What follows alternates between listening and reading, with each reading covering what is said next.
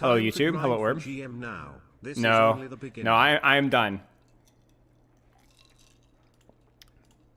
I don't have the time. It took, I mean, you guys have to think about it. Like, it took anywhere from 2 to 4 hours every day, sometimes longer, and pretty much monopolized stream, right? If I played more frequently, maybe it wouldn't take quite so long, but like, that's not my priority with what I'm doing. So it was a priority when I learned a new character so that I can coach them better, and I needed to do that because I've been coaching Freya already. Like, I've already done 2 Freya sessions just in the past week. So I needed to put the hours in. I could have coached Freya without playing her decently well, but I do think that, especially with an entry to a character, it's helpful to know text. It's helpful to know details. You even learn a little bit more about the macro with just time spent on the character. So I've been trying to do that, and I've been glad that I've done that since Overwatch 2's release.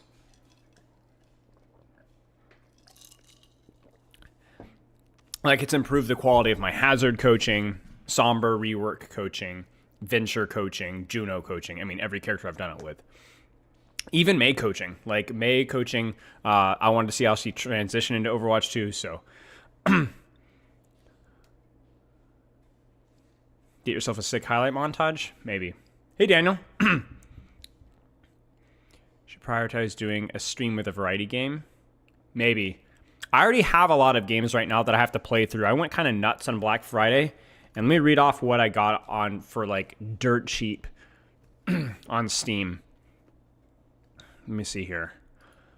Bioshock Remastered, which I haven't played yet. Assassin's Creed 2 I played a while back. That has not aged well.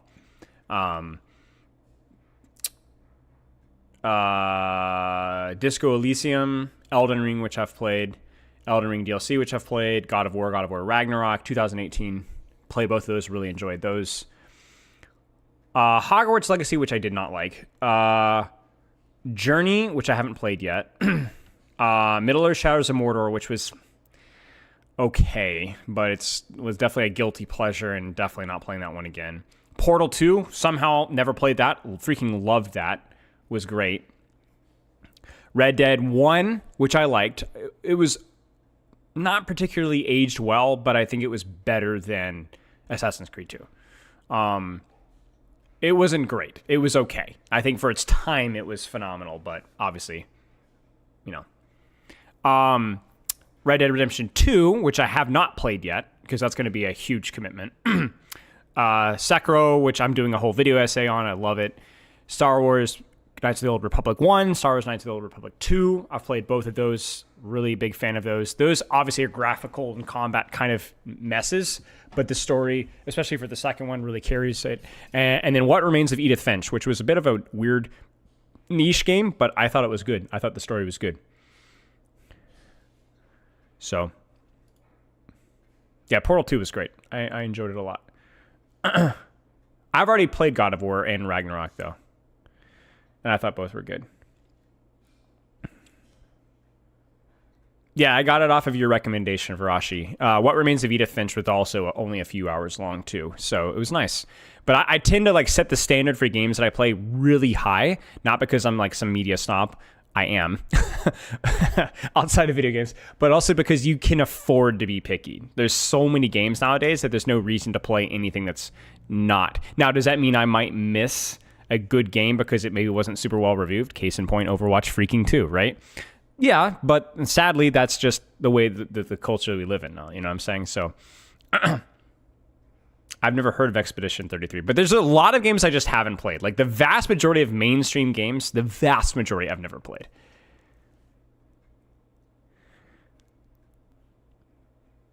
Yeah, I hear you, Orb. I've heard Red Dead Redemption 2 is held up well. Funny thing, Poke, Slay the Spire, I almost got the board game version of it. In fact, it's at the top of my list of board games. There's apparently a board game version that's really good. I haven't got it, but I almost got it. So I might actually end up ironically playing the board game before I actually play the video game, which would be kind of funny.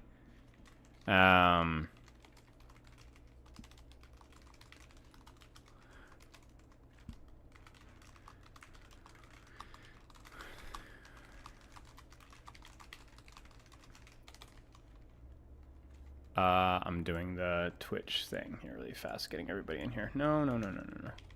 Expedition 33. I've never even heard of it. I am very much a boomer when it comes to gaming culture, so I'm pretty consistently out of the loop. So the closest thing I've had to a roguelike was the Ragnarok DLC, which was okay. What was it called? What was the DLC for Ragnarok? What was it called? It was pretty fun. Valhalla, yeah. It was pretty good. Yeah, that was all right. I like the concept of roguelike. I definitely see the dopamine of it, you know? It's like, it's satisfying, that like weird sort of progression. It reminds me of my MMO days.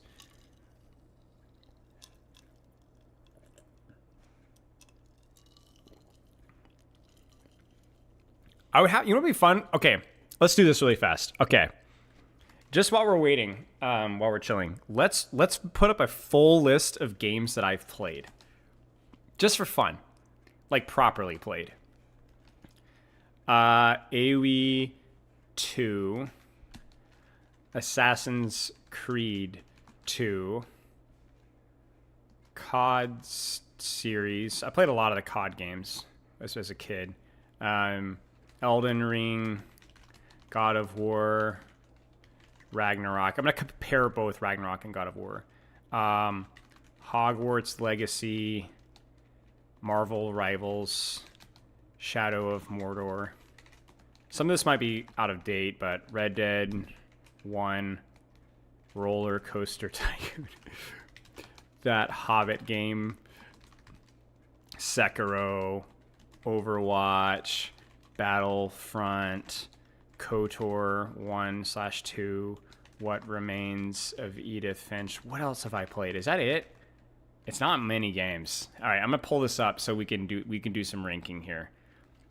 Oh, I have played. Okay, so Pokemon Gen 1, 2. As a young kid, I would go to my friend's house because I didn't have a handheld system, and I would play Red. I mean, I'm that old. I played Red and Blue, and I played freaking, what is it, Silver, Gold? Why can't I remember? I've never really played much Mario. Oh, I have played Super Smash Melee a lot. And you got, this is gonna be a shout, Sonic Adventure 2 Battle at friends' houses. That was a big one. Battlefront 2, I think, the OG one, the OG one. Dude, I freaking love Sonic Adventure 2 Battle. I didn't own a console. I've never owned a console. Are there any ones that I feel like I'm forgetting here? Oh, Zoo Tycoon. As a kid. Dude, I freaking love Sonic Adventure 2 Battle, man. It is such a nostalgia game for me, but the soundtrack was great. I loved... Okay. All right, chat. 3, 2, 1. On 3, 2, 1. I'll count an extra 1 or 2 because of the delay here. What was the best part of Sonic Adventure 2 Battle besides the soundtrack? You guys ready? Say it. 3, 2, 1. I'm going to wait a couple extra seconds. It was the Chow. No, not my balls. Not Tails' feet. No, you guys suck. Never mind. Forget it. Screw you guys. I freaking love the Chow system, dude. Holy crap. I have a notebook in here somewhere where me and my cousin did like a lot of Chow designing and like theory crafting, and dude, freaking love that, man.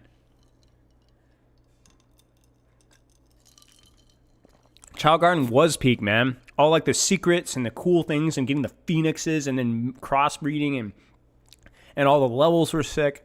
Very repetitive game, but man, I guess as a younger kid you didn't care, and the level design was really fun.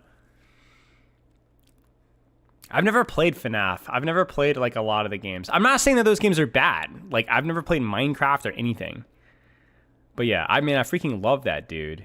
I love the Chow, man. I loved it so much. I literally have a notebook somewhere in this house. I will find it someday. And my cousin was a really good artist, and we actually had a comic strip together. That's another story, but so good. I've never really played fighting games. Closest I would say is Sekiro, which is a huge... Half-Life I've heard is really good, but I haven't played a lot of good games, basically. You're still a little sad I'm done with Freya? I'm sorry. All right, let's rank these. Let's rank these guys. Okay, so like here's what we're gonna do.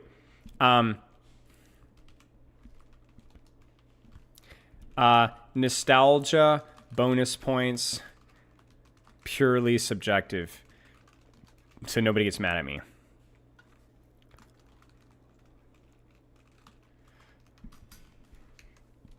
I mean, I'm not gonna lie, guys. It's really hard for me. Definitely try Half-Life. Okay.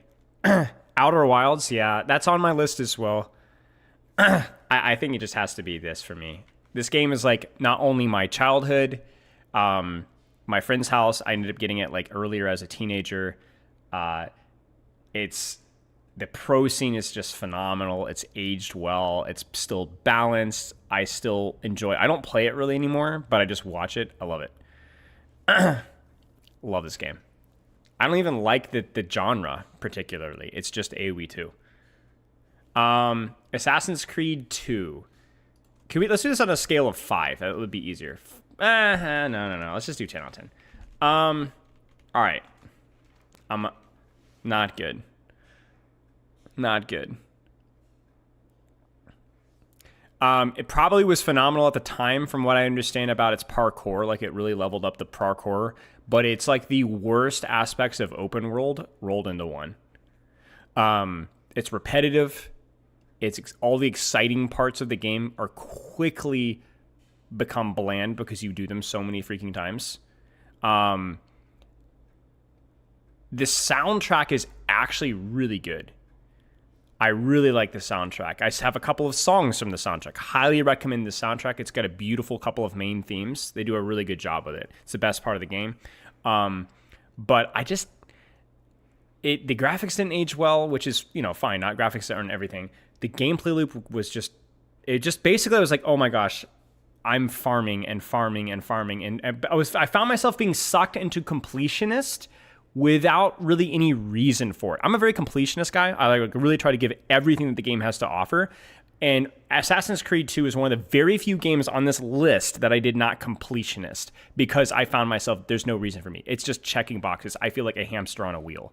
And in addition to that, I thought the main story was okay, but I didn't think it was that good. I'm comparing it to other games of its similar time, like KOTOR 2. I just think the story wasn't that good. It was okay. It wasn't that good. I mean, Michael, I collected a lot of freaking feathers. I was more completionist than I would like. It was definitely a sunk cost fallacy for a little bit. And then I was like, dude, what am I doing? I'm going to spend another 6 hours in this. I played a little bit of Lego Star Wars, the original one when I was a kid. Nice hair today. Thank you. But it was okay. I would not recommend it to anybody right now. I don't know anything about other Assassin's Creed games, so I will not recommend, but yeah, I didn't love it. At the time, it was probably great, though. Also, the combat was horrible. I'm just going to say, the combat was terrible. Just awful. Just the app's clunkiest, most one-dimensional, button spammy, just horrific. COD series. So I will say Modern Warfare 2, Modern Warfare, Black Ops, those are the main three. Modern Warfare 3 I played a little bit of. Black Ops 2 played a little bit of. But I played the best, in my opinion, because I played a little bit before and after, and it was just didn't have the same nostalgia for me. I would go so far to give these, honestly, an 8 out of 10. I loved them. I thought the game for a PvP felt really fun. The weapon variety felt really fun. Again, this is going to be heavily nostalgia. This is not objective by any means. And I think the campaign was freaking sick, especially with Modern Warfare and Black Ops 1. So much so that you guys don't make fun of me. Me and my wife, like a year ago, I talked her into going back and watching the campaign on YouTube. So we'd eat dinner and we'd watch the campaign.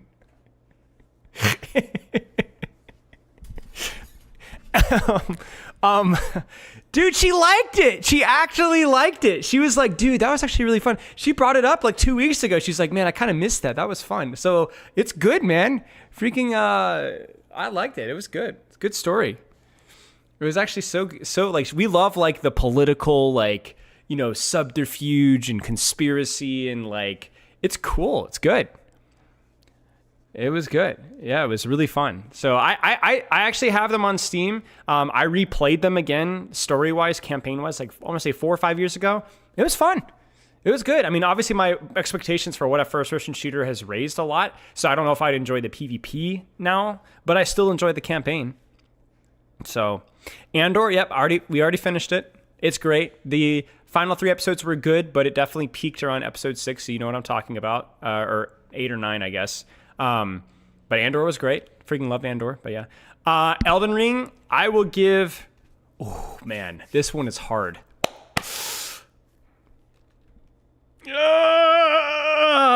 Okay, I'm going to squeeze out a 0.5.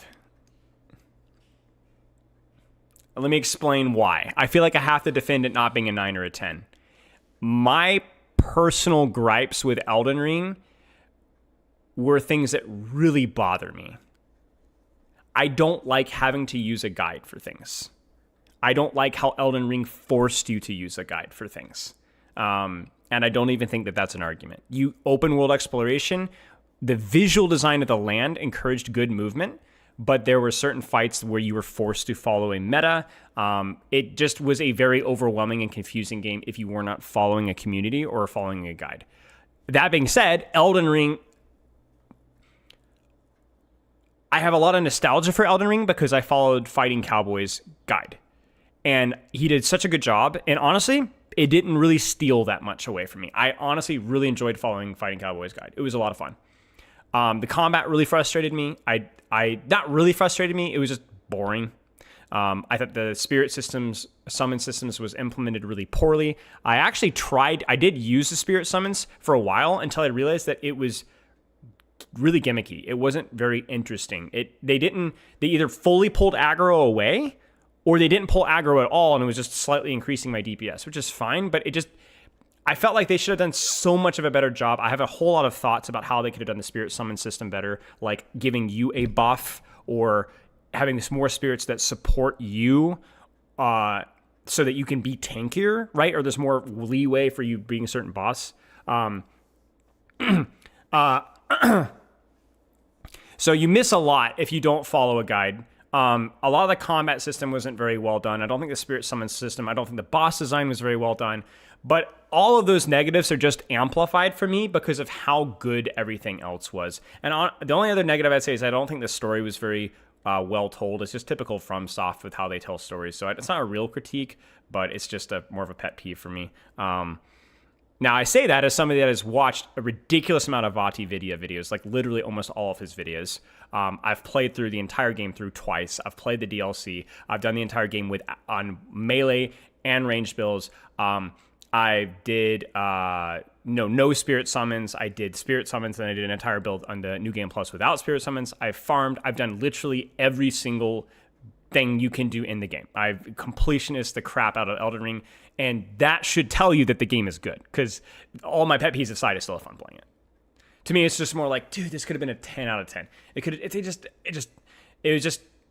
just wasn't quite there. And also the hard part is some of the things that make Elden Ring great are at odds with good game design. So actually, maybe there's some problems that maybe just aren't really solvable. So yeah, I don't think Elden Ring is particularly hard.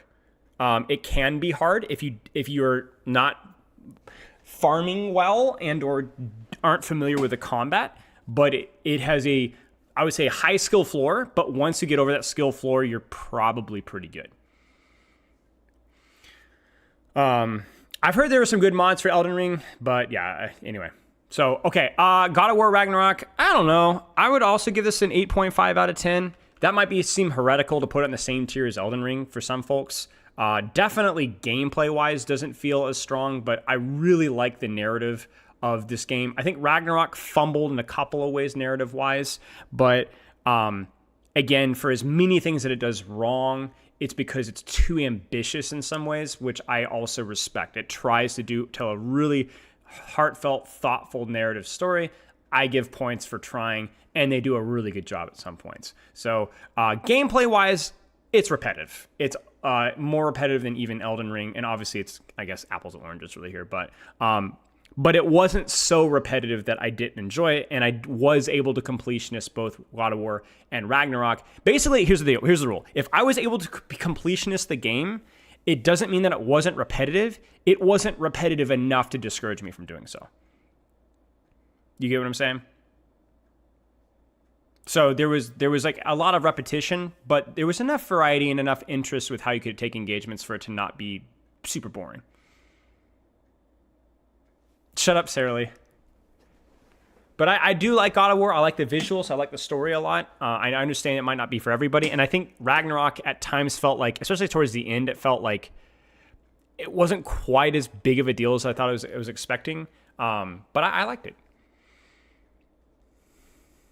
Yes, I agree. Okay, you guys ready for the take? This isn't really a hot take, but Sigrun, the Valkyrie at the end of God of War 1, the final Valkyrie, maybe a lot of you guys may have not fought it, was the most challenging boss. I played it on hard mode. I didn't play it on Give Me God of War because apparently it breaks the system, but I played it as hard as mode as I could. Was the hardest boss I've ever fought in any game. And I've beaten Sekiro twice, Charmless with Demon Bell. And Sigrun was so much fun. Holy crap. So fair. Maybe only one little gimmick about her that I thought was a little unfair, but so fair. So well designed. It was out of nowhere too, because like God of War, let's be honest, some of the boss fights were okay, but a lot of them were just kind of like whatever, a little gimmicky. Freaking then Sigrun's just like this S-tier boss fight out of nowhere. Out of nowhere. It's not just difficult, it's a good challenge, and it rewards skill too. Yeah, I killed Radahn, pre-nerf Radahn, without a bleed build, and without using a shield. I refused to, and it took me 4 hours. But Sigrun took me 5. But yeah, God of War Ragnarok had some really high moments. Not everything was good. I think the soundtrack was really good at points. I thought the character and the development was really good. I liked the weapon variety. I liked the narrative a lot. I thought some of the fights were great. I thought there were a lot of repetitive bosses. I thought of repetitive mobs. I thought the combat wasn't perfect. I thought the narrative in Ragnarok fumbled at times. But overall, I give it some good points. I haven't played Dark Souls yet, no.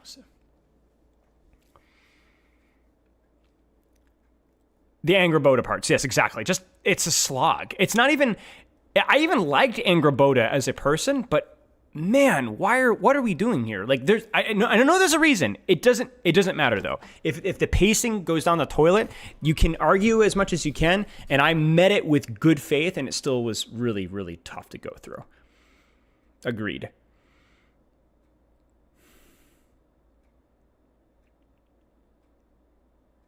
Hogwarts Legacy.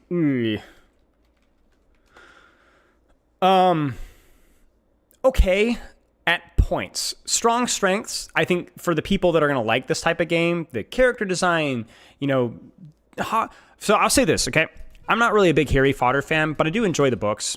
I thought they're fun. They're not like genius, but they're fun. I've read a lot of, I like YA literature sometimes. I grew up reading like old Hardy Boys and stuff like that. I mean, that's really old stuff. So, I've read like Tintin, and I've read Percy Jackson, and I'm a big C.S. Lewis fan. You know what I'm saying? The Lion, the Witch, and the Wardrobe. I've read a lot of Percy Jackson, actually, and it's okay.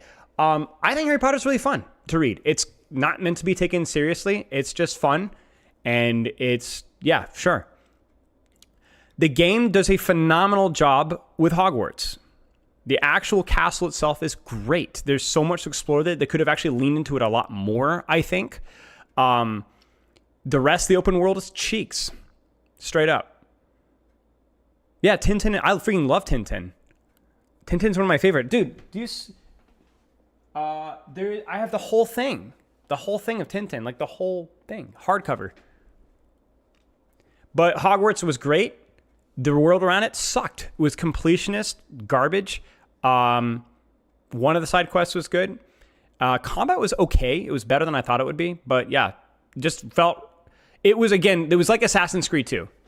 Where it was like, oh yeah, this is open world. By open world, we mean there's a lot to look at, but it's the same thing. Once you've seen one, you've seen them all. Literally. And so that I think is like an open world thing that sucks. I understand it takes a ridiculous amount of development hours to add actually unique and interesting things in a big open world. But if that's the case, then don't make it so open. Shrink it. It's just filler. It's really filler. So I only gave it a 6 because of Hogwarts.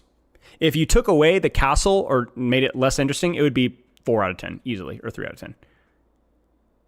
And so I didn't even try. It was another one of those things that I stopped completionisting because I realized that I was a hamster on a wheel. That's what I realized. Really, really quickly, I realized I was a hamster on a wheel. Marvel Rivals. I'll give it a 7 out of 10. Specifically 7 out of 10 because of certain characters that I just thought were really fun. It also does a really good job dialing into like the dopamine loop of just a constant and consistent uptime for whatever downsides that comes with. It does come with upsides. I still find myself thinking about playing Winter Soldier. I don't have it installed right now, but I would absolutely, if I had free time and didn't have anything to do, I'd play some Winter Soldier, man. Maybe play some Mantis, but it's a very narrow lane of what I enjoy in Marvel Rivals, and that's more of a me thing, but yeah. I've only played a little bit of Halo. I haven't played enough to rate it. I used to play a lot of like multiplayer with my brother-in-law, but yeah.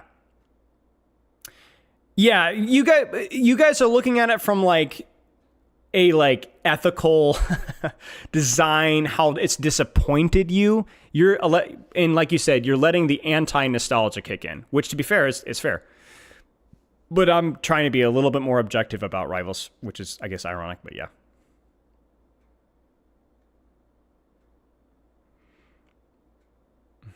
Yeah, cheers, Brown. Good to see you, mate.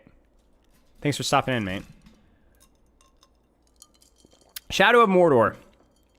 I give it a 6 out of 10. Same thing as Hogwarts Legacy. Some aspects that really stick with you. I'm a big Lord of the Rings fan.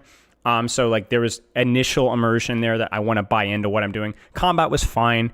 Very repetitive. Stories. It was bad enough to where I was like, all right, I like Lord of the Rings, but I don't think I'm going to play the sequel. So the system is on paper really cool, but then it gets repetitive, like you said, Michael. So it was cool. It was a cool innovation that sadly didn't have a strong enough core gameplay loop inside of it, or really even a strong enough of a story to really get you anywhere. Portal 2. Frick, man. I think this gets a 10 out of 10. And I don't do that lightly. It might be a 9.5 or 9 out of 10. Just because it is so short, but that I feel I have a hard time counting that against it. I wouldn't want it to be longer. It's just great. It's creative. It's unique. It makes you feel smart. It's not a game for everybody. It's a little tough. But it's really funny. I love the characters. It's good. Even has a fairly decent soundtrack. It's kind of goofy, but it does the job. I really enjoyed it. And what's his name? J. Jonah Jameson. What's the actor's name? Yeah. Bring me a coffee. Today we're gonna make accomplishing. It's just a freaking guy cracks me up, man. Cracks me up. I love the voice lines. I would play with it without speed. I would play it open, and Pepper would be doing something, and she just kind of hung around, and she was always cracking up at the voice lines. You know what I'm saying? J.K. Simmons, yeah. Cave Johnson here, yeah. Yeah, it was good. Great game. Definitely tricky at times. I challenged myself. No guides, no tips, no nothing. You have to figure it out. A couple of them took me around half an hour. I got stuck on a couple of them. But, yeah, it was good. Yes, exactly, Ashton. And I don't want to count that against it. If the game knows its limitations for what it can accomplish, then I think cutting it there is fine. It's like, not to be dumb, but it's like Andor. It has a purpose. You're not going to make it go 7 or 8 seasons. There's no reason for it to drag on. I love J.K. Simmons, yes. Red Dead Redemption 1. I'd give this one a 7 out of 10. This is a hindsight rating. This is not at the time because of how innovative it was. It was probably a 9 out of 10 at the time. As it's aged, story-wise, it's not quite as strong as some of the other games in this list, but it's stronger than some of them. Gameplay-wise, not as strong, but it's stronger than some of the other one. Open world, it is repetitive, but it's not as repetitive. I was more completionist with Red Dead Redemption 1 than I was expecting to be. I didn't get all the achievements. I didn't enjoy the DLC as much, the zombie one. I played a little bit of it. I was like, okay, this is kind of repetitive. So I kind of pulled it off there. But for what it aimed to be, it was pretty darn good at it. It's pretty darn good at it.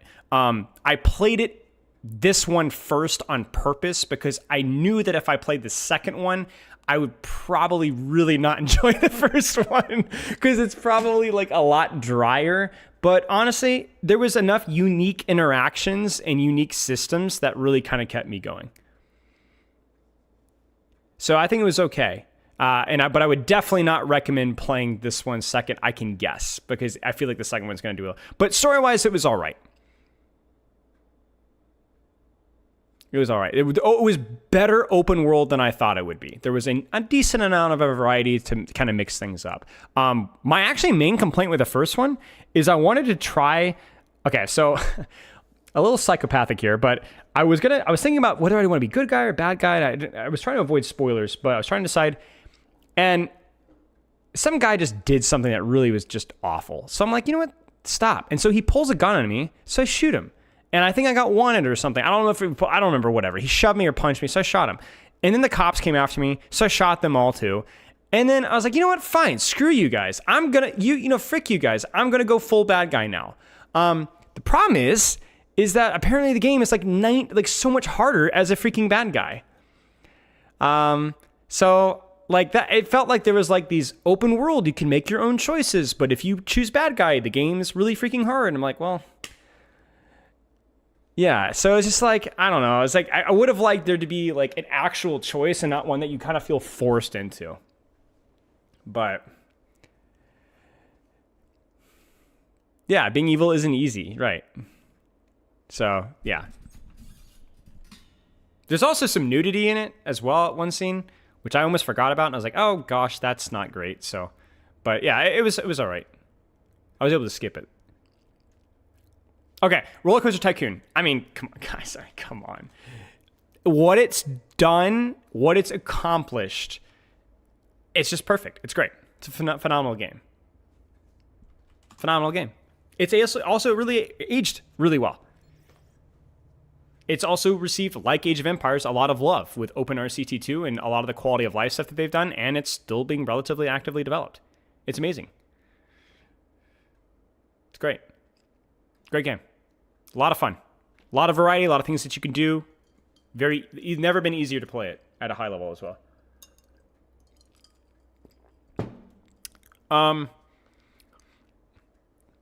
1, 2, open. This is like open RCT2.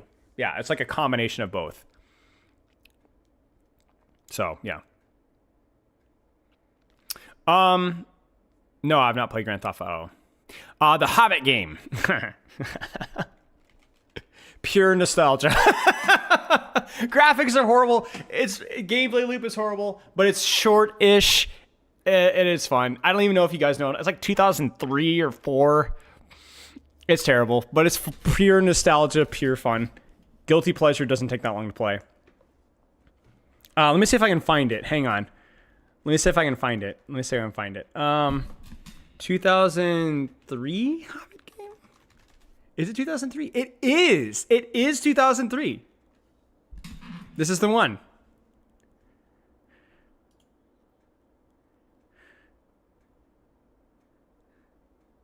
Play this as a kid.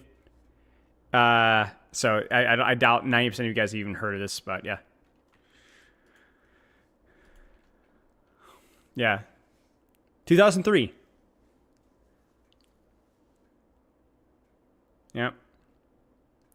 Sekiro. I'm not gonna lie with you guys, freaking 10 out of 10.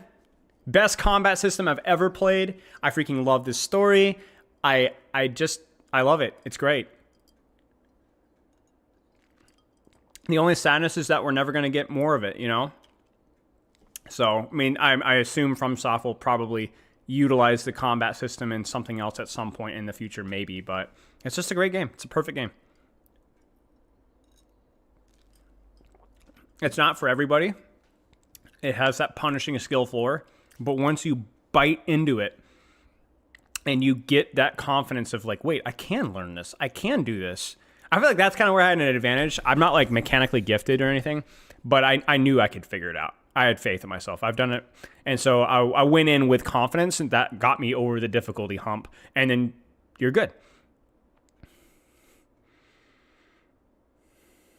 So just loved it. I mean, it's 10 out of 10 for me. Purely subjective. So like I said, yeah.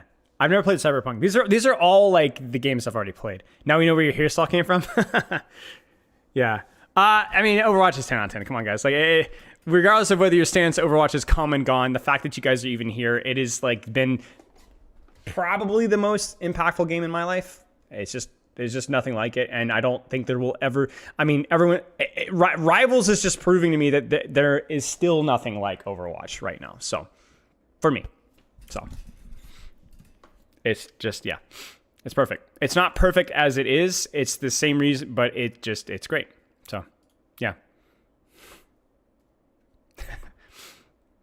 Battlefront. Haven't played enough. I played a little bit. I would say it gets like a 7 out of 10. It's aged okay, but just shooters in general haven't aged all that well. But I do think that it was really impactful for its time and it was great for its time. Like, it was really good. The old one, the OG one. The only reason, like I said, is rating it lower is just because, let's be honest, it hasn't aged great. But it's still a solid game. Yeah, 05. Yeah. So, nostalgia goggles are not completely off here. It's a good game. It's done well.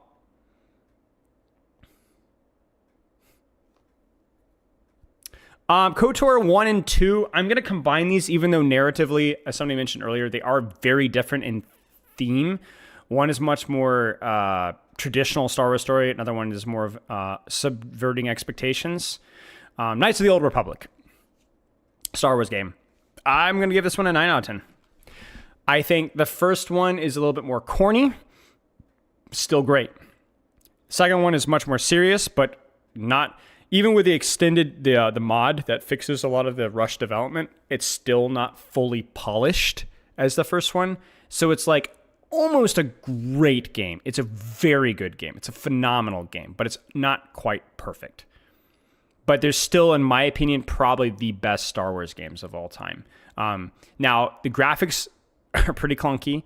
The combat is, from my understanding, pretty decent in terms of like design and like complexity. It's just turn-based, so it may ruin your immersion initially, but once I got over those humps after a couple of hours, I was pretty much fully sucked in, and the story of both is pretty solid, and it's aged well for me too. Like the last time I played it for the first time, there's no nostalgia goggles at all. I played it for the first time like 4 years ago, depending on 1 or 2, and it was fun. It was a good time. I really had a good time. A little bit of both. IG23 Flex. Yeah. So 2005 Battlefront. Okay, What Remains of Edith Finch? 8 out of 10. Good story. No spoilers, chat, please, for those who haven't played, but love the fish scene, the fish cannery scene. Freaking wow. There's just a lot of scenes that were very powerful like that, and also some really serious ethical questions about what was going on in that family. Again, no spoilers, but good. Wasn't really a game, really just more of a story, to be honest with you.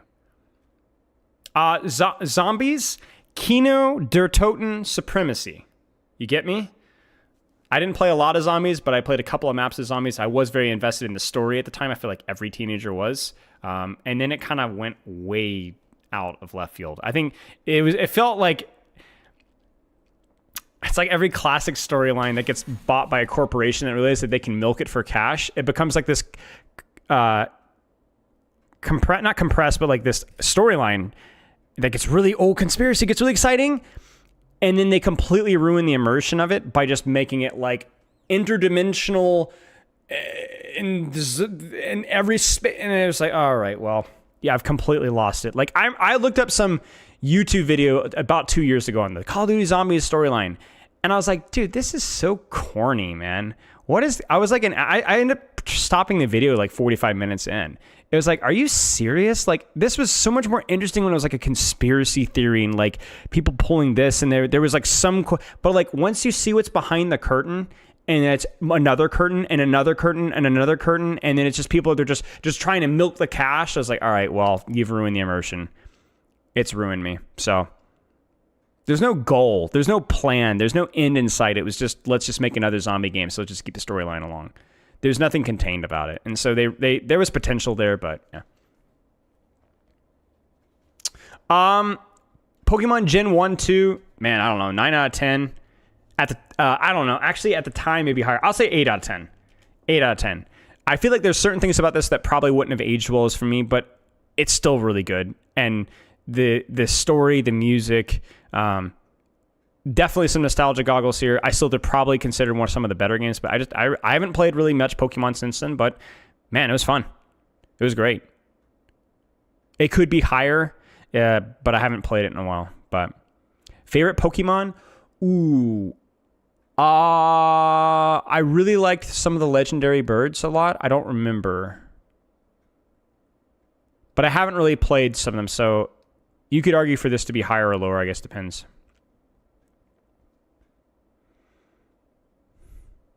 Yeah, Articuno was cool. Yeah. I was really into Pokemon cards as a kid, but Ho-Oh, yeah. I'm not really sure what my favorite is. Dratini, those are pretty cool. But I could Pokemon's one of those franchises that I could absolutely see myself one day getting sucked back into it again, and that's kind of why I've kept my distance. Super Smash Melee. I'll give it 8 out of 10. Great game. A lot of fun. No complaints. It just isn't quite as ambitious as some of the other ones. It's still a great game.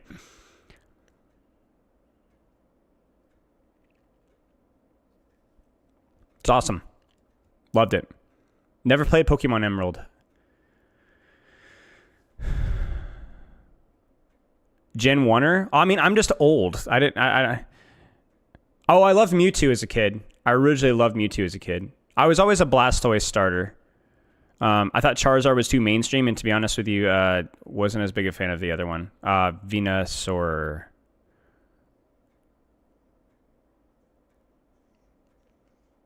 Hydro Pump, baby. Yeah.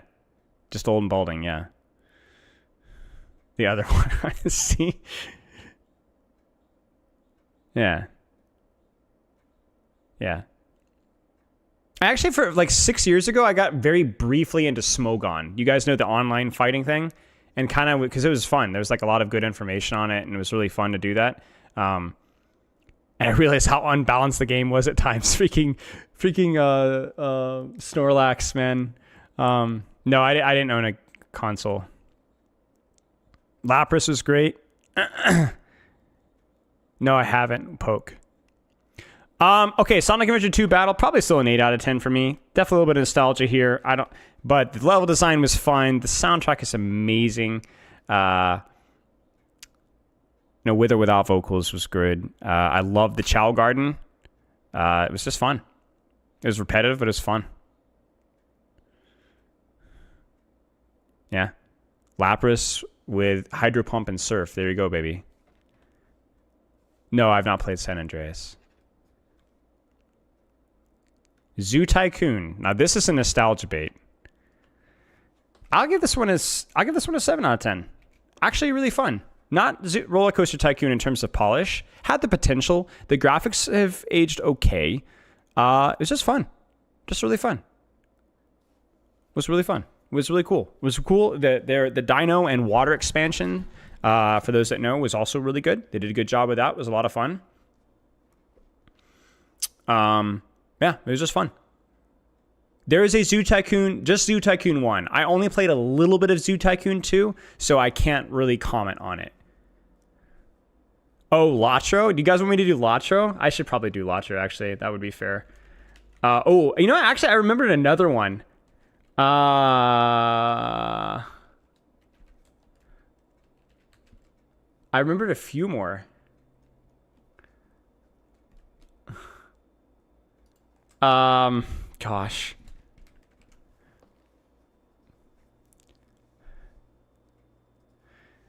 I love aspects of Lord of the Rings Online. I love the world design. I love some of the initial class design, like Lore Master is so unique. Warg, I mean, I won't go down that rabbit hole. But I hate so many aspects of Lord of the Rings Online, and I couldn't tell you the last time I played it. No, I haven't played Wukong.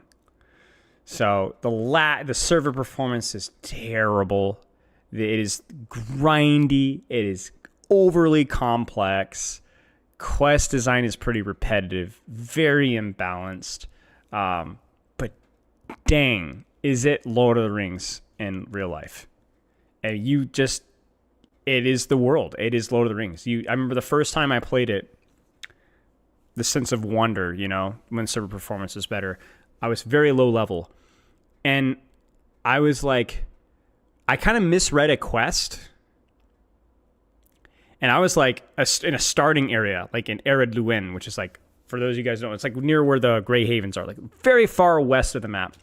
And something about like, go to Bree, and Bree is like a long way away, right? But I wasn't supposed to go there just yet, but I didn't understand. I didn't have a horse. So I just ran. Yeah, it's an MMO. I just ran. And I ran, and this is like, I was like 16 years old or something. And I ran, and I ran, and I ran, and I ran, and I ran, and I ran, and I ran for like 45 minutes. And I was like dodging these mobs that would one-shot me, And I made it to Bree.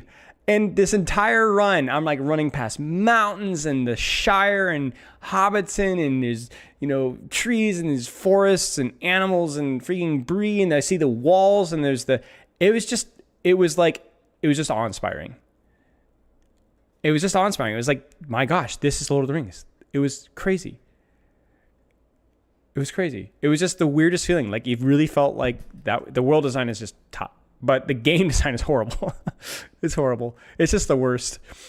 It is a game to be taken completely casually or not to be played at all. So, have I ever played War of the Ring board game? Wait, that sounds vaguely familiar.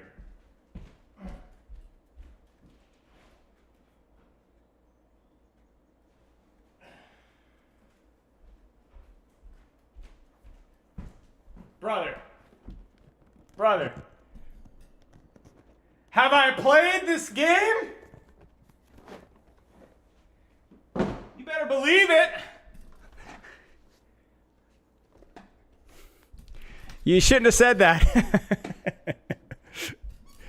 Like 25 times, man. Me and my wife played it for like 2 months straight. I have not played SWTOR. No, that was a big competitor of Lord of the Rings Online at the time, but I have not. All right.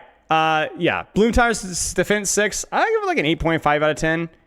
I'm not a big mobile game guy, but it is like the GOAT of mobile games, I think. It's skillful. It's fun. It's challenging. It's unique. It's got a lot of personality. It's a lot of character. It's good. It's a good game.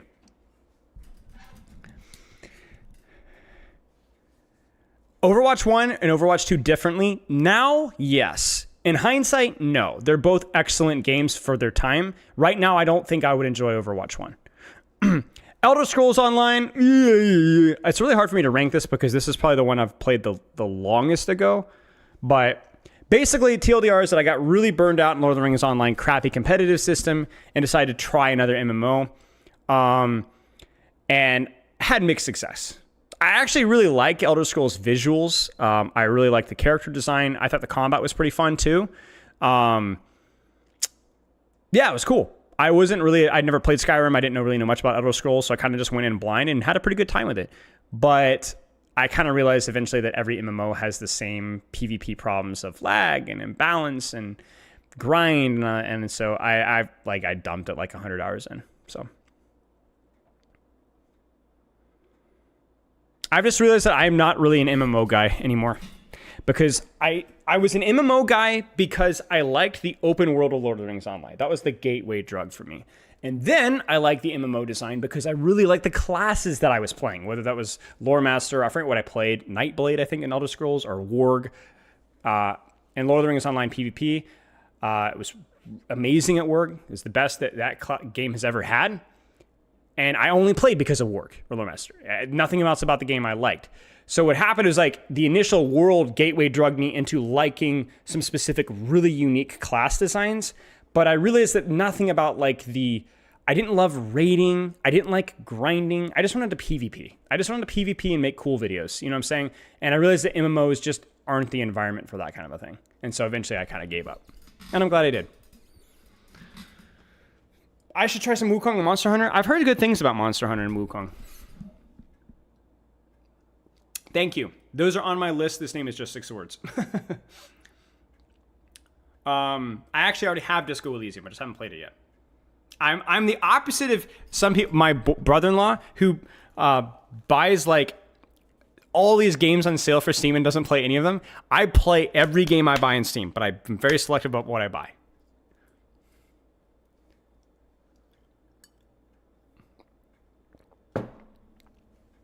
And yeah. No Kingdom Hearts, no. I think these are I think this is basically it. There's probably a couple of smaller things I'm forgetting, but I don't know if I played them all that much. No Witcher, no. No Witcher. Although Witcher 3 I've heard is really good. It's also, I have to be very careful because, let me give you an example. Assassin's Creed 2. Very well reviewed, very well received game. But it's been done better. It's been done a lot better. Your nostalgia goggles are honestly maybe not even nostalgia goggles. Maybe that's a wrong take. I don't know. But I know that I've played at least 3 games since Assassin's Creed 2 that did the job better. It was just very revolutionary at the time. So I can go back and be like, oh, Assassin's Creed 2. No, you shouldn't play that game, really, unless you're a big Assassin's Creed fan. I feel like that's probably the case with a couple old, well-received shooters. The thing that ages games really well is unique mechanics or story. Like, for example, like there's really no reason to play any of these open world games when there's better open world games that are, like, for example, like Breath of the Wild or whatever the stupid Link one is. If you had limited time, that's what I'm saying. I'm not saying there's no reason not to. Of course, every game has something unique, but there's a lot less motivation too. Yeah, that's Age of Empires at the top, 10 out of 10. Favorite video game protagonist? As in me? No. Assassin's Creed 2, he's whatever. Call of Duty's, there's some good ones, but there's a lot of POV switching. Love me some Soap and Price. I do like Kratos, but that's pretty basic opinion. But who cares if it's basic? I like it. Red Dead Redemption 1, Sekiro is He's kind of more of a bland character. He's supposed to be. I find the Exile and KOTOR 2 to be very interesting. I don't know. Master Chief? Yeah? I have not played Hollow Knight yet. Interesting. Good to know about the pass. All right. I feel like this has been like the mother of all segues. We've been here for almost an hour. What the frick?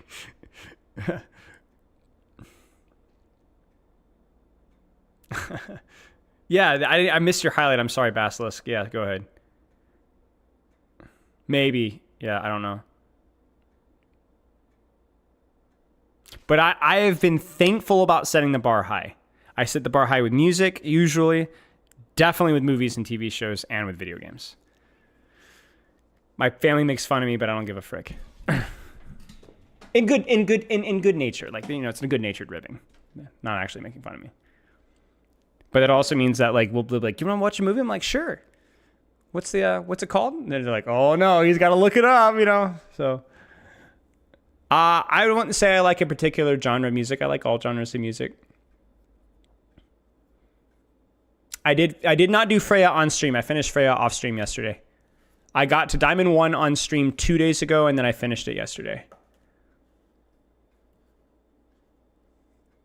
Star Wars? I liked Star Wars a lot as a kid, but I mean, it's not a unique opinion. The sequels really ruined it for me, to be honest with you. Starting with The Force Awakens and everything that they've just crapped everywhere since then. I would not say I'm a Star Wars fan anymore. I just don't enjoy anything that it's done, really, to be honest with you. With the exception of Andor. Yeah. I don't like the shows. I think Mandalorian has moments. I like certain characters. I don't think Rey necessarily was bad as a concept, or Kylo Ren just poorly executed, no vision. I think the shows are just terrible. Not just the other thing is, as well as like, I don't even like it. I'm not even a big fan of the prequels, to be honest with you guys. Like, I'm kind of, like I said, a bit of a snob. So there's things about them that really irritate me, and the sequels just took that. But then I don't like Star Wars, to be honest with you guys. Rogue One's okay. It's all right. Yeah, I mean, I like the Clone Wars, the animated show. I don't watch every episode. I just skip around, but it's pretty good. There's aspects of the prequels that I really like, you know? I remember as a kid, I freaking loved Revenge of the Sith because, you know, but the dialogue is just, it's tough. And I do love me some Palpatine, yeah. How many lightsabers do I have? That's a great question. So I was really good at lightsaber fighting. We used to train it as a kid with my friends and my brothers and sisters all the time. Like literally train, like every day. We practiced different forms. Me and my brother had what's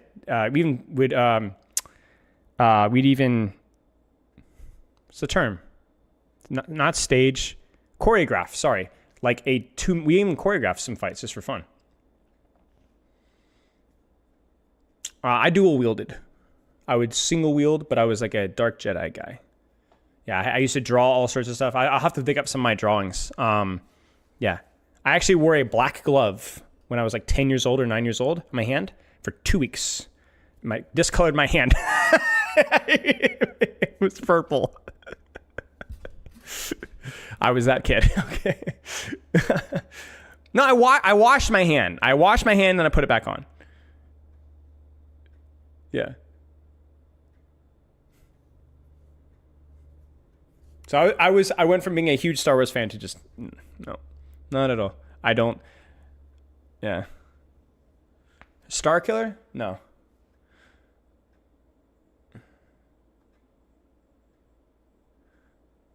Oh yeah. So I guess we're gonna do Freja.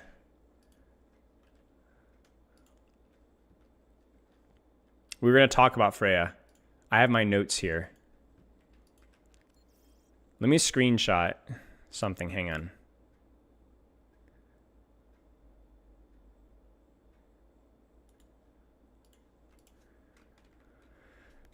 Let me screenshot what I posted in the content creator Discord so I can read it off here. And then I double checked with Custa, who shared some information with me. And he said it's okay to share that information with you guys. Because there's some insight I have here as to what's going on with Freja right now. All right. Yes, Custa says it's okay to share. Nothing crazy juice-wise. This is like pretty just self-explanatory stuff. Okay, so let's talk Freja. Dev show, yes. So I gave some full feedback on Freja. I'll read through this and kind of elaborate in a second. Big thing is, as we kind of expected, skill floor is really high. Really high. Skill ceiling, skill floor is really high. She's not doing well in lower ranks, and not even doing particularly well in mid ranks either. In fact, before at her release, she was doing really quite bad. Like really bad. Since then, there's been a little bit of an uptick, but there is a large gap in between what's happening in lower ranks and what's happening in higher ranks, which isn't a surprise. Now, I'm thankful for that because I've had, there's always like the devil's advocates. Well, actually, I think she's super easy, just spam tank. What do you mean high skill floor? She's incredibly forgiving and easy. Same kind of crap I dealt with Hazard, but obviously even more so. It turns out, no, she is not good in lower ranks, mid ranks. But obviously she's scaling really well in higher ranks, and she's performing really well in higher ranks. And there's also a lot of inconsistency about her value with her ultimate, which is, again, something that we predicted. So as expected, kind of exactly where we thought that she would be.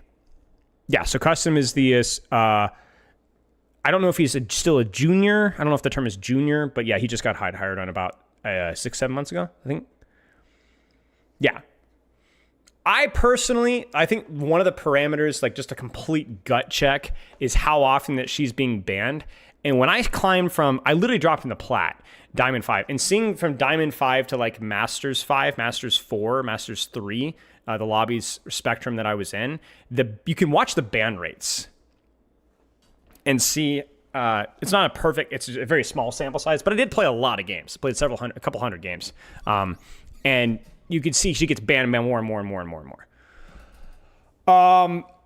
So here's my feedback. Let's go through here. I'm going to read this out. So just in case you guys can't see it, it is pretty small. I generally give a full review. I'll give like a gut check about a couple days in, and then I'll give a full review once I've really grinded the character out. Because this isn't just about coaching the character. It's also about giving good feedback. I played Sombra Symmetra when she was banned. Okay.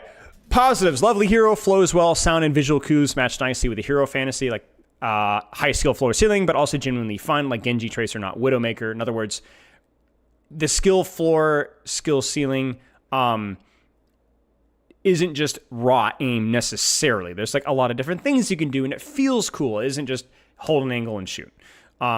Feels appropriately designed with the spirit of what was intended, and problems are mostly likely solvable with number tweaks. In other words, there isn't something fundamentally wrong with the character. There are some aspects of the character that are annoying and difficult, but probably can be adjusted to be a bit more fair within just number tweaks, rather than something like a Life Weaver or Malga, which might need a lot more internal work to make them a little bit more fair. Negatives: I still cannot see the targets. I've stuck with my bolts. It's likely a graphical setting, but it's really rare to have competitive integrity. Visual will be disguised through graphic setting. Usually it's the opposite. Why I have mine low. Her ult is not well executed in its current state. There's a lack of visual clarity when you are hit by the ultimate and whether you're actually hindered or not. I've had at least one hero I've played be hit directly by the ult. Like I've been hit by Freja ult myself, and I don't know if I can I try to use my mobility cooldowns, but I can't because I'm hindered, but it doesn't say I'm hindered, and my abilities aren't grayed out like they normally are when you're hindered. The hinder communication is really poor.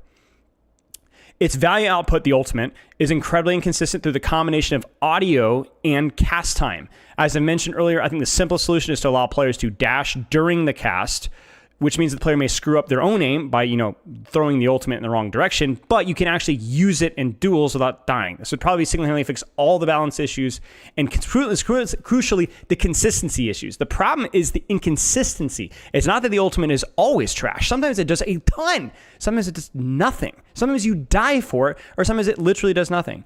And so it's the inconsistency of value. The problem is that people have made the comparison with Pulse Bomb. The problem with Pulse Bomb is that there is a realistic, reasonable, attainable, perfect Pulse Bomb rate. Like you can get to a point to where like if you were just a little bit better timed, you could have stuck that Pulse Bomb. With Freya, there isn't that capability.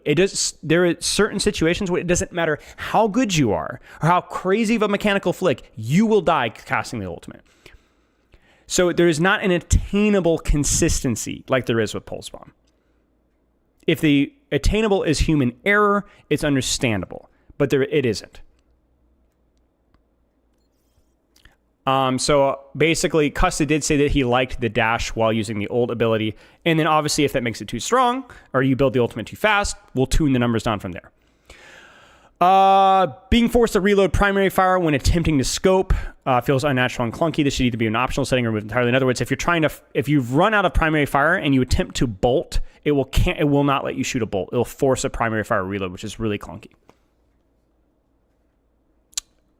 Take a break, Anthony. Take a short break and go back in.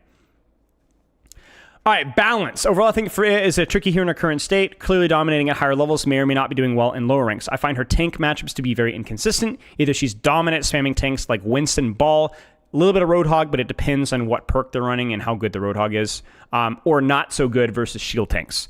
This isn't a problem necessarily, but is what will likely lead to variance in win rate. In other words, if she was overperforming or doing okay in lower ranks, it probably was for very different reasons than how she was doing in higher ranks. Where a lot of lower ranks will just kind of vomit damage what's in front of them, and characters that are better at vomiting are going to do well. There's a very consistent theme with lower rank heroes that they're either very good in frontline trades or they have an effective ultimate. So you'll see that with like, that's why Diva is actually okay in lower ranks, even though her frontline trading isn't all that good, because Diva Bomb just kills people. Always. In bronze, silver, and gold. It just kills people. Right, the slow perk. But the funny thing about the slow perk is it's almost always the worst perk. It's very effective for certain tanks, terrible against others, and even when it's effective versus the other tanks, usually the other perk is better. So, yeah. Okay. I think the first thing that should be investigated for balancing is her roof glide / flight accessibility. It's fun, it's tech, and it should be kept in the game, but the sense of scale is probably too much, i.e. if you've watched really high level Freyas, roof sliding basically permanently, can keep verticality for a long time, basically be untouchable, especially in any sort of verticality. Again, it's not terrible that she has aspects of that, but the sense of scale probably could have been adjusted. She becomes completely untouchable for a large chunk of the cast, and that's not fun. This, I believe, is the value output that's most balanceable to address higher rank performance without trashing her in lower ranks. Yeah, I don't know about in 6v6. I can only tell you about in 5v5. The scouting perk is you can ping through walls. It's 50% and under. All the pros, all the Freys that I've watched in pro have used it. It's the one that I found the most out of. In addition, a small nerf to her dash cooldown to make it feel like a resource more important to manage is also likely reasonable.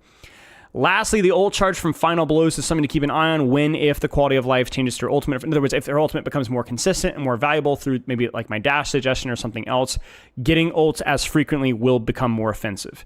Much more consistent ultimate. Yeah. Great job, team. We'll have to go into details in the future point. I've got around 50 hours to coach a few times as well. So, yeah. That's kind of where I stand in terms of like a design balance standpoint. Now, I'm going to show you guys my notes about the character herself. And there's actually not a ton of them. Let me get some water. Give me 1 second. Hang on.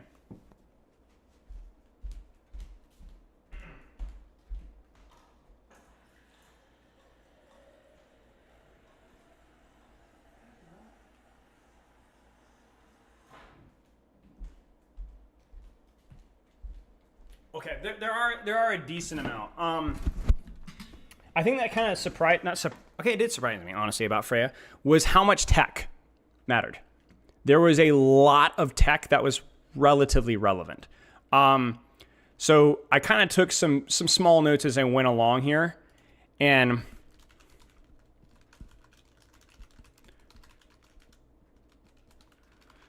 what we're going to do for our guide, which I'm going to record in a script tomorrow, is we're going to work on the guide right now by kind of cataloging these texts and things. I'm going to kind of read them out and explain them to you guys as I go along. So kind of like doing the guide before I'm doing the guide here.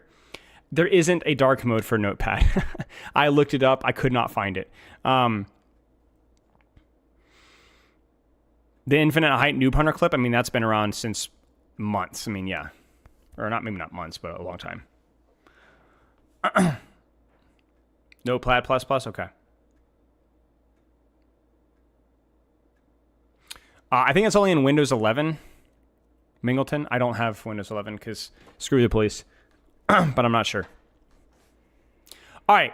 Let's just kind of go through this. So I guess the feedback side of things, we don't really care about because I've already typed all that up already.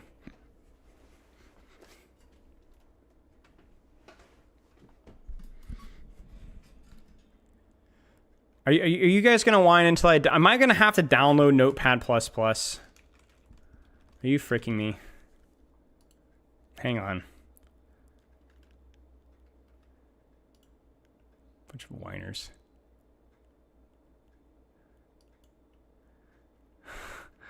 Give me frickers. Give me a second. I mean, maybe it's just as well, you know, a little bit of social pressure. I get it.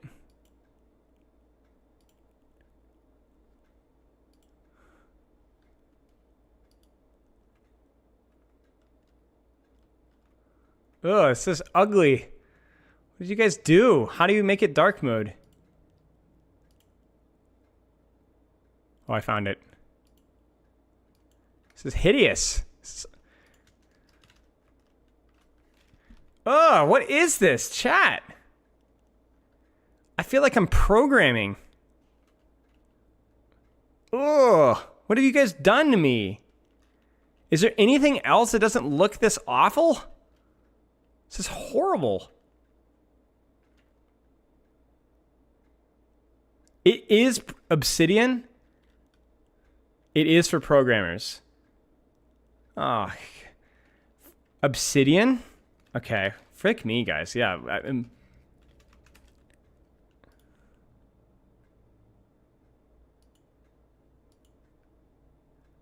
All right, this better work. You guys have let me down once. I think I'd literally rather blind you guys than have to use that program. Slim shaders. What do you mean super steep learning curve? How can there be a super steep learning curve with a notepad application? Don't use Obsidian, super complicated. You know what? Screw you guys. Blind! Go blind! Burn, retinas, burn! Frick you guys. Total waste of space. Idiots.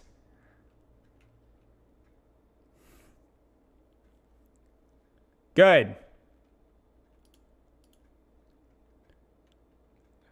Okay, let's go down the list here. So general.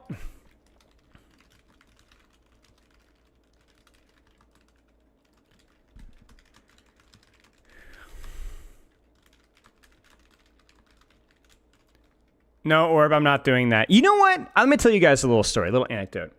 I remember when Baggins, my editing content just friend, I've known Baggins for forever. He's like, I'm always complaining about Vegas. He's like, dude, you gotta pick up, what the frick? You gotta pick up DaVinci. That was it. DaVinci. It's a little bit of a learning curve. You get over it. It's fine. You got to get over that initial hump. It's a great program. DaVinci Resolve. Love it. Great game. Or great program. So, I'm an idiot. I get DaVinci Resolve. I decide I'm just going to stick to it, figure it out.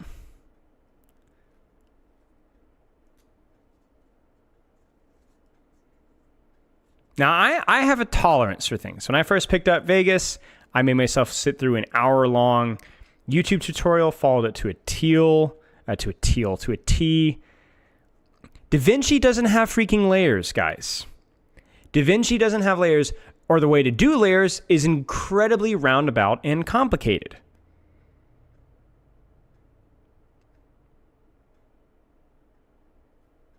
So that was that for DaVinci.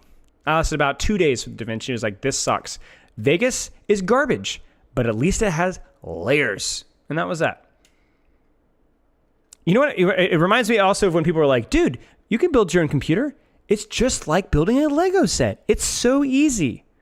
Liars! All of you liars! Liars! Everyone's like, oh, it's so easy. How many computers have you built? Oh, like 20. Oh, yeah. Let me give you guys a little life hack. Anything that people say is, oh, it's not that hard, it's actually very easy, they're lying. They're lying. The reason it's easy is because they've done it multiple times. It's like that in everything in life. Fitness, it's not easy to get fit. It's not easy to cook for yourself or diet. It's easy once you get in the swing of things. It's very overwhelming and complicated. It's not easy to garden. There's a lot of information, a lot of failure. It's easy once you figure out what works for you, but automating a lot of that and figuring out what works and doesn't work is not easy. Learning an instrument is not easy. Typing fast is not easy. Overwatch is not easy. Don't let people tell you that things are easy. They are not easy. They're easy once you've been doing them for ages, because people forget what the onboarding process was like. It took me exactly. So I did build the PC successfully with my brothers-in-law's help. And we ended up having to take it to a computer guy anyway, because we accidentally made one mistake with the plugins. And so we had problems with the power. Turns out it was just a relatively simple fix. But I don't know anything about computers. So we still ended up having to pay like $80 to put together a computer after 4.5 hours. It's not easy. I had a friend of mine, I don't know if he's here right now, who came over and helped build my computer. He's done it several times. It's easy for him. Guess what? Something went wrong. We figured it out, but it was something that should only have taken an hour and a half. It took us like 3. So it's not easy. It's not easy. Martial arts isn't easy. Punching isn't easy. Catching a ball, throwing a ball is not easy. Nothing is easy. No, I'm masters on Freja. Philip. So stuff goes wrong. So anyway, don't let anybody tell you video editing. I've had a lot of, you guys might be surprised. I actually have a lot of experience with video editing. It's not easy. Photo editing, not easy. Okay. Anyway, the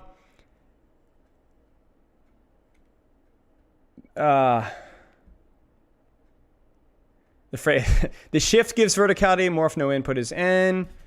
Let's say useful scope on. Let's actually categorize.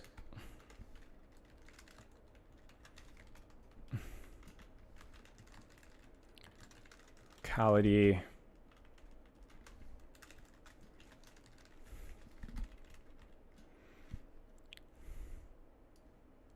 So basically what I've realized, let me kind of demonstrate some of this stuff here. So let me just, I was coaching earlier. Obsidian Vault. I don't even know why would I need to spend hours to learn? Okay, here's the other thing. Why do I need to spend hours? Maybe I'm just being stupid here. Like why do I need to spend hours learning a notepad program? For what? What's the upside?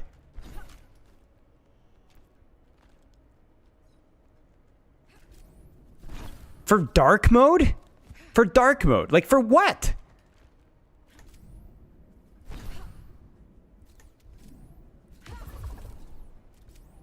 When is the next update? The coaching compendium? Yeah, it's out of practice. It'll be there on Friday.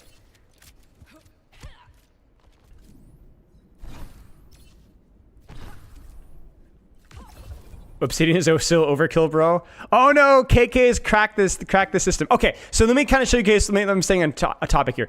Any verticality, when you scope for the first half or first third of the verticality, gives you extra height. Let me give you an example. If I jump and spray here, that's how high I can get. But if I jump, scope, spray, it doesn't go any higher. But if I scope earlier in the jump,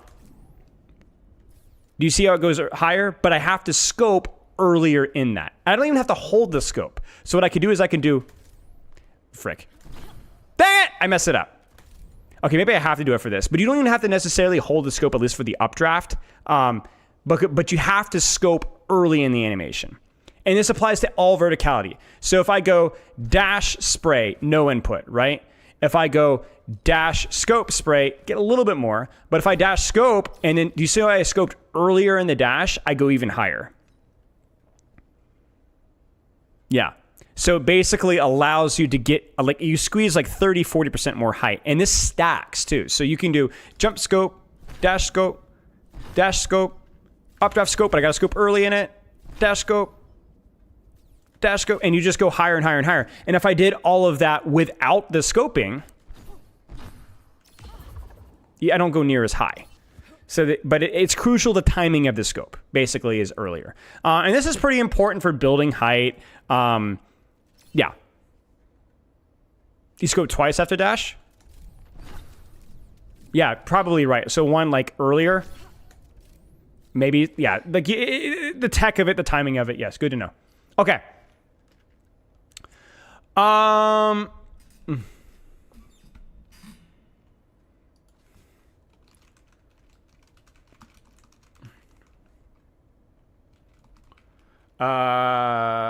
Splash damage, peekers advantage, predictable strafing. So this is something that I realized. The reason why verticality is so important for Freja, there's really 3 reasons why, okay? Number 1 is the element of surprise. Same reason why we do grapple shots. Their scope is probably not where you are right now. They're probably looking here. And even if they know that you're somewhere going to be peeking up, they don't really know exactly where, but you know exactly where they are. So there's Freja should basically always should have peeker's advantage in terms of where she's peeking. In other words, she always has crosser advantage with where she's scoped. So that's number one. Makes it easier to shoot them, harder to shoot you. Second thing.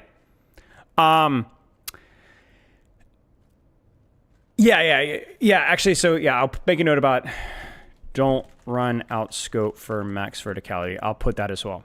The next thing is explosive damage. So if I miss my shot here on, let's say here, that still does damage. And it does a fairly decent amount of damage. So you're actually rewarded for slightly missing.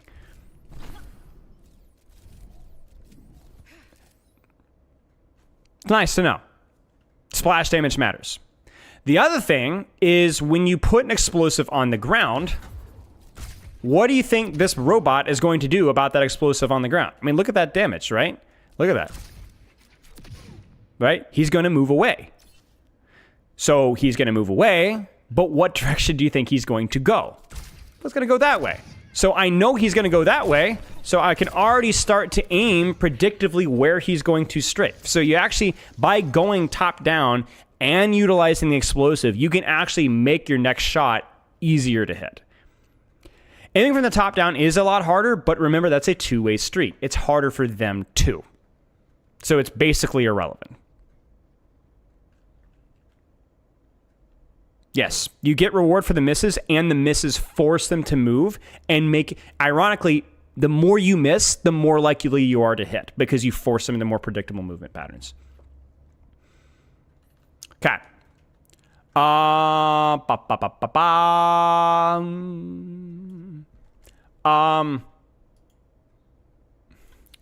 So we'll say matchups, etc. Perks, matchups, etc.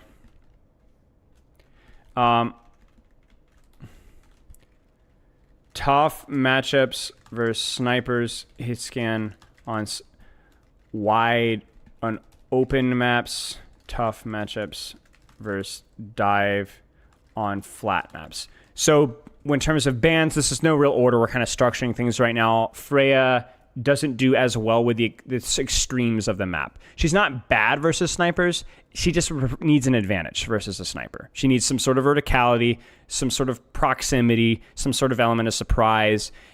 If you don't have those, you're going to have a hard time, even if she is a bit overtuned. And especially for the vast majority of players that are playing her right now, that aren't lip, you're going to have a tough time.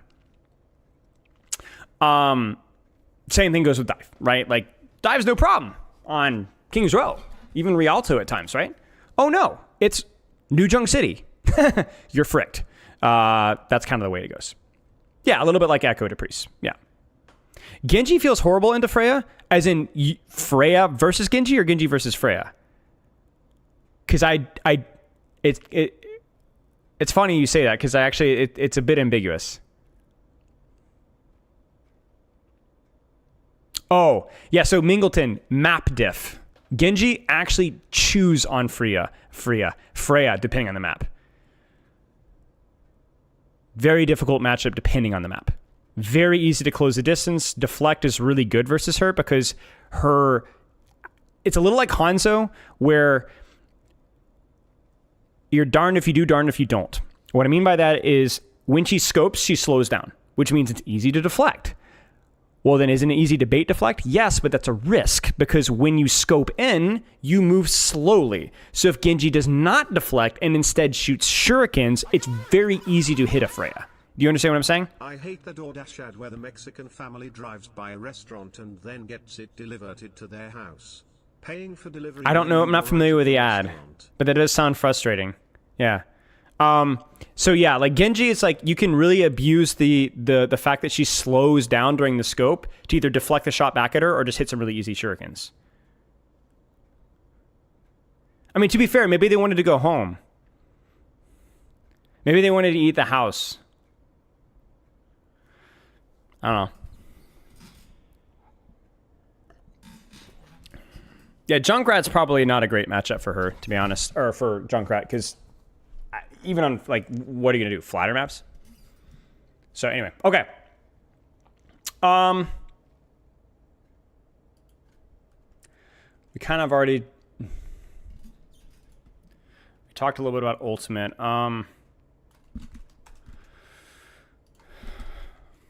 Plan out ult ahead of time.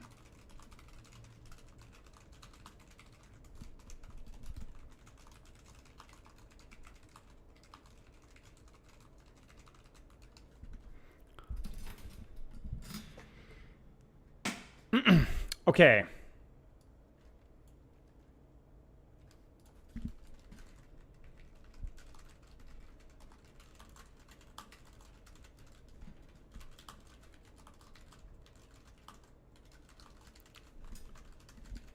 I'm kind of going through this list and I'll elaborate on each point. If any of these points you guys want me to elaborate on, let me know.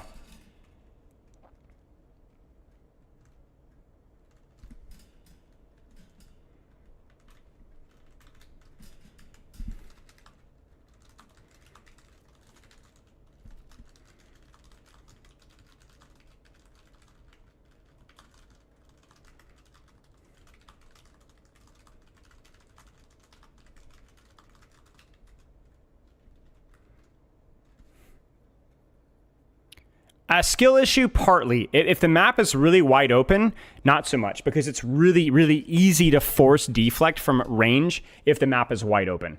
I played versus Genji in some maps, and I absolutely dumpstered him on some maps because he wasn't able to close the distance on me. I think, example, like Esperanza, right? Like, very open map, a lot of verticality for me. I can basically permanently force deflect with either a bolt or shots before you close the distance on me. It's pretty tough. Pretty tough. But it depends on the map. It's very much a map situational thing. Yeah, Rialto could be tough. Like, Rialto probably has slightly more options, but there's still more space for sure.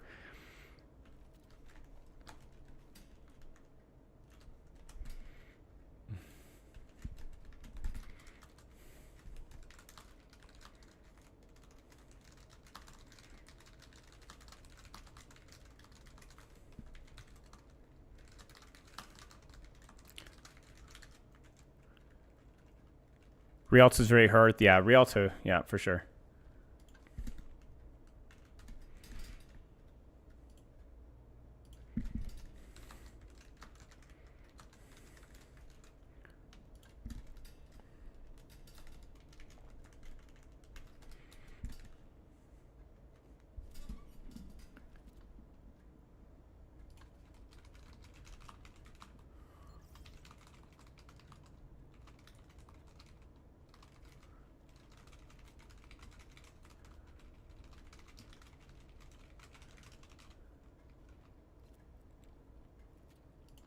I think Freya's going to get both maybe some minor buffs and some nerfs. I think there'll be a little bit of a balance. Thank you for the gifted sub, John Wallet. John Wallet, that's great.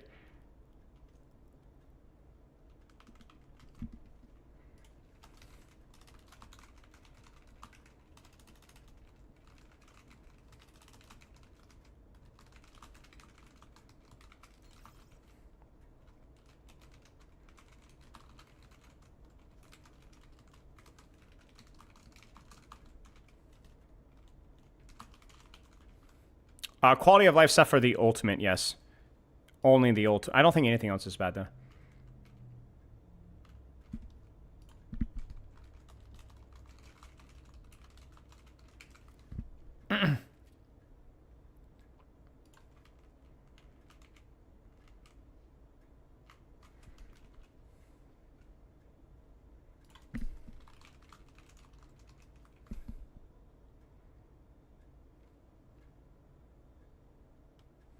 Not sure, John Wallet. I know that they're aware of it.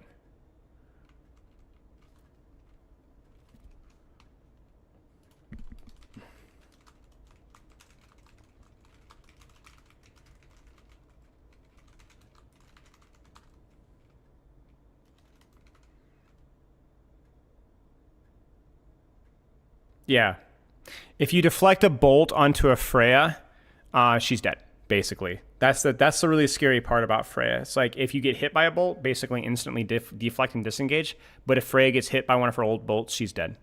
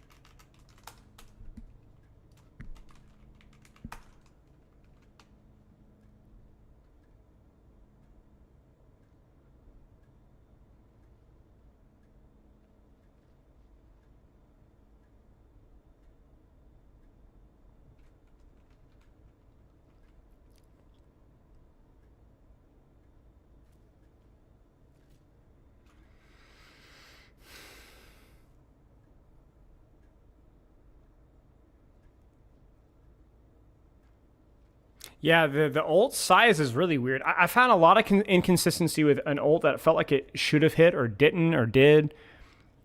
It's really weird. Okay, this seems okay. Would you guys add anything here? I don't know how easily you guys can see this.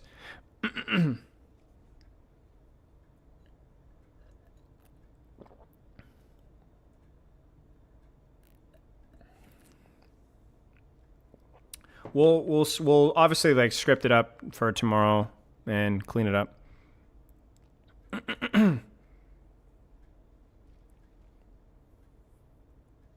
Tank matchups. I don't want to get too in the weeds with tank matchups.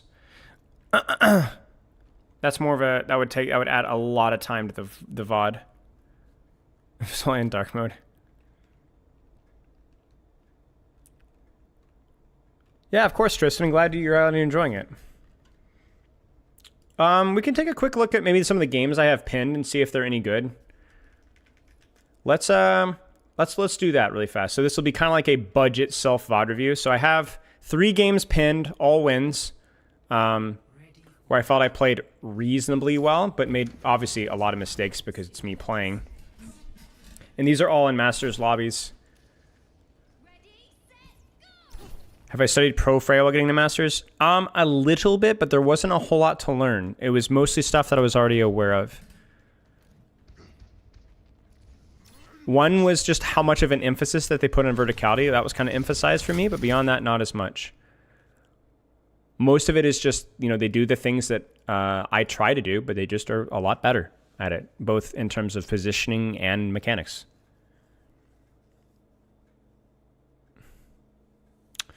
Well, this is the thing, Olivine. I don't think you can look at it in a vacuum, right? So, like, obviously I'm looking a little bit at, like, what are my dive threats and hit scan threats, but, like, this is a great example right here because there are literally, like, 3 different angles that I could be taking right now.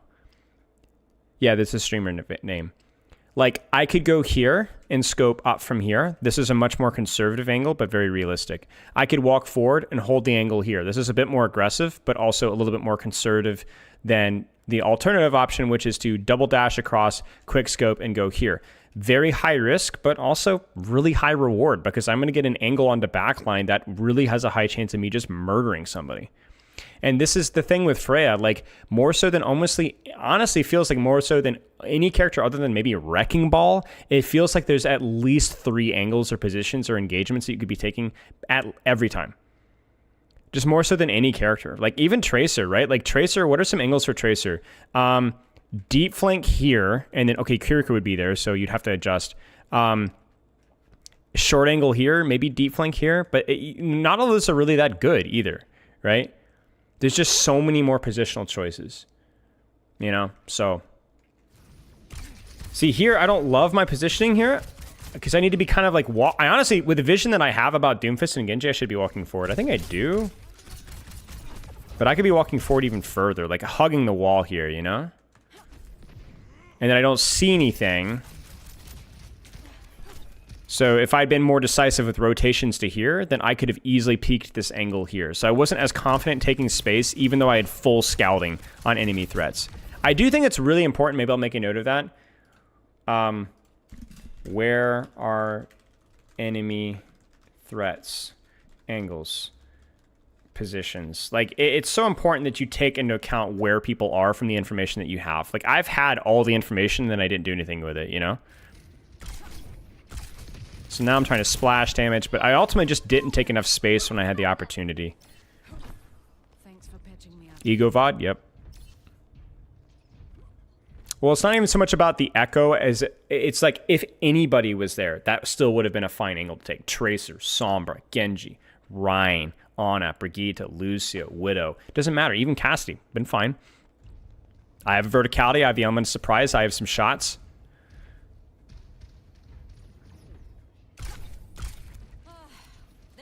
So I'm kind of just deep angling here. I'm trying to think. Would this have been? So let's take some notes here. So Esperanza, first fight, taking space, angles around info. Here, Maybe I reset with my team and approach the angle from here instead. Let me actually look at the time here. 8, 9.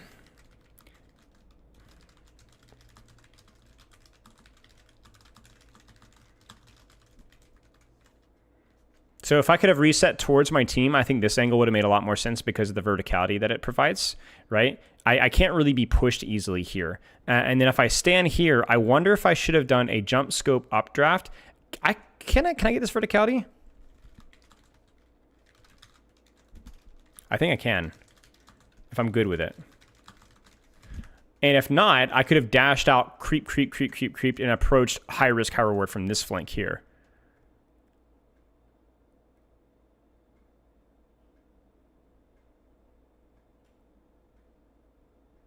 Yeah, it's a bit daunting, Olivine, but remember, you don't have to play perfectly. That's the thing, is there's limitless choices, which makes the character hard, but you don't always have to make the right choice. You just have to make an okay choice. Yeah. But you can see, like, my sightlines here are really compressed. I can't really see a whole lot. So I'm waiting. I see Doomfist use cooldowns. I get him low. I don't think I updraft scoped here correctly. I think I should have gotten more verticality off of that. I think I just tapped it. Yeah, I didn't scope. So I needed to get verticality, so that really screwed me up. That was nice. Not the best. What could I have done tech-wise here? Did I scope? Did I jump scope? Or did I just dash scope?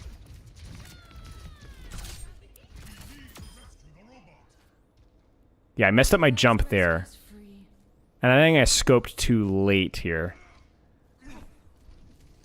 No, this one was okay. Ah, oh, man. It just a little off there. That was good.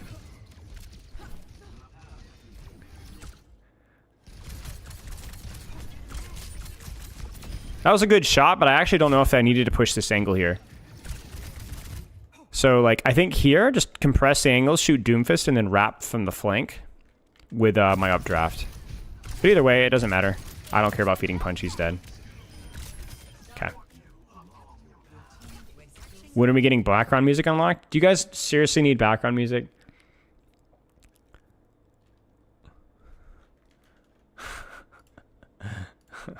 Frick you guys, man. It's fine. What about, like...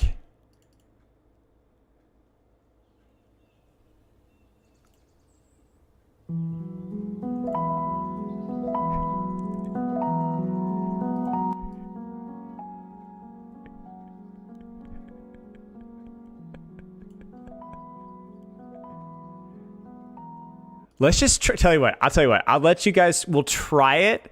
Well, the haters will try it for like 10 minutes. And if you don't like it, we'll stop. Hey, Anchored. I'm glad you liked it, mate. I'm glad you liked it. Congrats on your award, my friend. Keep up the reviewing.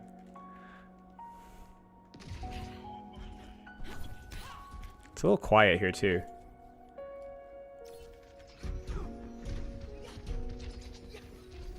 I think this single's okay. I had to push cart here for a little bit, but I think like there's a little bit of verticality, and for me to like force my crazy updraft would basically mean that I'd have to play like here, which just feels unnecessarily risky when I can just scope down and shoot him in the face. What is my Winston's name? I don't know. I think that's Korean, is it? It may not be Korean, but I'm a little washed. That's just me using my ult, so. Yeah, he had his back turned to me. Now, I will say, I've been burned by that before. I'm not going to elaborate on that anymore, but Genji's back being turned doesn't really mean anything. Yeah, my Korean is washed. I used to be able to read Korean, but... Yeah. What are my favorite maps to play with Freya? Anything with verticality. This map's pretty good. Rialto, stuff like that. So let's talk about this really quick, because I think I fumbled the bag here. So the idea is good, maybe not the execution. That's a classic. So again, you notice I don't scope on my shot, which means I don't quite get as high as I'd like, which just means I could have held my scope here and held my verticality a little bit longer. I think I take this duel correctly, though. Oh, no, I was backing off. I think I bait the Doomfist here. Fricker.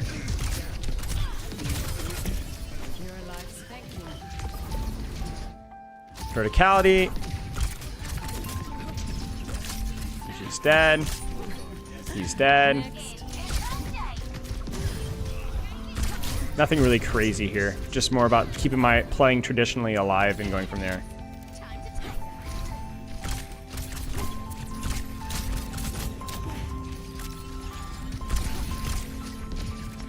Trying to not feed punch. Same thing here. Get the verticality, peek the Brigitte. Probably could have peeked the Ana there instead, so that's a bit of a target priority problem because it's just an easier kill without the shield. I see block. I know he doesn't have the perk yet. He could have definitely canceled block into slam, but I'm kind of disrespecting my opponent here, so I don't necessarily recommend this. But let's be honest, guys. For the vast majority of the people that are going to watch this guide up until Masters, they're not going to be good enough to dodge this instantly at this point in time. So I'm not saying it's necessarily the perfect play here, but yeah.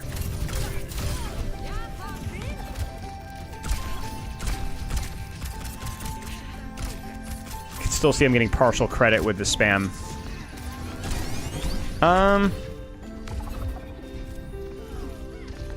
I'm trying to say, I've been kind of zoning a little bit, kind of narrating. Is there anything here that would be worth reviewing here?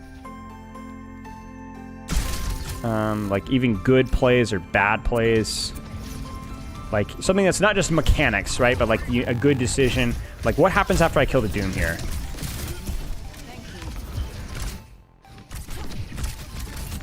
Nah, this is not particularly good. It's just we're up 1 and I'm shooting people and yeah. So I don't really see anything so far that's super good. The track is kind of distracting. Okay, let me turn it down a little bit more.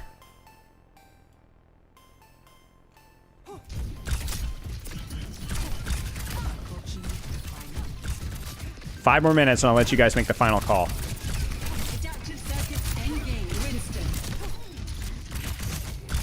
I knew he was thinking about it. I was like, blade, blade, blade, blade, come on.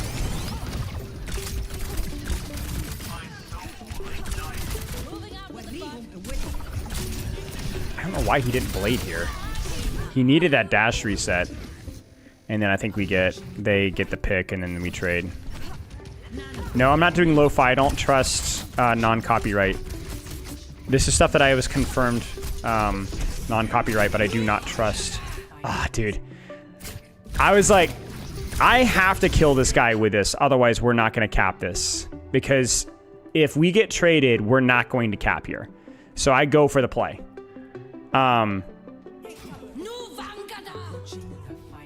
So he kicks it off, and I flick. I mean, yeah. And it would have killed him. But, oh well. I did kill him, but at that point it's too late. Yeah. Are we watching a potential cheater VOD? Honestly, Danny, bless you, son. Bless you, my child. That's so sweet of you. Bless you. That's so kind of you. I don't think holding my Zenyatta's toes would have worked necessarily, because if it doesn't hit them, I don't think it does enough damage to... It needs to burst them. Thank you so much for that. That actually just makes my day. No, no, no, not your bad. You're the sweetest person I know. Thank you. They go Bastion because Winston. I think I actually trolled this fight, chat, if I remember correctly. Okay, so let's kind of talk... Well, do we need to talk about this? No, not really. Yeah, I trolled this fight, I think. Like, that shit freaking died. It wasn't as bad as I thought. I feel like I could have lived there and killed the Ana. I think we win this fight, though. Yeah, because it did enough. No, I've never done cheater VODs. I don't think. Maybe you have. I don't remember doing it.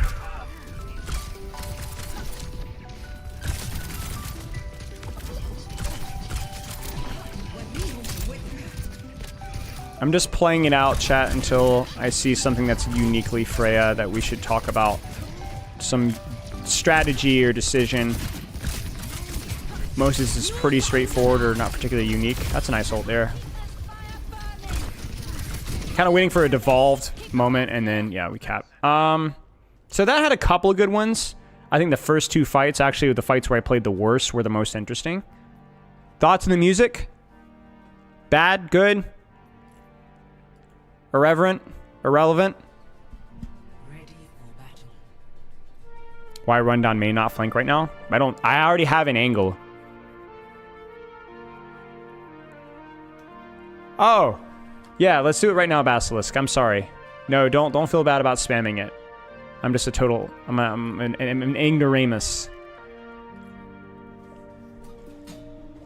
Mixed reviews. Mini Ninja's POV. Alright.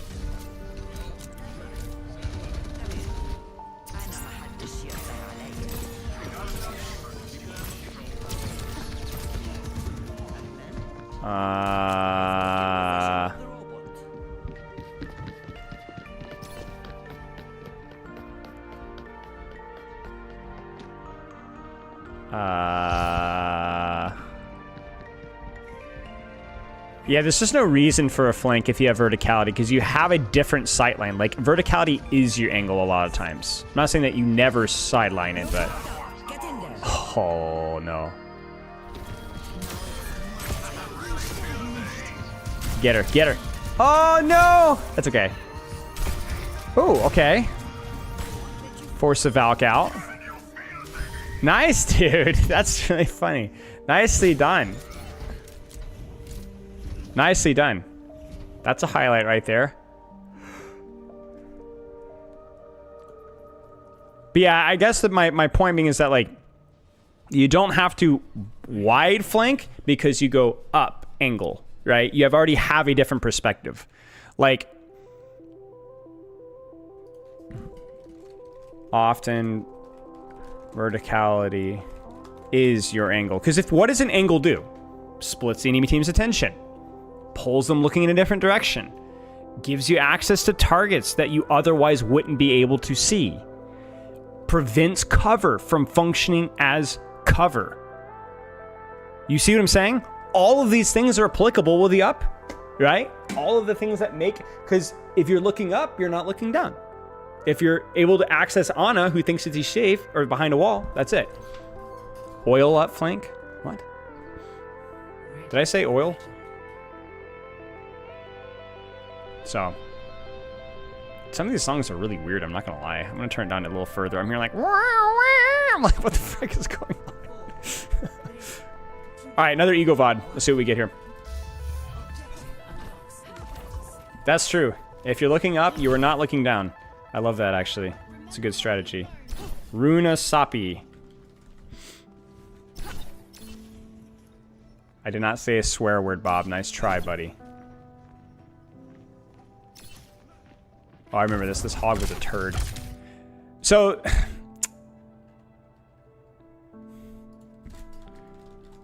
verticality with cover.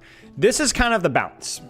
This is the balance here. So, like, I think this was good for me because I have the element of surprise, but I definitely did not mean to get onto the roof here because Sojourn's here, and now I'm like, oh no. I don't want to be here anymore. I want to drop and play a little bit more cautiously and cyclical. Now I'm stuck.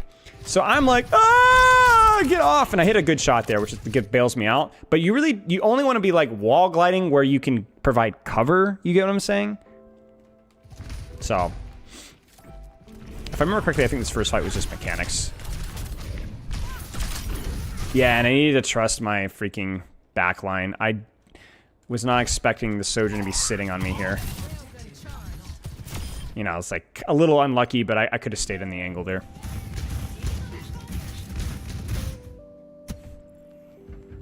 We'll get you where you need to go.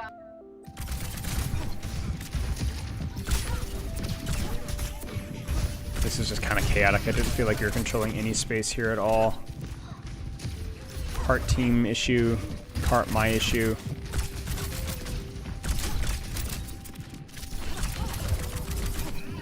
Yeah, and then my Diva extends and gets traded.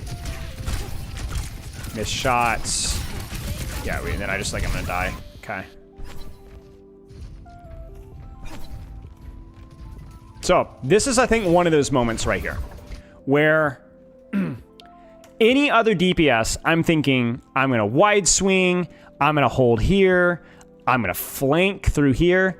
Not with Freya. I could get value out of a flank here just because flanking with DPS is nice, right? You have burst damage, it's good. But it's not the best expression. It's not the best expression. This is my angle. This is my cover. Do you get what I'm saying? Right here. So if I can do this and just burn the Brigitte or the Reaper, it's going to do the job. Hey, Camp. Is that New Zealand? Is that what I see in your name? This is just, I hit one, I'm like, if I zone her, she's freaking dead. And then she does, so I don't care.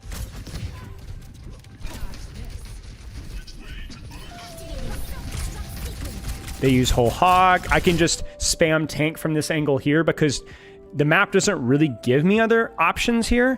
Now, if I poke him out, where could my next rotation be, chat? I think this is actually a really good fight to look at here. So we're going to say 8.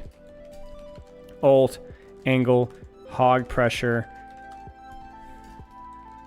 Could have verticaled. Right. Yeah.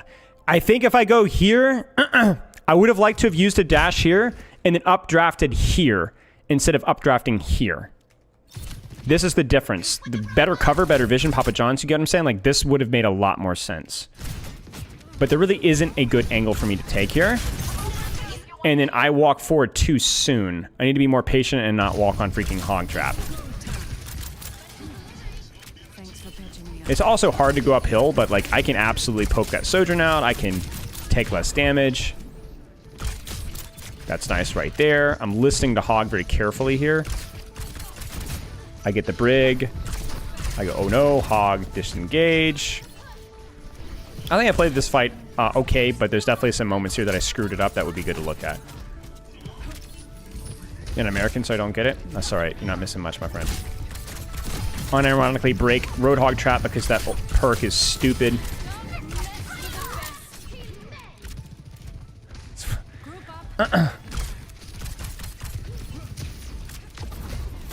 This is kind of what I want to see. I think it probably could have been better timed, though.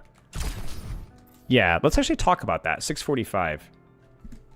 650. Timing of updraft tempo, crucial.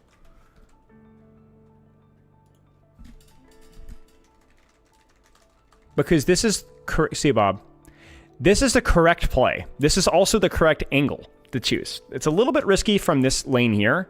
I can maybe go here instead, depending on the status and kind of scout this out. But this isn't bad. Especially with my Diva, who will kind of gatekeep this angle for me. The problem is that you can't fly forever. Now, before you guys go, actually, you can't fly forever if you're using your dash for shots. If you're actually outputting damage, because to output damage compromises your scope uptime and your dashes.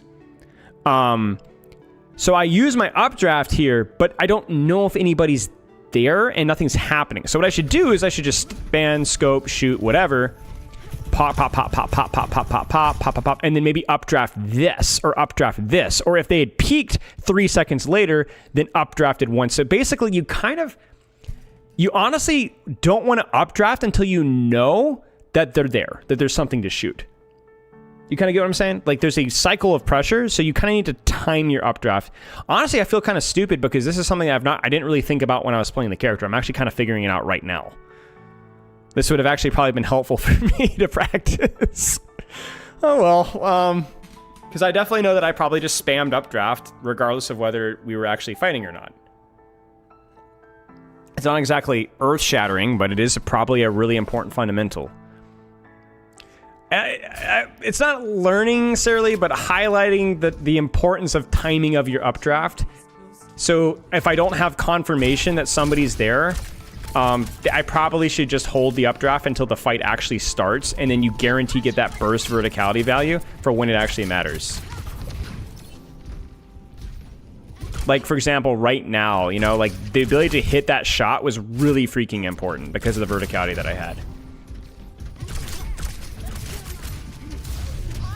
Like, that forces an entire reposition otherwise. Now, you notice here that because I don't have the updraft and because I don't like where the card is, I'm just going to kind of hold this angle and poke tank. This is fine.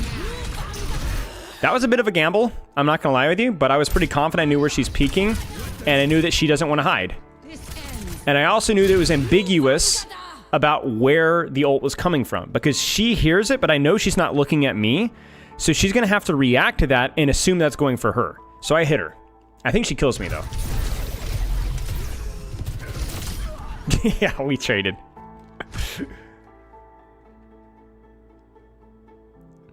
Wait, what is Sarah saying? Use updraft to get on the slope? Wait, what do you mean? What do you mean slope? Like here? I mean, you're possibly right. I discussed that, like, maybe holding this angle here would have been okay. I was more concerned about the cart progress because we were really far back here. So I wasn't planning on taking the fight here. As you can kind of see, we've backed off. I could have maybe forced it, but I don't think we were really fighting here. It was more of an early poke situation. I don't really know where else Sarah Lee would be talking about. But I don't know if I agree with forcing that angle necessarily. I don't think it's bad. Oh, okay. Okay. But yeah, and then you notice that I hit her with it. But I'm like, okay, well, I'm going to give Peeker's advantage. And it almost works. It was a good shot from her. But yeah. Yeah, Freya trades a lot. Actually, there's one other character that trades even more than Freya. Can you guys guess who it is? Reaper's up there, I think.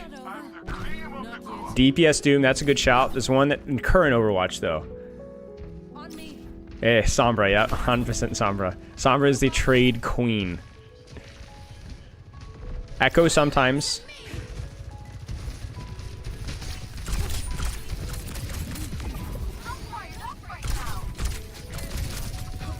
Yeah, so like in hindsight, okay, I got a little too fixated on this Reaper in the pocket there. But honestly, that's hindsight, because my updraft here is what forces the Reaper and Kiriko out. So even though it doesn't lead to anything, it completely clears this angle, which then allows us to focus on the front line without distractions. Now, this is crucial. I need to walk forward and updraft here now, or I need to double dash, updraft, and play from the more conservative angle here. I actually think taking this angle is better. So this is where, unironically, instead of thinking laterally, vertically is better, because my vision down here is freaking broken. So actually, I don't want to take the sideways angle. I want to stand right behind my team and go up. So this is where, I swear Freya's weird, man. I mean, really, how many vertical characters can do this? I don't even think Pharah is a great analogy. It's the closest that we have, for sure. But Pharah doesn't do as much consistent, the ability to secure kills, right? Echo doesn't do this. Pharah can do something here, but it's not going to be as good as, like, there's not going to be like Pharah's more general pressure, but there's not quite as much kill confirmation. Like, if I was playing Pharah here, I'd probably want to go here, and then I'd probably want to position here and play a little bit more aggressive, and then maybe, I mean, I don't know, it's tricky. Maybe it would be something similar with Pharah, but I think Freja is better, to be honest. This is not good. I swing laterally. This is not good. This is a great moment right here to point out the mistake.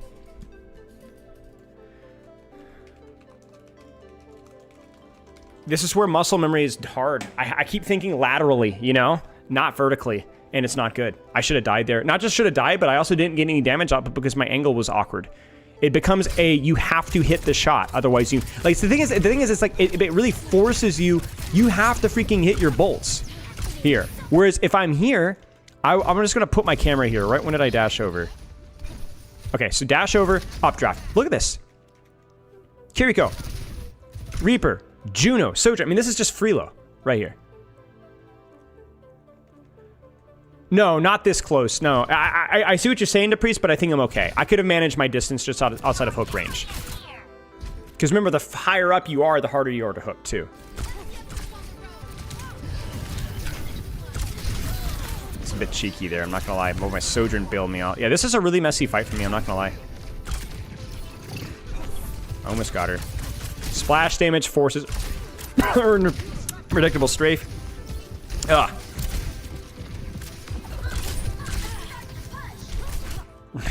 There you go, Caprice.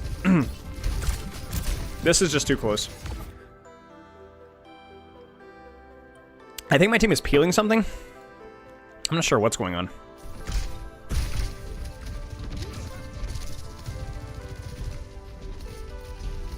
Oh yeah, they were looking at Roadhog Trap. This might be another situation where you just have to kind of think about it. I think the play's here, to be honest with you guys. And then next, more bad angling. I just don't think this angle makes sense. This is an angle that this is okay. So let's actually check y'all's game knowledge. What DPS characters? Let's aim for focused on mostly ranged characters, hit scan characters, right? Would this angle make sense?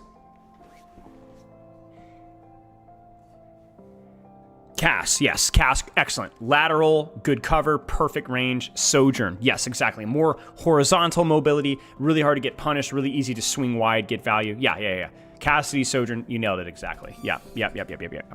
It just doesn't make sense for Freya. It doesn't make sense for Freya. The thing with Freya is it's not just that there is more value elsewhere. There's just too much risk here. There's just no reason for me to take this risk. Yeah, exactly. Yeah, I agreed with the Warp. I think this, but then that means that's why I have this angle here, or I could even go for something more aggressive here, right? There's no way she's going to expect me to come from this here. So you guys are noticing a lot of the verticality isn't just about taking positions, it's also about creating small advantages in the duels. You know? I was coaching Freya yesterday, and basically that's all we talked about, because he was playing on Suravasa, which doesn't provide a lot of accessible high grounds. So basically, we just kept talking about, like, you should have used your updraft, you should have used your updraft, you should have used your updraft, over and over and over again. Yeah, it's too risky, probably too risky for Soldier. Soldier's a little bit more fragile. Yeah. And you can see it, it's like, it's not perfect, but I'm already kind of, I feel like a better vantage point the second I took my verticality. Trying to splash her out. Smoked. Oh, okay, those are some actually pretty decent shots. I'm gonna clap myself in the back a little bit for that one. I don't know why. Pat myself on the back. That was...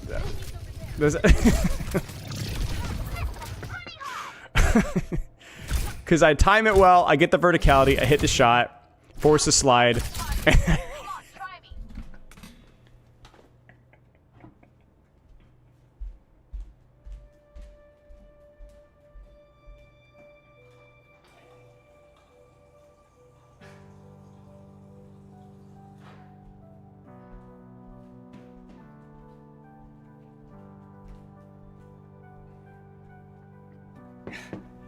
Yeah. So yeah, that was good. Good use of my positioning to enable shots to feel a little bit easier. Like that's the crucial thing here.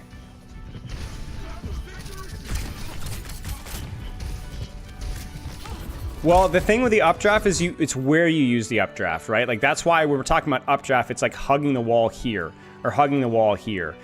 The thing that you have to understand is there's a difference between flying in the open and flying behind cover. It's not just that because flying behind cover allows you to disengage towards cover. You also have to remember when I updraft behind this roof here, Cassidy's not going to know that I'm there. His crosshair is going to be here, and then he's going to be getting shot from here. You know what I'm saying? So it's that element of surprise, you know? So it's not just the cover that you provide, but it's also the element of surprise when you use your updraft behind a corner. Yeah, updraft the corners. It's not just because of the cover, but because you surprise people by going, BAM! Right? Because even if they know you're going to updraft, they don't really know where exactly. Like, is it here or here or here, right? It's hard.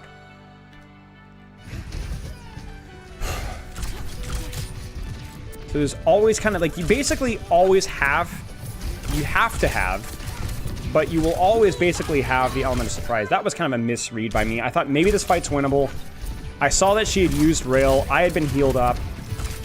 I saw that she wasn't full. And my thought process is that, well, you saw the logic here. I'm popping ult. She's going to disengage back to cover. She doesn't. She just keeps walking. In fact, she just stands still. Like, that was actually crazy. I gave her way too much credit. She didn't even strafe. She just stood there. Which is a bummer.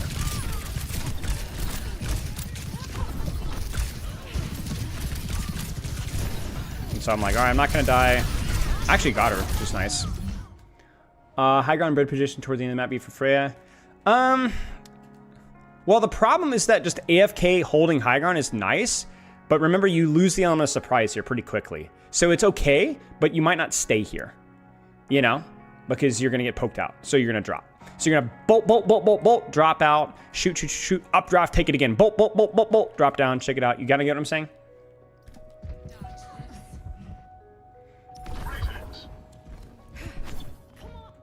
Very, very tiny detail, but I don't always consistently do it.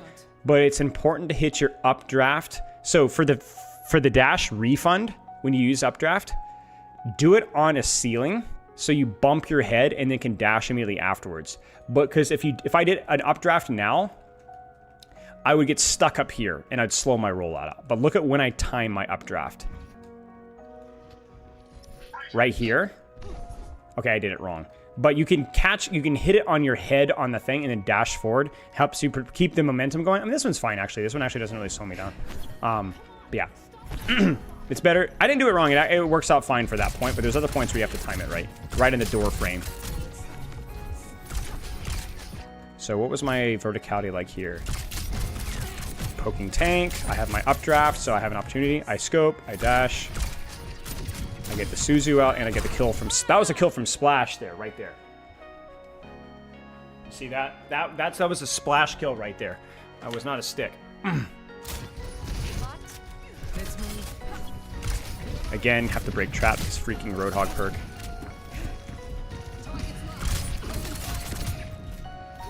I'm like, where's Roadhog? Where's Roadhog? Where's Roadhog?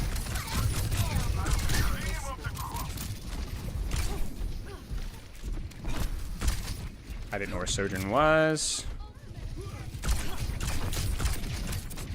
And you can just laterally shoot. Like, I'm not taking space just yet because I'm waiting for the card to move forward. And I don't want to really contest that Sojourn. We didn't really get a trade here. We just moved cart for free. So I can't really just rotate to here because I died to Sojourn here. So I'm kind of playing it passively. I actually don't know if there is a really easy solution here. I could walk behind my team slowly and then updraft for a burst here, but there isn't like an immediate angle I can force here. So I go here because I hear a lot of ults traded. So there's a window of vulnerability, and then I end up walking right into the Reaper. I think this is just, it sucks. It happens. There's not really anything I could do here. I could just dash an ult here, but it doesn't matter. They're doing double support ult in main. This was contested. I couldn't take that angle. I could maybe go there now that my Diva's there, but it's kind of too late. So I took the available lane and accidentally ran into a Reaper. This is just choker watch. There's not a whole lot that you can do here. Now, hesitation's defeat. And I know a certain ability. Well, you'll see how this goes. And so that's a big one. So let me kind of explain here. I dash in, I ult immediately, and then I just focus on spamming primary fire. So he can't wraith it, I don't believe.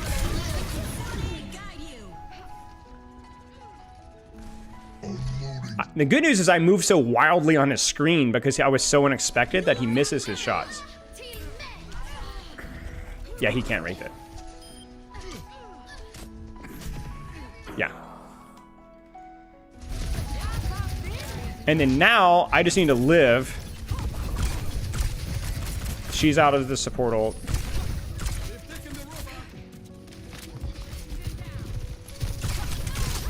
Yeah, it's just a little bit of a greed there. That was probably a situation where you don't repeat that or you wait for updraft. There's a role where he wraiths Ebola, that's true.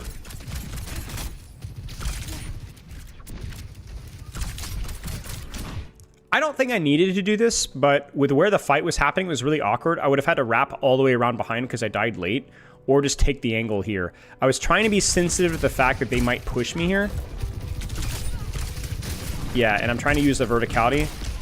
To be honest with you guys, I kind of just expected to die here anyway, but my thought process was like, okay, I should be able to get the kill here, and I almost did. And if I don't get the kill, at least I'm creating space for my team, because I am getting a lot of resources right now with really no help at all. And I do think that we get space off of this. I think the Sojourn... Yeah, Sojourn... Okay, so it's tough. It's just an awkward location, an awkward respawn. I don't think I played that one poorly. It was just a high-risk play.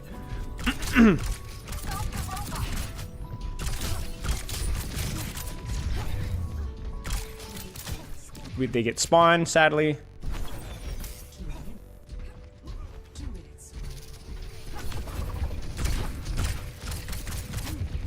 So this one, let me look at this again here.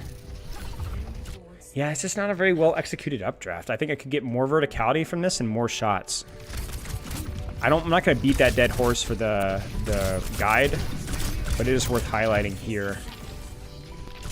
I could have ulted that.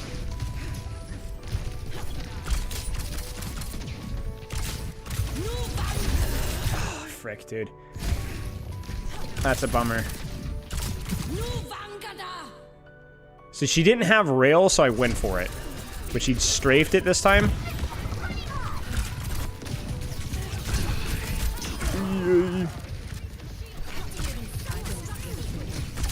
I'm gonna surprise.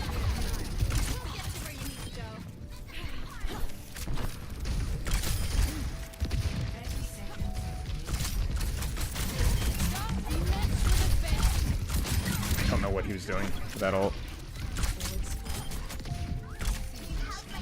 It really is the priest. It really is.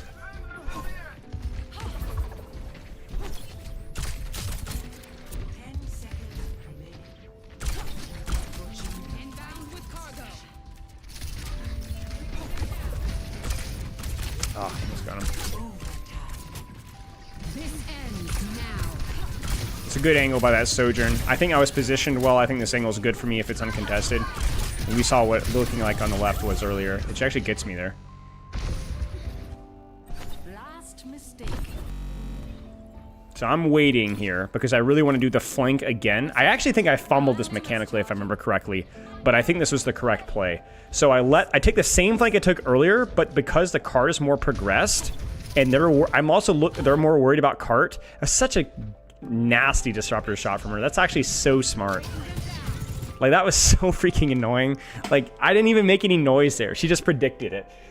But I'm committed. I see they're all on cart, and so this just feels too good for me. If I'm able to play, if that disruptor shot doesn't hit me, this is a easy team wipe, easy angle for me right here. Because this looking down when they're down here and they have to be down here because of where the payload is just easy, right? So this was actually such a clutch play from the Sojourn. I don't remember what happens here. Yeah, so she doesn't get beat. My team kind of half turns on her. Oh, this is actually a nice ult, I think. Yeah, it's a good ult. So I clutched it out at the end, but there's nothing a whole lot here that we haven't already talked about. But we'll look at another map. I got one more map to look at here. I actually think it's probably my messiest map. Because I have a really strong defense, but a really poor attack, so there'll be some points to look at.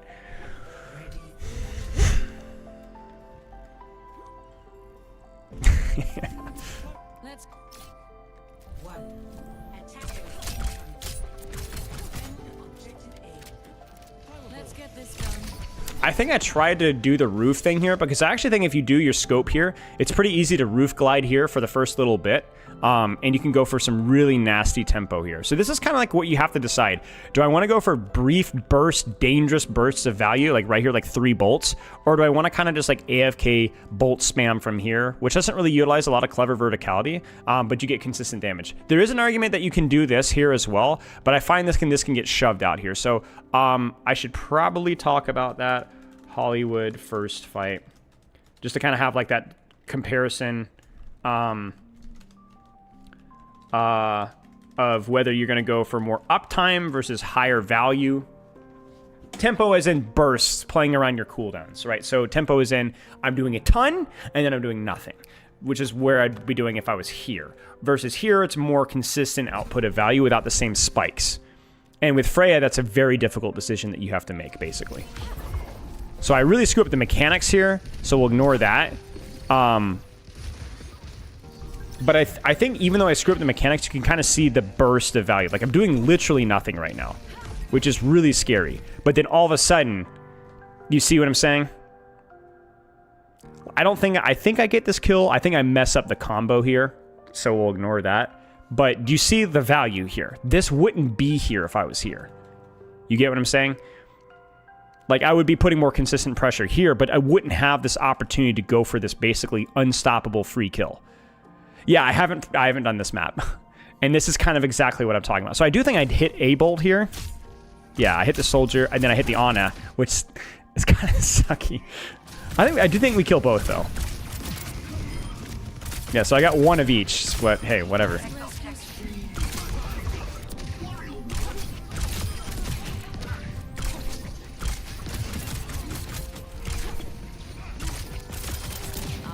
So it works, but not clean. Yeah, but that's the thing. Is like it's an unreal angle, but it's really all or nothing there. Thanks for pitching me up. Winston a common hero. I just think Winston's a pretty good tank right now, even post nerf. He's still decent. He's just hard to play, so you don't see him as much. So I'm gonna try it again. I think I screw it up again though, because you know it's me. Yeah, so like I didn't time that one very well. And also I started a little too forward, so they saw me instead of me being behind the roof.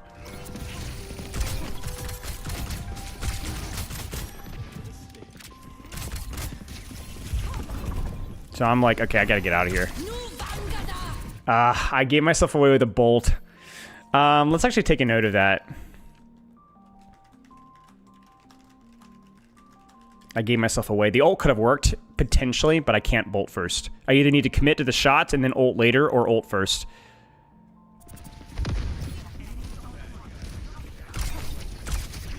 And then I'm like, okay, she's totally isolated. There's nobody here.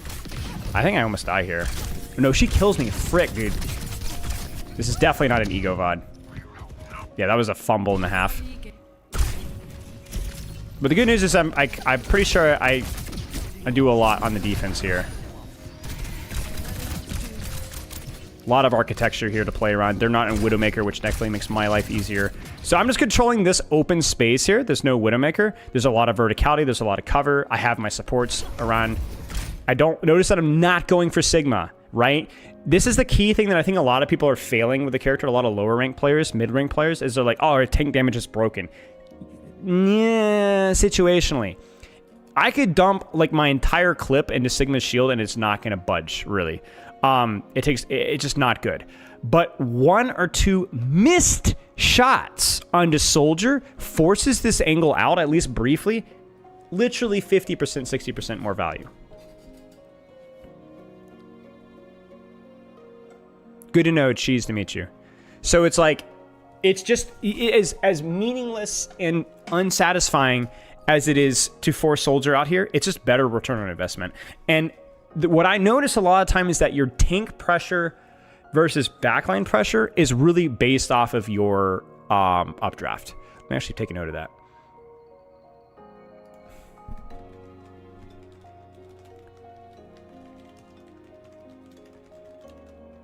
Yeah, you can use her as a tank buster, but basically only when you don't have updraft should you be aiming for that, and only versus certain tanks. Yeah, forcing out Soldiers is absolutely worth it. This guy's on a lethal angle right now. So he's out. That wastes resources. That wastes time. That pulls Moira over to him. And the worst part about it for him is then I force him out with like 2 bolts and then go right back and shoot shield. And shoot Sigma. All right. And then Soldier's like, all right, I'm back, guys. How was it? And I've got my updraft again. So now I'm going to force him out again, if I remember correctly. And I'm not even hitting my bolts, right? This angle is just OP with the way that they're currently playing.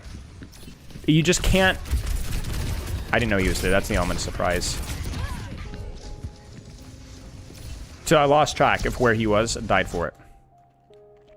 I actually probably should highlight that fight because it was like a good demonstration of kind of what I'm talking about with the tempo. That was 3-0-0, but I lost track of him there. But you notice that I died, not because Soldier beat me in the 1v1. Well, he did, but because I didn't know where he was. You can't do that as Freya. You can't not know where people are.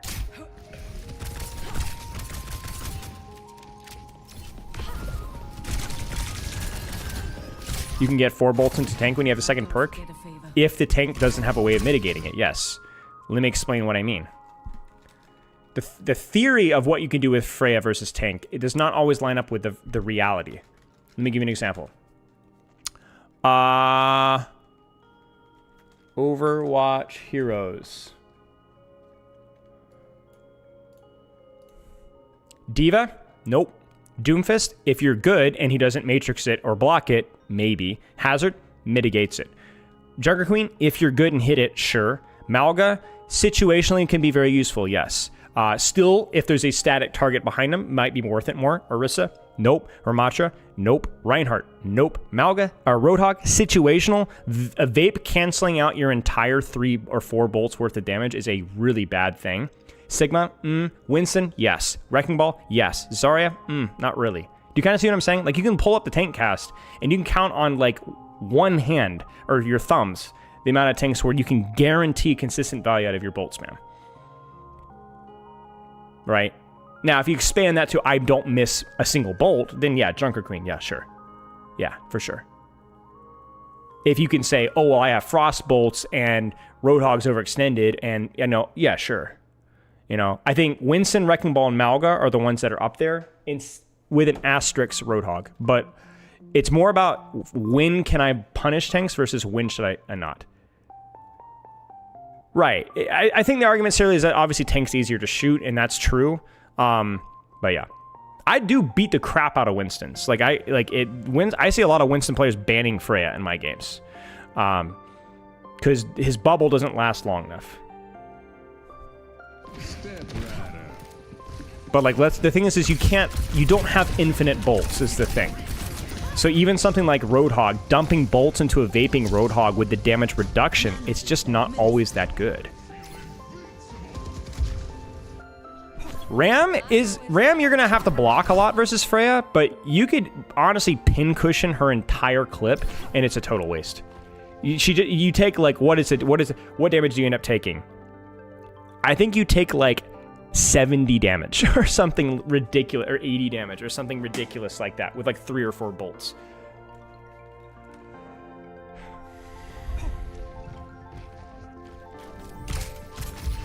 So I'm thinking this is a really sloppy rotation for me. I'm not gonna lie with you guys. I was like, oh, we're holding them in spawn. I didn't know the soldier was there, and I didn't know we were holding. If that was the case, then I needed to go here 100%. So this is really sloppy for me. But I didn't know he was there, and I thought we were spawn camping them.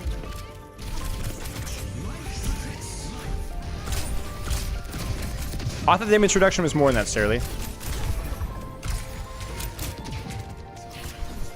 I'm just focusing the Sigma here because he's on the angle that I wanted, but I'm honestly not sure if that was the best. Yeah, you can't really primal Freya easily, true. Yeah, Hazard absorbs Freya really easily as well. You can still do okay versus Hazard, but you have to find your windows. The other problem as well is that it's not on-demand damage. It's delayed explosion for a large portion of the damage, which means that you don't have to predict the timing. You can react to it with mitigation abilities like Vape, or Hazard, or Ram, or Hazard Block. 130, okay. Alright, this is pretty funny. So again, I'm holding this angle here. Hit soldier once with a headshot. He does this thing. I was going to updraft. I hit him again. He's like, frick my life. I have crit perk. I ping him. My Winston goes for it. There's your ping. There's your crit perk right there. And I'm like, all right.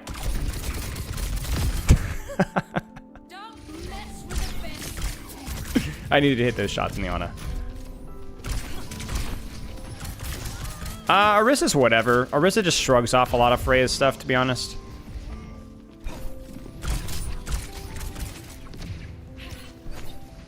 My Winston goes in. I think I killed a Winston here. You kind of see what I'm saying with Winston. Like, me and Cassie hit a couple of nice shots. Look at his HP.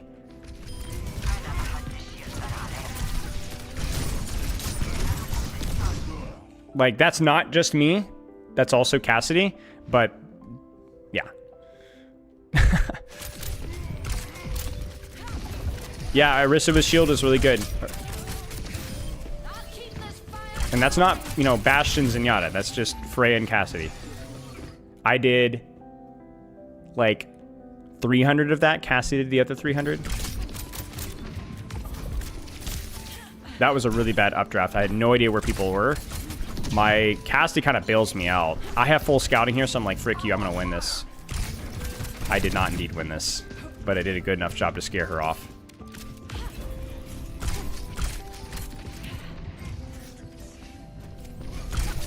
I disagree, Xgene, because I think Ram blocking is not valuable. It's incredibly valuable, and the problem is that Ram doesn't have to block forever. If you absorb 4 Freya shots, great. Now you're free to do whatever you want.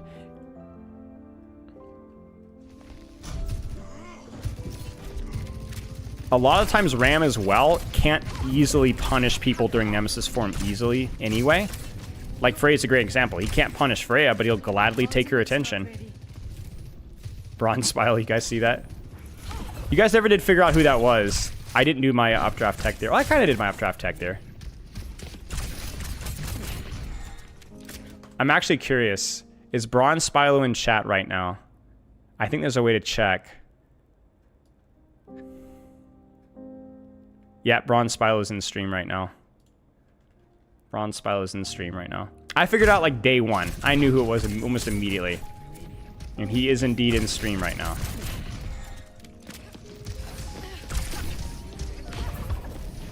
This is a bit cheeky for me. Just slightly outside her range.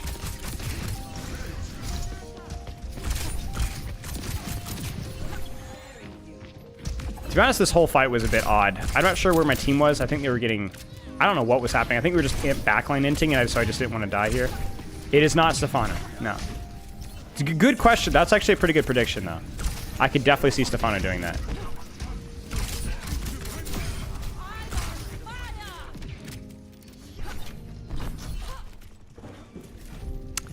On my last thought on the Ramatra thing, I think it's okay to shoot a Ramatra to get him to block, but I wouldn't continue to vomit damage into... Like, you could think of it like, is it worth spamming Ramatra with bolts to keep him blocking for the entirety of Nemesis form? Maybe, but you would have to...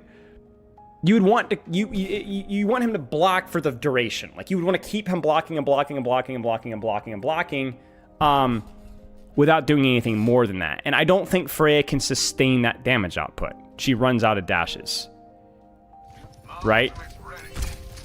So I think throwing a bolt at Ram to kind of scare him and make him want to block is maybe something to look at, but you can't do enough damage for over a long enough period of time to force him to block. They didn't touch.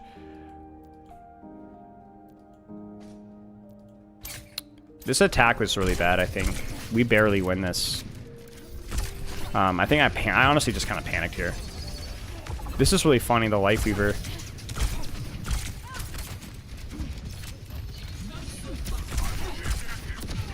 I think we just lost this, so... Well, maybe. No, I think I go for my tech again here. Scope, jump, scope, updraft. Dash. I hit 1 bolt. I didn't quite get over the roof. Then I'm going to poke out Orisa a little bit, take my next angle.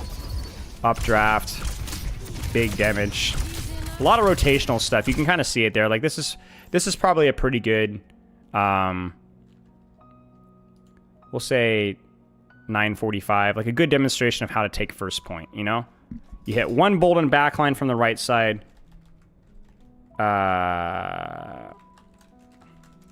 To force the backline out. Then you rotate while you don't have updraft and shoot tank. And then when you get updraft again, you retake an angle and go for backline again.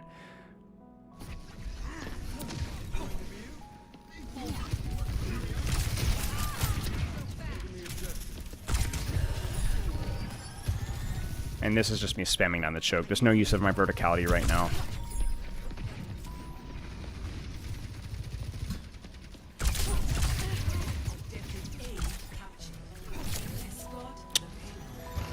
What isn't this relying on Nemesis? Yeah, that's true. Trying to get a little bit of verticality for a peek here. Honestly, yeah, you can peek over the arch. Yeah, but I want to make sure that we cap first.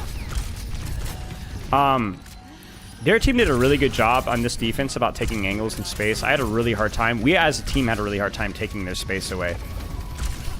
If I remember correctly. I don't really... This is just more of like trying to find windows to updraft up top, but this Cassie's controlling this angle really aggressively. I actually didn't know he was there. He caught me off guard. He just missed his shots. And then I decided to go for a trade. Probably didn't need to honestly end here. We were already up 2. I was like, frick that. But we got them both.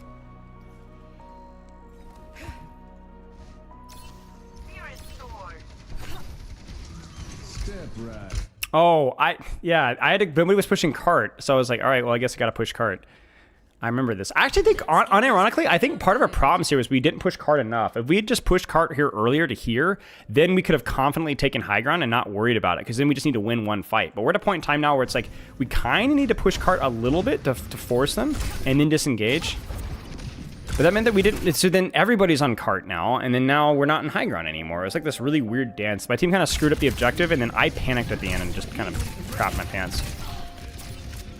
I have updraft. Looking for Moira. Moira's kind of annoying because she can fade it pretty easily. Dude, I hate this. I really don't like this. Like, her suck range is actually so bull. Like, look at this. I actually dashed back here. But the problem is that when you use a mobility cooldown, when you get sucked, it amplifies your mobility in the long direction. In the wrong direction. I've actually had it. Did you guys remember that Nepal game where it slingshotted me over her head? Yeah, they made it bigger. Like, look at that. I dash out and it pulls me in faster. It's so annoying. So I die for that because 225. So that sucked. Because it's like one of those things where you think that you're managing your range well, but you're not.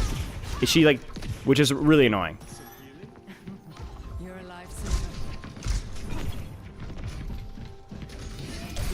This is dumb. You can't peek that angle versus a Freya. I mean, you can't peek that angle, period. So this is where I need to hug the wall, peek off of timing here. I think that's what I do. Yeah. I go off of... I actually let my Ana tank for me, and then I go for it.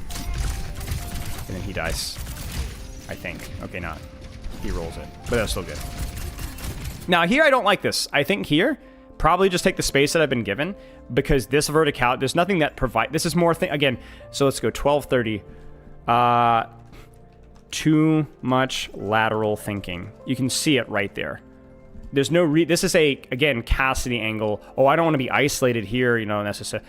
First off, it's fine either way, but yeah, especially with the character with the verticality, there's no point. Now, I do think I go back right, but it's like dash, updraft, downtime, and there was a window of pressure that just wasn't there, you know? This is pretty good. I can kind of play this one patiently. Oh, man, that's such a goofy mistake with my movement there. So there's just like, there's nothing really wrong with my positioning here. It just, what's wrong is how long it took me to get there, and then how many abilities it took me to get there. And then I know that she's still there. So she dies. Still scary, though. I mean, Ana is no joke. And even Freya, like, getting up in people's face, not easy.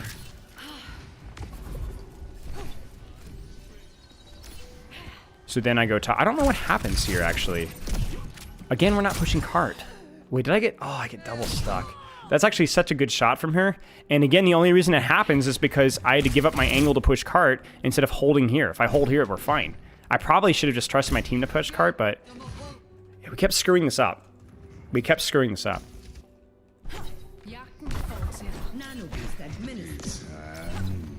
Why not just go for the castle? You're probably right. I don't remember exactly where he was. I can't help her with that. I'm like, crud. I don't have updraft. I'm a spam tank. Okay, I have updraft now. Where should I go? Let's take top. Honestly, these rotations aren't as bad as I thought they were. There's a couple of bad moments here, but I thought this was more panicky. I'm doing okay given the chaos. There's the nano. I will say that. There's really nothing else that I could have ulted here right now. But more of a minor note, it is worth not using ult on Ana if she has ult. It's not a really great trade. especially if you don't land follow-up damage, because you can kill her through it for sure, but it's also like, if there's another target, it's better. I didn't realize how low she was because it did hit some follow-up. There's the bolt spam. This is just missed shots. I actually don't think it would have changed the result of this fight, though. Yeah, this is okay. This is honestly okay. We've just fumbled our ulti game and fumbled pushing hard, and then I had a couple of fights with mispositioned. This fight, I think I panic. I think I don't play this fight particularly well.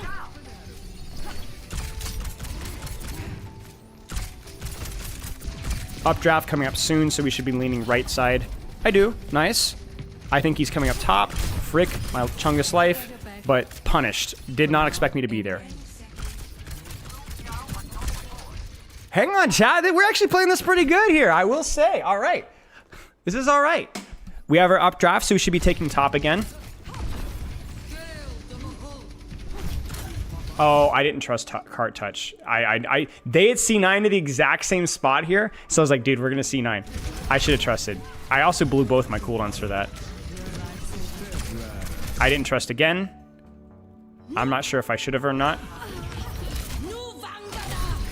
Not the best ultimate, but I don't think she had Fortify. Yeah, that was okay. That wasn't terrible. I saw Fortify.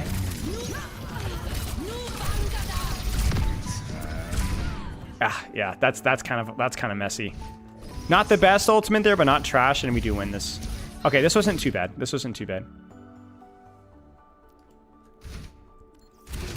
Well, it's because Sarah, I dropped to like freaking Diamond 5. I like a full. You have to understand, Sarah, I started in like Diamond 2. I started at like Diamond 2, and then I dropped all the way into like freaking Plat 1, and then ground myself out of the gutter. Because Moira will fade it.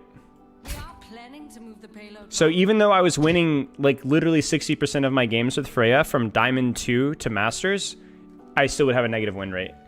49%. Moira would fade it. I have more faith that I can hit it on an Orisa than a Moira there. Yeah, Moira would have faded it. Your Winston was really good that game, right? No, trash. Absolute hot garbage. How come I don't do 66? I was focusing more on Freya. I enjoy 66. I don't enjoy it quite as much as 5v5. Just from a personal perspective. But it was more... It's not necessarily a conscious choice recently. It was just more of me focusing on Freya. Okay. I think we're good. I think we're good here. I'll need to structure things a little bit more. But I think we have more than enough. And I like that we actually went through the VOD ahead of time. So we have timestamps.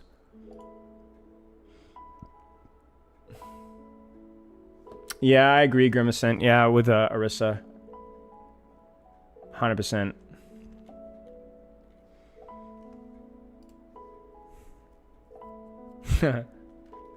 I was not expecting as many people to take my tweet this morning seriously. Did you guys see the Genji thing? The one I just straight up copied and pasted basically from what was the hot takes video or whatever? I don't remember.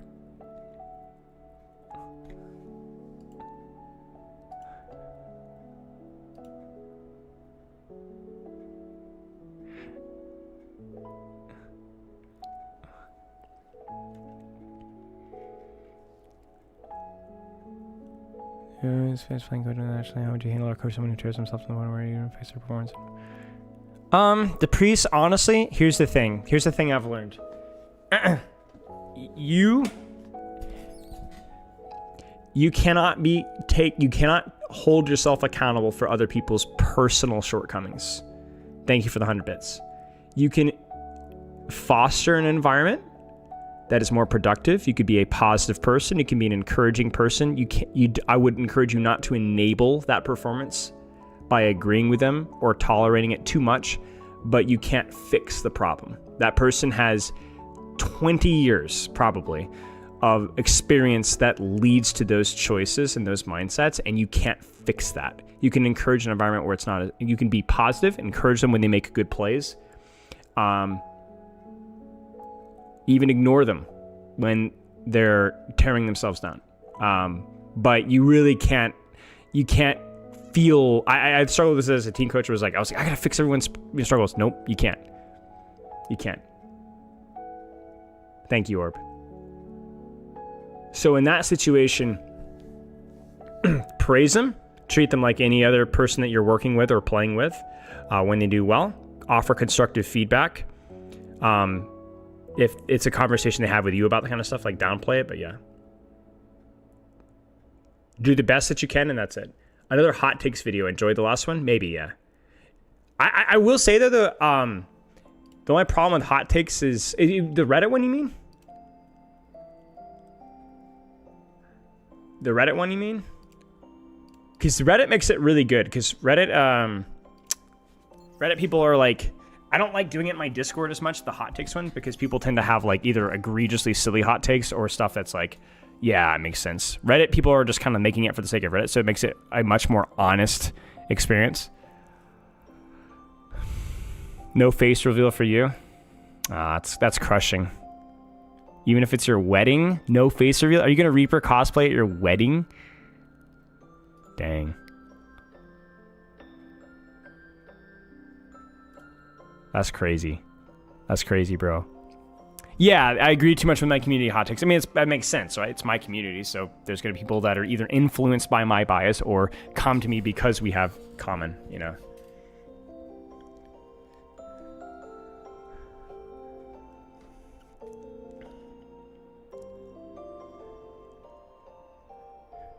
Trying to climb a Winston only, but I find it ridiculous when my team doesn't engage in me. Do you have any tips for Winston? Just hard to climb. Yeah, Winston can be difficult to climb with, I will say. I mean, especially Laura. What I would do is always just make sure that your team is in position to tank trade. Is your team in a position to shoot the enemy shield? If the answer is yes, then try it. Also, make sure that you're ending near cover when you're diving. People sometimes hyperfixate on diving and killing targets, which is true. You might need proximity to a target, but a lot of high-level Winston is actually diving a location that is near a target that has cover.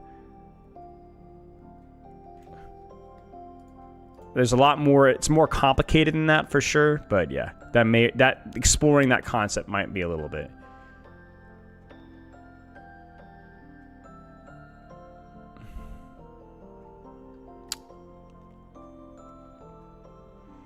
The official Overwatch Reddit. Well, I've kind of been enjoying the Overwatch Anonymous Twitter takes thing.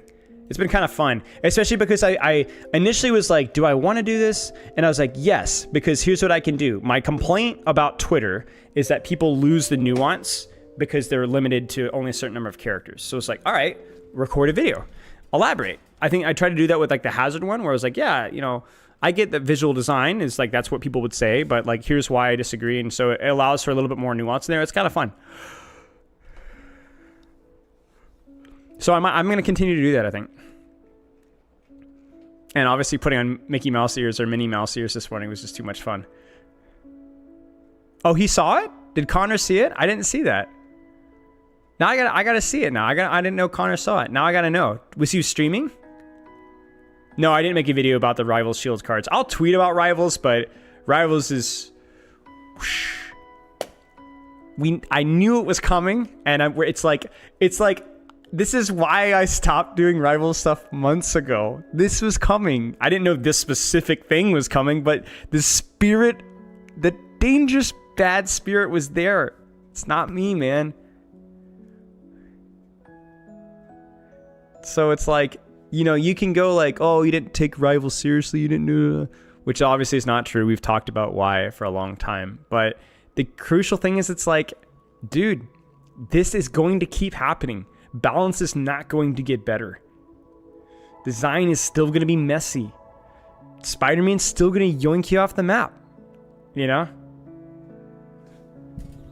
You know, seriously, I actually thought about that. I really did. I was like, you know, Overwatch, not that I'm like Mr. Influence guy, but I do think Overwatch has taken some of my design principles, at least in mind, with some things. They have used a lot of my specific examples. I don't know if that was coincidence or not. I think the spirit of what Overwatch is doing is more in line with me. I don't know if that's accident or not, but I feel like I have maybe positively influenced the game in things that I like, right?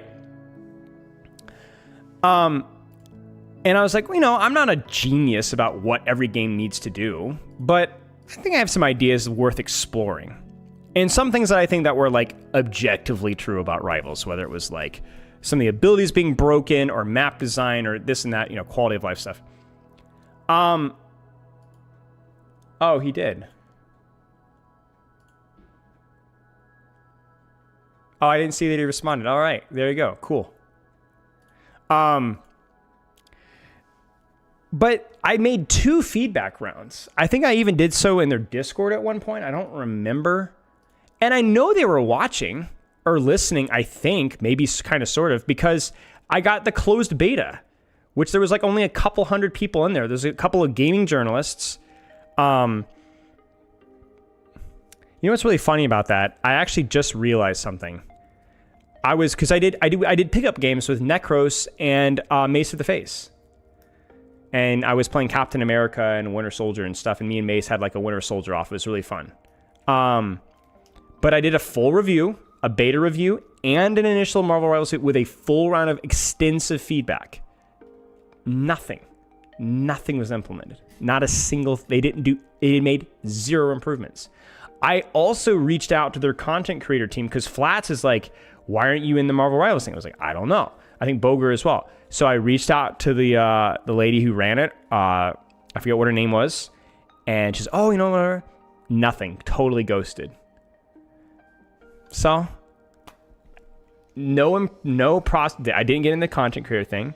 They didn't listen to any of my feedback whatsoever. They didn't improve on anything at all. So it's like, and I put in like 40, 50 hours before the game even went live. So it's like, I don't know what, like, so when the game goes live and then continues to double down, there's no surprise. Like I tell this to Pepper all the time, like more of like a personal thing. It's like, don't be surprised when people act the way that they are. You know what I'm saying? Like it's not always a bad thing, right? Like it's, this is what they are. This is the game that they're going to be. They're aiming for. So if they don't want to listen or they don't want to feedback, then okay. They have different visions. I don't agree with their vision, but that's not really my call. So, but then people will go, oh, well, you just didn't give it a fair chance. I gave it every chance in the world, right? Their vision is not mine, so it's not my game. It's like when people complain about like, oh, DPS and stuff. Sorry, you guys wanted OpenQ. You guys sat there and told me how wonderful OpenQ was, and now you're paying for it, right? What do you want? You live with it. Like people talk about like how all the like it's like complaining about supports being too DPS oriented in Overwatch. That's what they're designed to do. You either have that or you don't. When people show you who you are, believe them, right?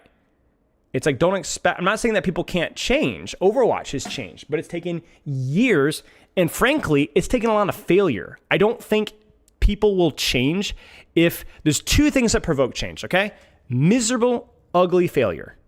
Or a spirit of wanting to be the best that you can possibly be. And I don't think Rivals has had either of those yet. I don't think Rivals' competitive developer vision was in line with mine. So they have no reason to change because they don't agree with me on game design, which I disagree with them heavily on that, but that's their call. And Rivals has been successful, at least initially, so they've got no motivation to change. So why would they change? Why do they care about player performance if you're still going to play the game? Why do they care about OpenQ or DPS or support if you still play the game? Now you could argue, well, that's a very short-sighted way of viewing things because they could have a lot more players. I agree with you, but they're not going to. I mean, it's the same motivation for why Overwatch 2 finally got their butts in gear about a lot of stuff. Because they got freaking spit roasted, sometimes unfairly, sometimes fairly, and so change happened. So I guess for me, like I said, when I gave them as best constructive feedback, admitting my own biases, and they just nothing, I was like, all right, well, we'll see.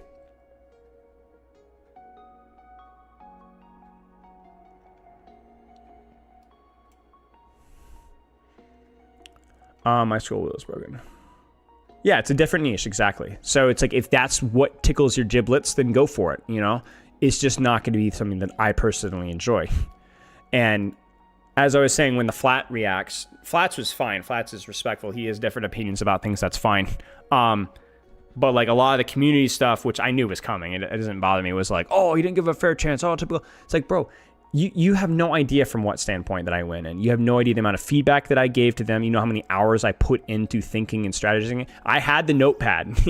You guys remember back in like July last year, bro, I had the notepad with notes and notes about this felt bad, this felt good. I played freaking Black Panther, I played support, I played all the tank characters, I did everything.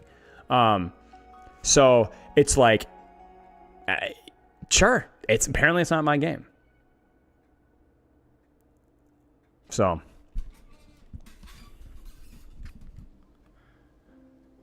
I think the other thing that's actually really tricky for me too is I think Rivals does two things. One, it has its own vision that you have to judge off of your subjective tastes, but there's a couple of things that feel more objective, and those things get very blurred. Stuff like open queue, subjective. Stuff like Spider-Man, subjective, right? Support design, probably more subjective as well.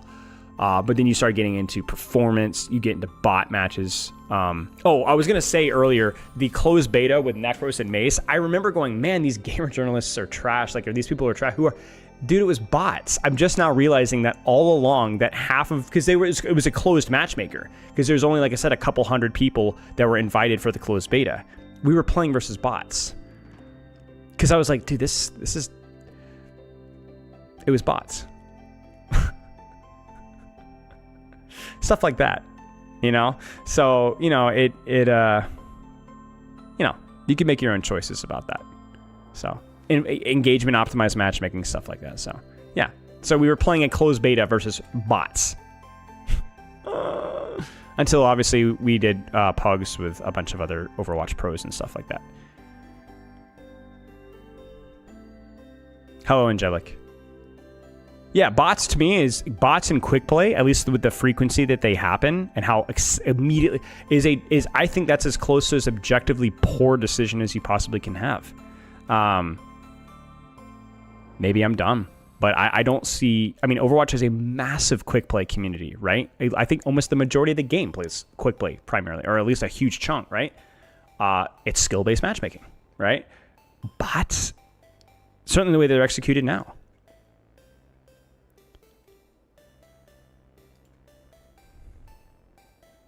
And I really think the engagement optimized matchmaking, I mean, I don't know. I don't want to get into the dystopian. There's also certain things that Rivals does that even if they are good for engagement and money, they just are wrong. I don't care if fewer players would play if they changed it. It's just wrong. It's wrong. It's deceiving. It's deceptive. And it's wrong. It's wrong. It's dystopian and wrong. So, like, the whole engagement optimized matchmaking, is that better for the game's long-term health versus the short-term growth? I don't know. I'm not smart enough to know the answer to that. But it's wrong. It's wrong. Yeah, the Chrono Shield, just another, even whether you pay for that, it doesn't matter what rank it is. It's wrong. It's not right. It's not how a competitive system should function. I'm not going to say it's partly unethical. I wouldn't say the Chrono Shields necessarily because they do communicate what they do, but the whole, it's secret. It's hidden. It's wrong. It's unethical. So, man, we are on so many tangents today.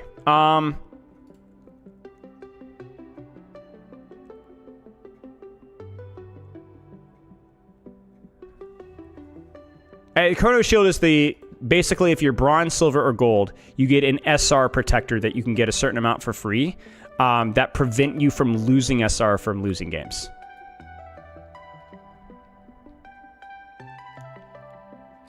Which is, I mean, it's just crazy. I don't care what rank it is.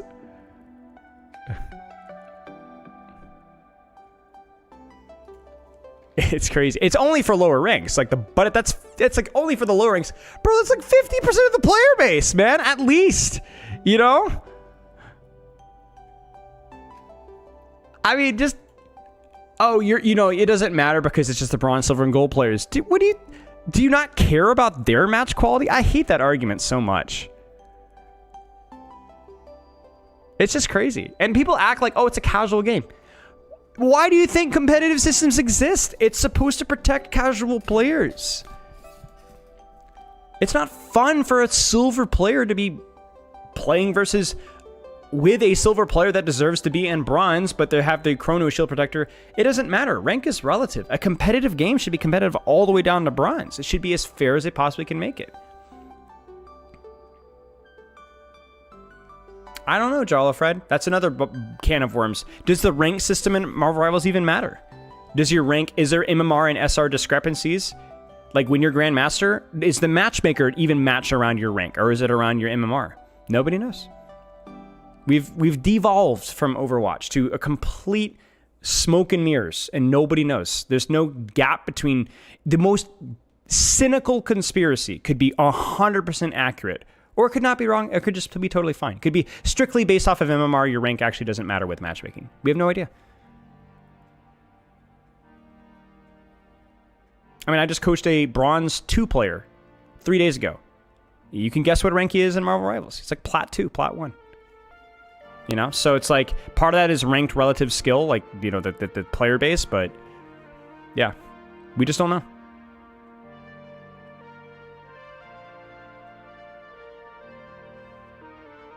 I mean, we've all seen the 40% win rate people in Grandmaster. Are those people in the same lobbies as the actual Grandmaster players, or are they in their own little? Is there a secret Grandmaster lobby with all the 40% win rate players? You know, nobody knows. Nobody cares. Okay. I was gonna do some OWCS stuff, but I don't know if I'm gonna do any OWCS stuff right now, y'all. Are there matches this weekend? Can anybody ask me? Anybody ask me? Can anybody tell me? Yeah. Okay. So we should be able to co-stream, yeah? Saturday. We should co-stream on Saturday. It's been a while since we had a good old juicy co-stream. You'll be, yeah, Angelic, Doomfist is freaking hard. I was thinking about this morning. I think there are certain characters that feel like they have a lower skill floor than they actually have.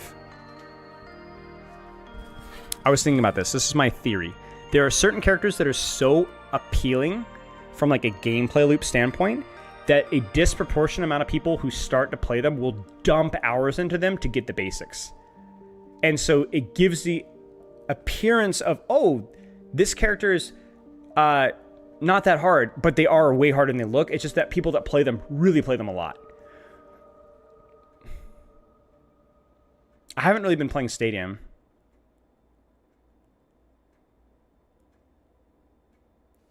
I just was focusing more on Freya. It's not because I don't like Stadium, it's just I was focusing more on Freya. Genji, Doomfist. I think, I don't know.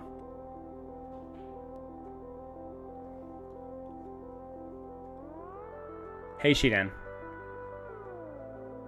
Orisa and OWCS. Orisa got, like, her perks put her in a slightly better position, but the answer with Orisa is always, like, rock, paper, scissors. It's like push, pull, good. Dive got slight nerf. Maybe Freya, very good. So I think Freya's the mover and shaker right now. In other words, she's the meta dictator right now at the highest levels. So then people go, okay, what's good versus or with Freya? NA is always going to lean more into, you know, the more brawlier tank stuff. Malga, probably not going to be playable with Freya.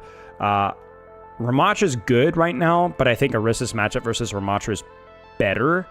And I think that's it.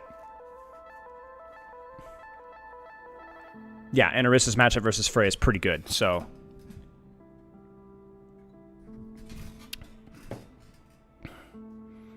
Yeah, I don't think Malga's unplayable right now. I think Hazard's a bit awkward. I don't think Hazard's matchup versus Orisa is very good. Maybe you guys can correct me if I'm wrong. I feel like Shield, Javelin, Orisa would kind of just tank on Hazard. Yeah, they can ban Freya, but the way bans work in Pro Overwatch is you can only ban a character once per series, per match. So you have to kind of choose your battles. Freya can burst down certain tanks, yes. Ram struggles with Malga, but Malga isn't maybe not good enough right now. But Ram also, I think, is not great versus Orisa. Ram is really good in like certain maps, though. Closing the distance.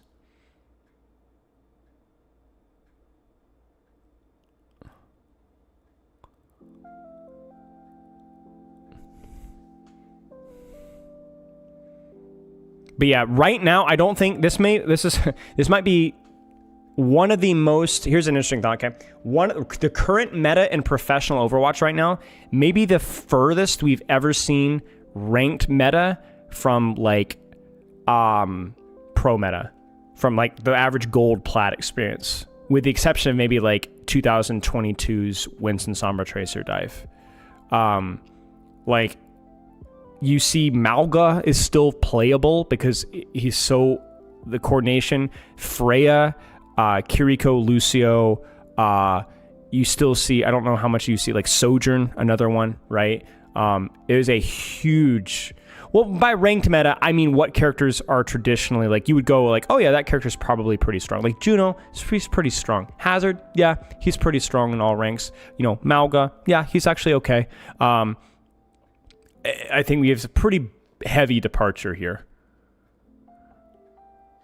I don't think there is a ranked meta. I don't think there's been a ranked meta in a long time, but there are characters that are slightly more popular, slightly more strong. Ana, for example, the post perks, yeah, Ana was freaking strong, and both pro and ranked.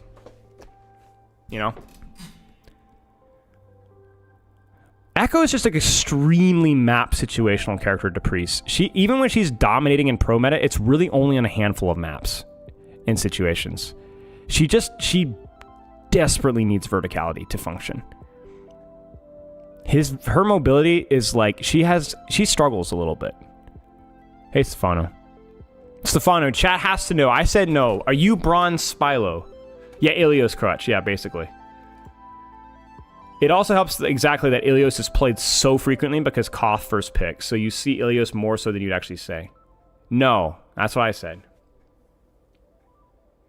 Give Echo 250 HP? Yeah. Hey man, they followed my shields recommendation for Echo. I don't know how much that's actually changed things, but... Echo's Sojourn's double shift perk? Yeah, I mean, it would help. The problem with Echo is that she is basically all or nothing with stickies versus a lot of characters. I will also say one other thing as well. The thing that hurts Echo as well is that hit scan is way, way more common in ranked than it is in professional play. And there's one reason why that's the case. Because in professional play, push, pull, rotations, movement, disengaging ultimates, pushing with ultimates is way, way more common. And so you having Ashes, Widows, Hanzos, freaking Torbjorns, Cassidys, when I say hit scan, just poke your DPS, slower characters, it's just not as good. That's why Sojourn is being played. It's not that Sojourn's really good, it's Sojourn can move. She moves. You know? So Echo doesn't like those pokey dokies a lot of the time, depending on the map. So when if you're playing Echo with a freaking Winston, Kiri, Lucio, and they're sitting there on their little Ashe is going to get freaking run over. A lot of the time. Like, hit scan has always been more prevalent in ranked pokey characters compared to the meta since literally Overwatch 1, 2018, 2017, whatever. I don't think Echo's in a bad spot. No, I think Echo is a tricky hero, but she's fine.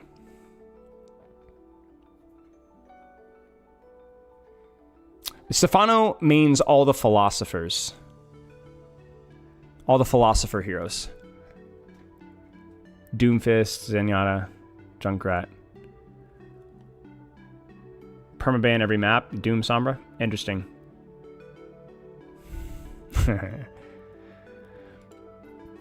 Junk the philosopher. Yes. Yes. Junkrat's a wizard, man. Dude, can we just like look at how pretty that looks? Like look at the freaking hours I had to dump into this, man. Frick. Way too many hours. I think I'm actually higher with Freya than any other character in Overwatch 2. Oh, you can't see hours? It's 43, I'm pretty sure. Yeah, 43. Holy crap. Yeah. So imagine that, and all you can hear is everybody freaking telling you, "Oh, dude, Freya is so busted. She's so OP. She's so busted. She's so OP." I'm like, "Shut up! Shut up! I don't want to hear it. Please. Please don't do this to me."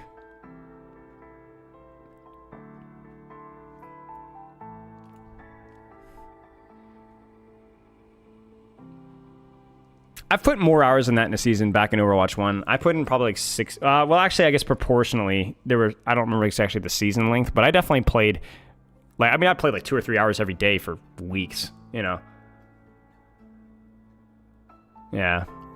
Freya has that problem where, like, sometimes she can feel untouchable, and then, obviously, as we said earlier, yeah, in case you guys weren't here for it, Custa said I could tell you guys, but Freya is and was really bad, and then is doing better, but there's still a massive discrepancy between how she's performing in lower mid ranks and then the very, very highest ranks. So, you know, shocker there, but yeah, she's gonna have the Sojourn problem, exactly. I mean, there's a real chance she might even be worse than Sojourn. Actually, I'm not really sure. Sojourn is probably more reliant off of hitting headshots, but Freya is obviously a lot more movement demanding, and I think Sojourn's ult is like really freaking good, even in mid ranks. But I'm not really sure.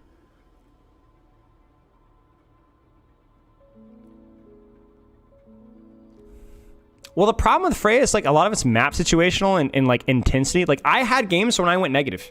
I had games we didn't show them, where I was like literally like 35-2, like just honestly destroying, right? And then I had games where I go 7-14, like the next game, you know? So a lot of it is player inconsistency. Some of it's map. Some of it is also she's an incredibly punishing character. You make a mistake, you die. You don't make a mistake, you're just untouchable, right? So was that the one that you were playing, Sarah Lee? Or a different one? I don't remember that game.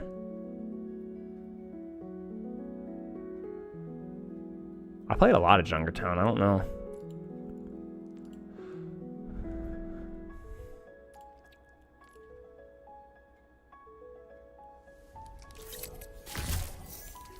Looking forward to treating people with Freya. Yeah, some of the top level Freyas is really good. Wait, what was this play? Oh yeah, this is the massive punch.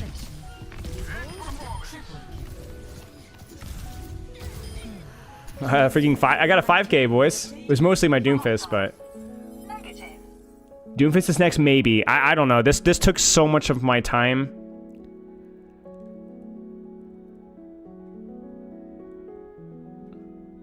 Hey, Gary.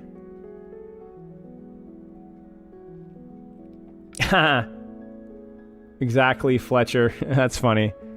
Dude, I was complaining that how many in my Diamond 1 games, how many DPS swapped to Bastion versus a tank they didn't like.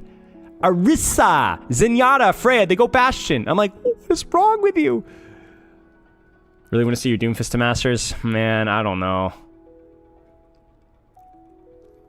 We were almost exactly 50% win rate. We were just under 50%. Can you guys see that? So 118 to 120, which is like embarrassing.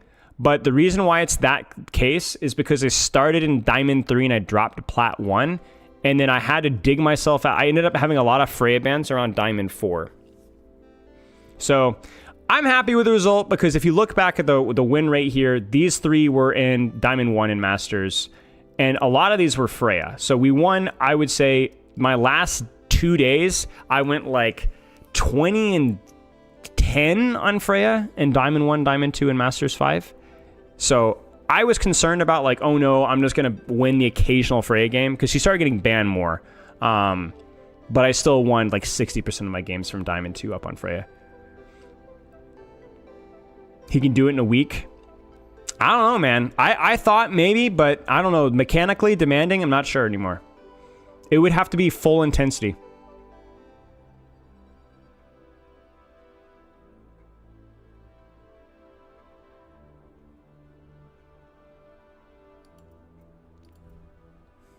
Chill Q ranked? We could. Who do you guys want to see? We can do. I can only do a few games here, but yeah, it depends on how much I'd play. If I could put in 3 to 4 hours and have a good attitude through it, I could probably do it in a week. But I don't know if I could do that. I'll let y'all vote the role, and then I'll give you guys I'll let you guys choose the hero. Or not, I'll give you guys some options. What role? Support. All right, poll is live.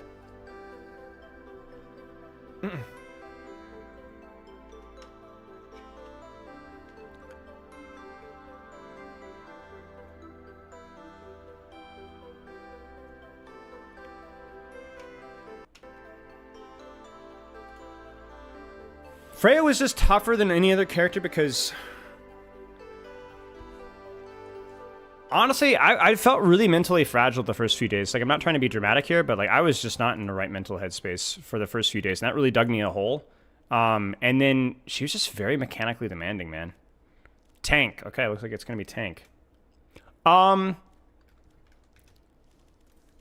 Let's see here. What would we do for tank?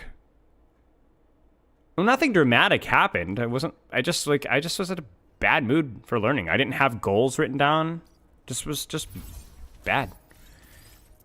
Doom. I will do Doom. You guys want to see Doom? We can do some Doom. I don't know if this is not going to be the thing, but I can play Doom. It's officially post Freya. Whoa. So we could do some Doom for fun. Malga? I don't mind playing Malga here and there. I played with a Malga one chick. I forget what the guy's name was in Rialto. Maybe you guys can remember. That fricker annoyed me so much. Because he didn't know... It's like... It drives me nuts when one tricks...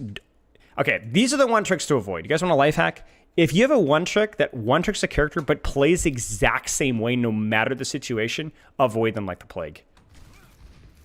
Because this freaking Malga one trick, they're playing Orisa Zen Freya or something. He keeps sitting in front of the tank, getting double support pocket, blowing cardiac instantly. I just annoyed me so much. I was like, dude, I cannot do this. I don't mind one tricks, but he made no attempt to take high ground, no attempt to angle, no attempt to bait CDs, no attempt to disengage, no nothing. If you cannot adjust your playstyle, not even adjust your playstyle, but find ways to play around your character's strengths and weaknesses, you don't deserve to one trick. You freaking don't deserve to one trick. So annoying. Because what it does, and this is why I avoid them, is it makes the outcome predetermined. Do the enemy team want to counter swap? Is the map good or bad? If the answer is yes or no for either of those questions, you already know the outcome of the equation. No, he was not starting his one-trick journey. We checked his career profile. He had like 100+ hours in Malga for the previous 4 seasons.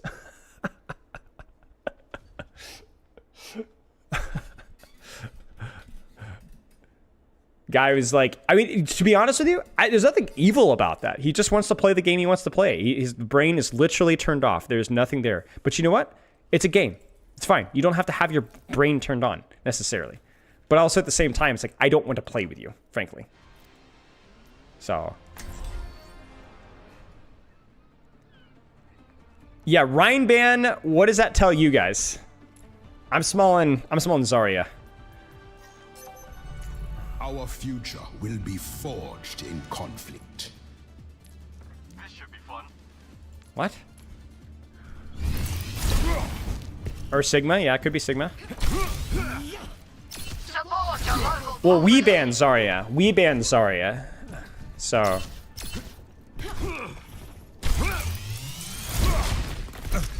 No, they're playing today. I need the upstairs stream title. Remind me in a second. And remember, no backseating, especially with this, because I'm just Bing chilling. I don't know why enemy DPS would ban Ryan. I don't think there's any particular DPS that struggles too much with Ryan. 5, 4, 3, 2, 1. Attackers in. Actually, I've not even thought about how to position it, but I don't care. Stop the pain. Yeah, there's the Sigma. You're right. I see one. Oh, I got my back stuck in the railing.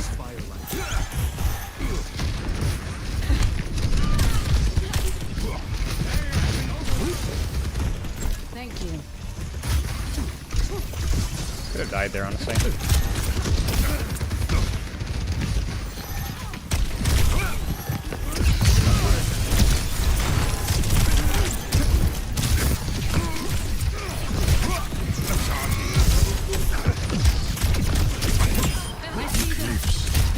A challenge. Ah.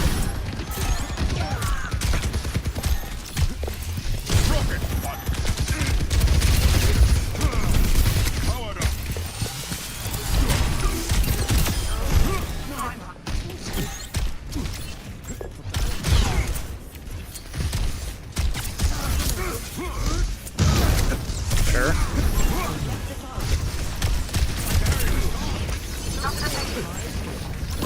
Tango spotted.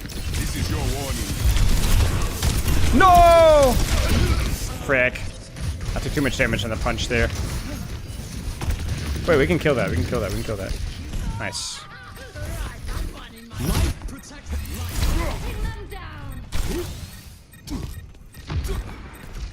I see one. Over here. Rocket one. Face me.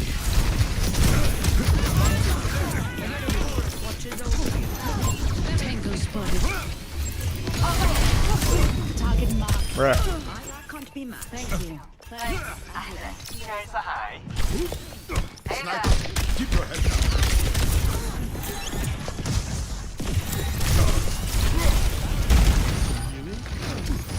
Personne n'échappe à mon regard. Well done. Frick.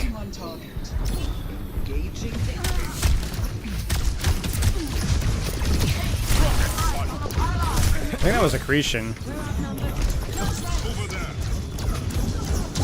mess with the best. Hunting them down. Over there.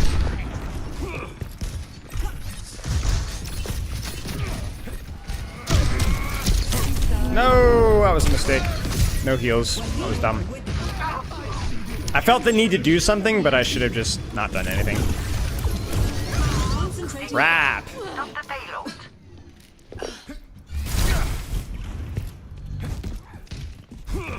Taking damage. 60 seconds. Okay.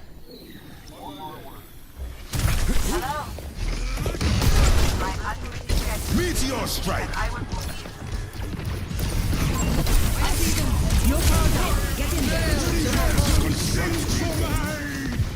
Tango spotted.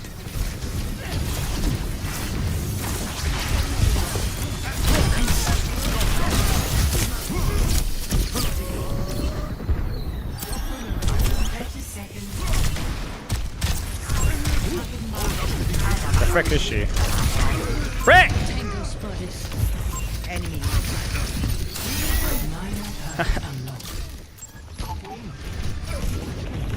What are these Anas doing, man? Both these Anas are taking so much space. I actually kind of love it, honestly. 10 seconds. Let's go. Stand strong a little longer.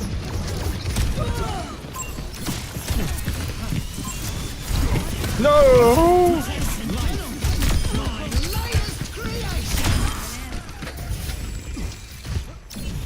Damn.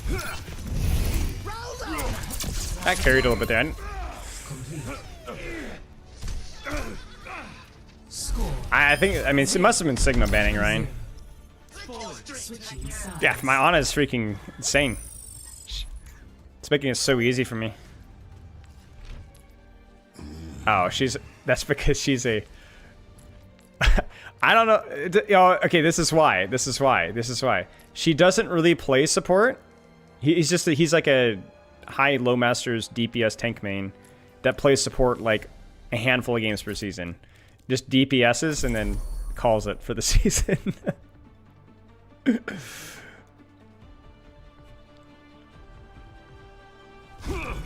Our future will be forged in. So I don't know if they're actually Diamond 3 or if they just... It doesn't look like they really play support, so I might be getting a little luckier. See us apart.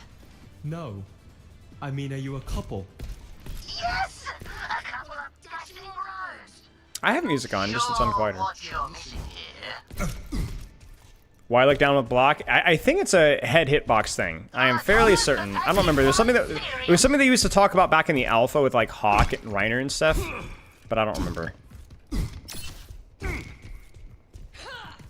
That's nice of you, Jolly Yeah. But it's been around since forever. 5, 4, 3, I'm on the wrong side. I should be going across the screen, Over here. I think. escort the payload. The payload is advancing, as it should.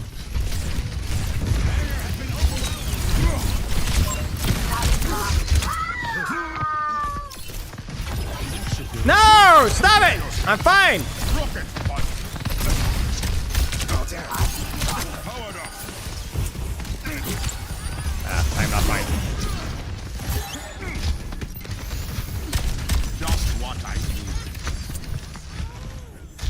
to leave card here.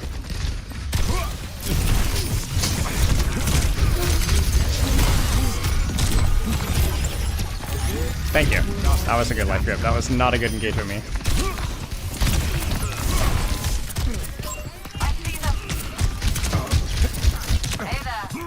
I'm just completely trolling right now, I'm not gonna lie.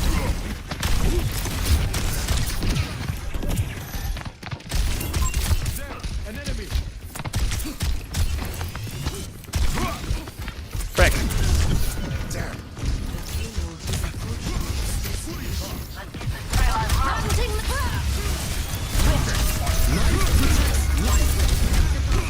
Hunter here.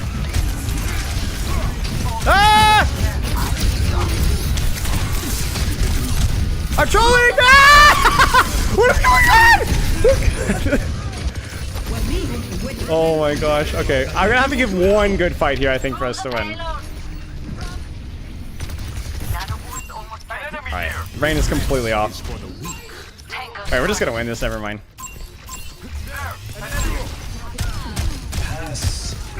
Maybe not.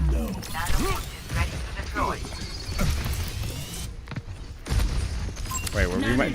I knew he was gonna do it. I knew he was gonna do it.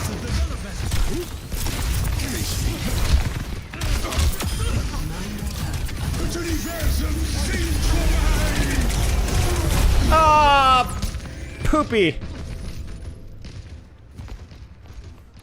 I knew he was gonna nano her too. I knew it, or she was gonna nano him. I knew it. I was like, all right, you better be ready. She's gonna do it. Frick. There's nothing sadder than a stalled payload. My ultimate is ready. For real? Wow. Okay, thank you. Just keep that coming.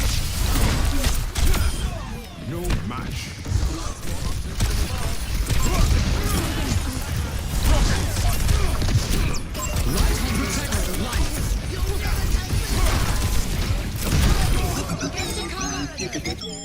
Okay. Wasn't full lock-in was not required. Let's just put it that way. Oh jeez. What is that? Oh man.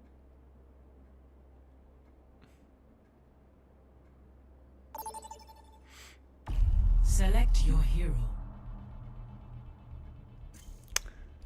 I would prefer DOOMFIST team. Hidden Doom Prodigy. Yes, very hidden.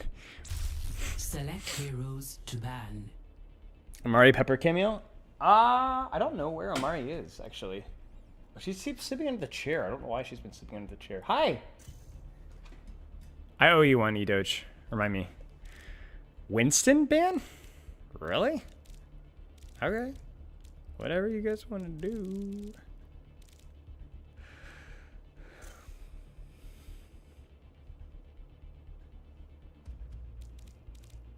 I don't really care. Whatever team wins ban.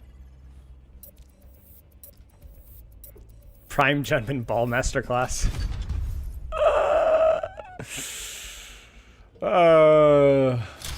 My problem with DOOMFIST is I absolutely, when I'm playing DOOMFIST, because I don't take him quite as seriously, I got that quaked gene, you know? If I see something in the sky and I have slam and punch, I'm gonna punch it. I'm gonna try, you know? So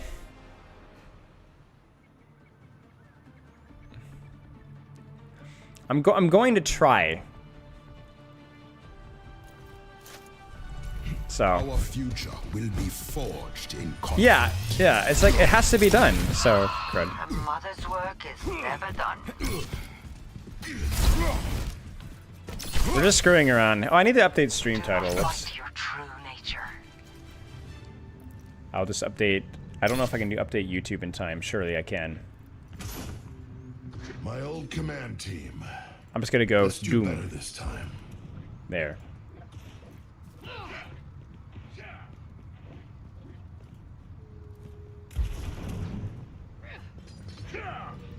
Okay. 5, 4, 3, 2, 1. Doom! Attackers incoming. Defend objective. I'm all smiles now. Just wait.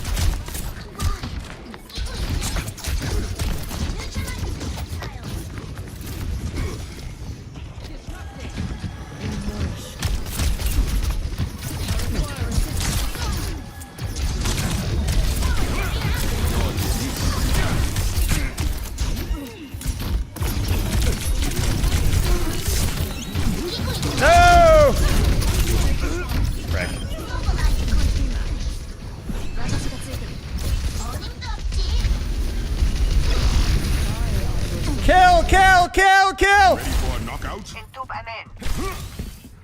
Frick. Yes, doom trolling.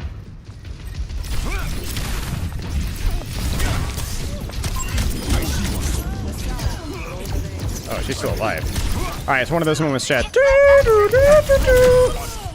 that was not nearly as hard as I thought it would be. Oh well.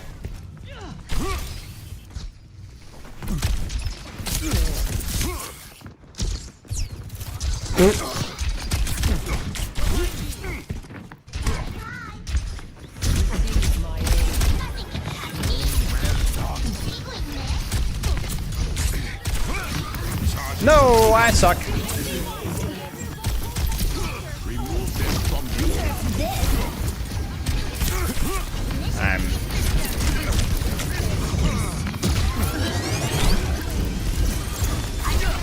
No!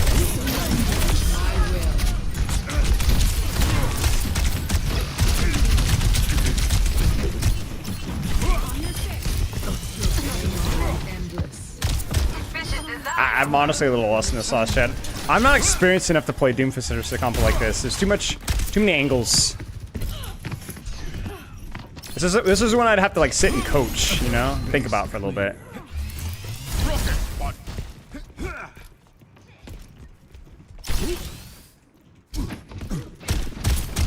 Okay, now they're gonna try the opposite high ground, which is much more convenient because I can just off angle from here.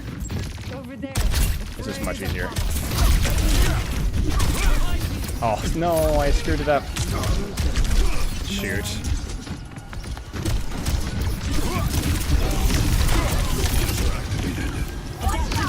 Engage. It's go time. Frick!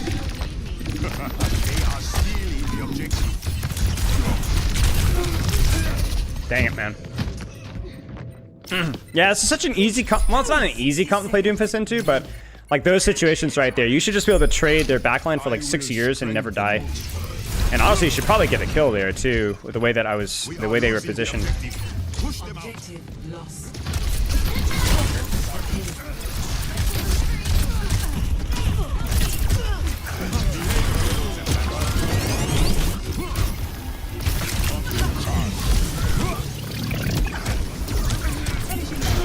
Meteor strike.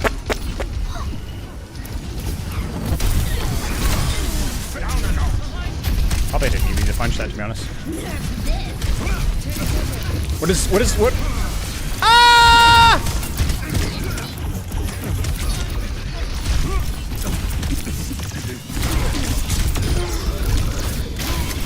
Oh, I wanted it. I wanted it. I need to stop charging my punches so much. We must get them off the payload. Every plan must evolve. Over here. Ah!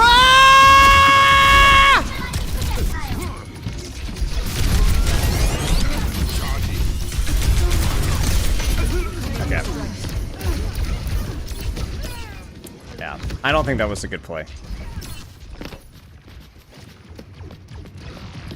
The payload has reached the checkpoint. Stall that payload or else. Nice, Moira, I say. Enemy. Cannot escape me.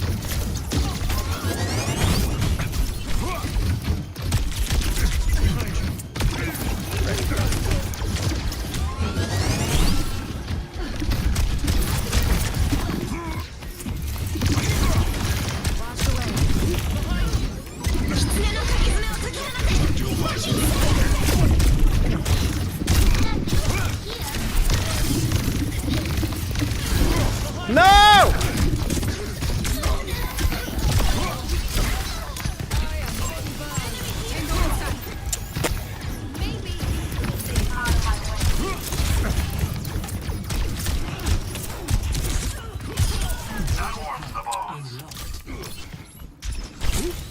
Where are we playing? Not forward, doesn't look like. Okay. Enemy over here.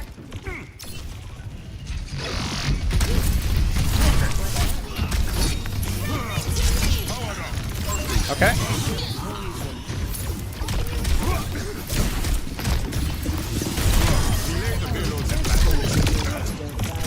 My ultimate's almost ready.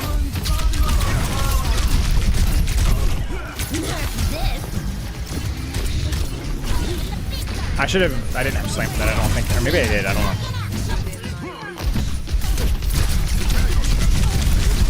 know. No.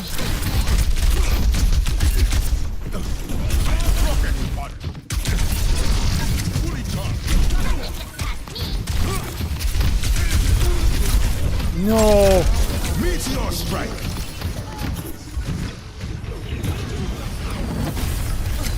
Adaptive circuits engaged. Soldier 76. No! Frick!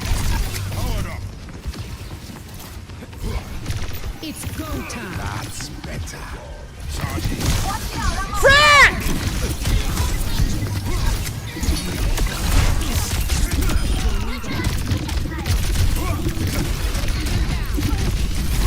No! No.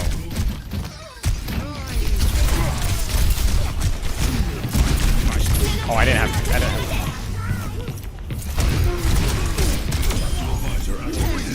Cool to defy. Delay the payload's advancement.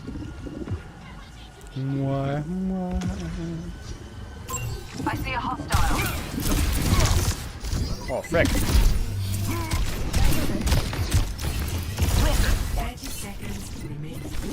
Surrender to my will. I don't love that, but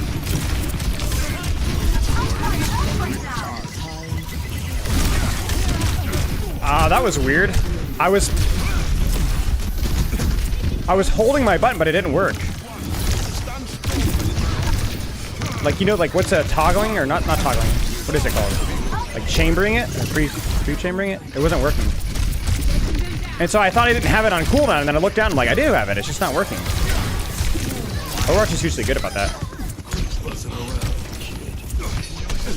Hey, Lukey, go. What's up, man? Thanks for the raid, dude. I didn't even hear the raid queue. There's too much going on. 2-2. Hey, Kyle. Switching sides. You know, Kyle, I did a double take. I thought I saw you in chat earlier. And then I was like, oh, it's not Kyle. And I was like, oh, thank goodness. But I hope you're doing well, mate. I'm missing so many punches. Thank you, Lukey Goo. I appreciate it. You see yourself out? No, please don't. Please don't. Well, actually, I don't know how much ad revenue happens with YouTube, so depending on how much it is, you're allowed to stay. It's going fine. We're just chilling. We're not doing anything super serious right now. Our future will be forged in conflict. All right. Get some rest, man. Hope you're doing well. You too, mate. Get coached on. Raspberry isn't a berry, it's an aggregate fruit. Actually. I'm sorry. Here's your prime. No, you get nothing. More field research. Very longer. Grand.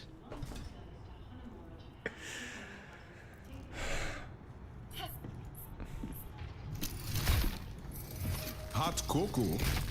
Fine. I'll have some. That's why I look like Kyrell. 4, 3, Oh! 1. Actual prime. Thank you for the 3 months.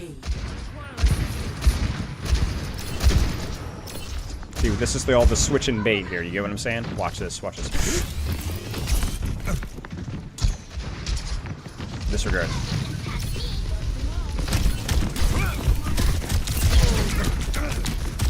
Prepare yourself. Frick! My Chungus life!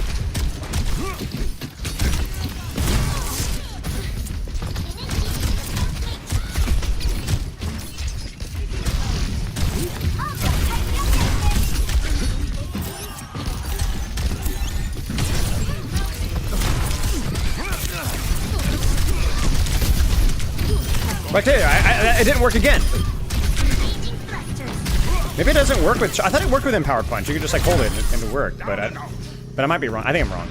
That must have been it because that was the same situation as last time. It didn't work.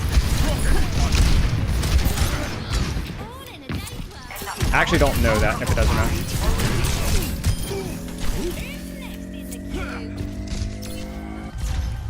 Objective A captured. Escort the payload. Like, if I build empowered punch and I'm holding right click as I'm building my punch, it doesn't go off automatically. You have to re-input it again.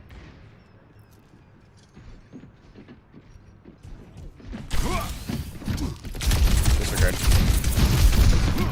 Sojourn en route.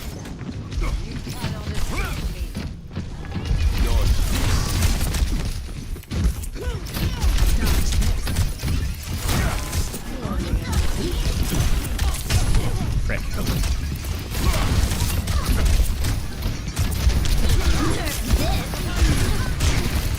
No!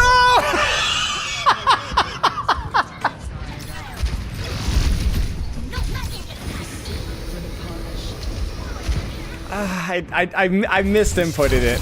Crush them. Dang it, dude.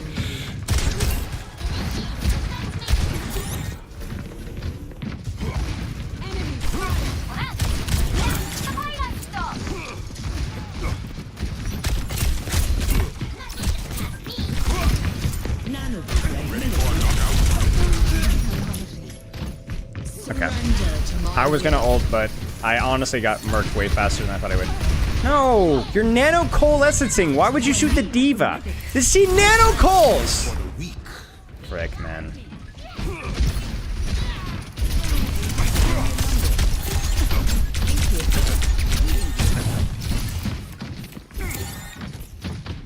Frick, man. Hey, it's Kiriko.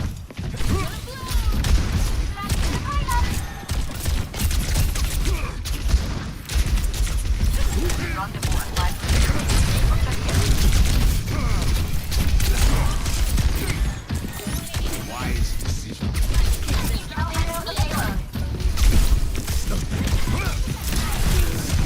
Meteor strike. Make him think about it. Pulse bomb, Doomfist ult combo.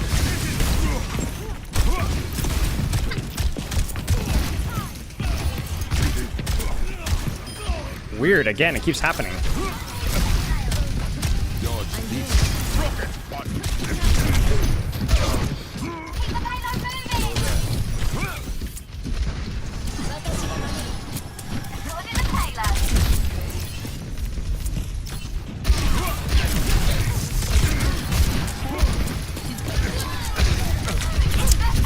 Ready for a knockout? The odds are against us.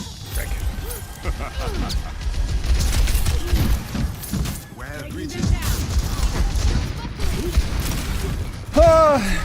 Open fire.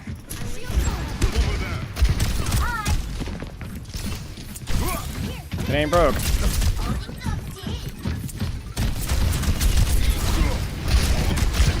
Bruh!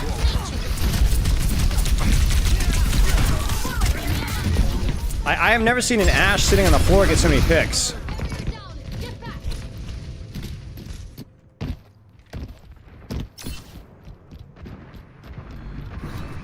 Is it losable? Yeah, I mean, absolutely. I don't die that easily. Payload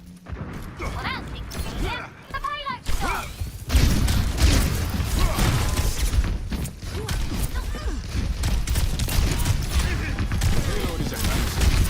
As it should.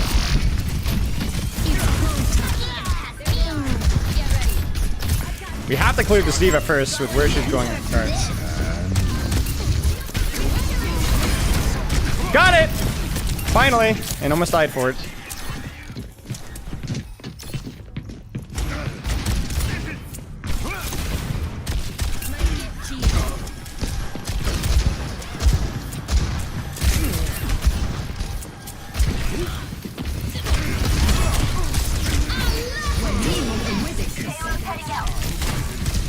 Goodbye.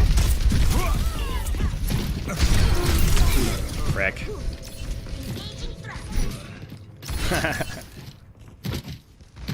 I will strengthen this world. We just haven't had an ult cycle, to be honest with you. We had one ult cycle and we whiffed all of our ults. And then now we're swapping in.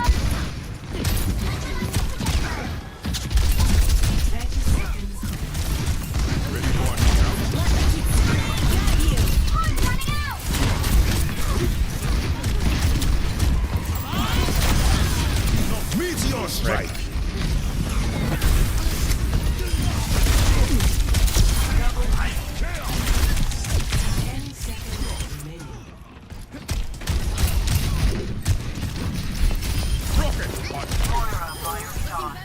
Nice.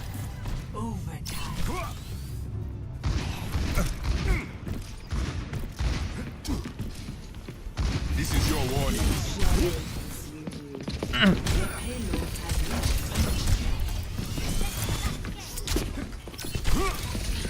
The payload.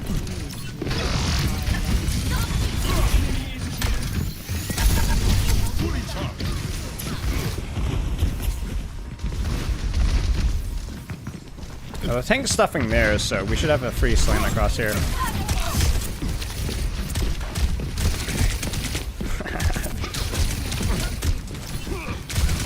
Wait, what? What is he doing? Okay, I guess it works. Frick, dude. What just happened?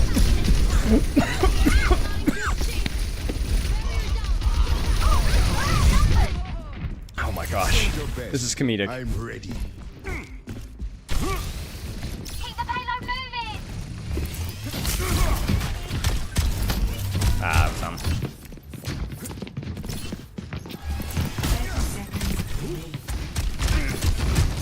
There is no more time. Seize the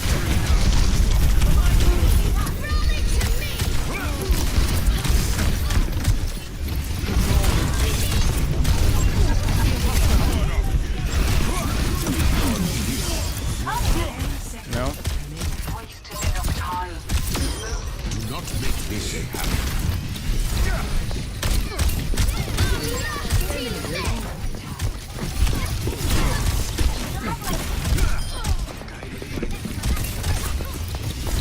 No! Face my burning fist.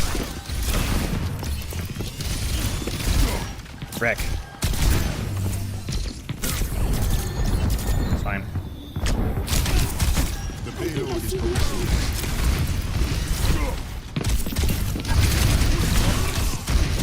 Meteor strike.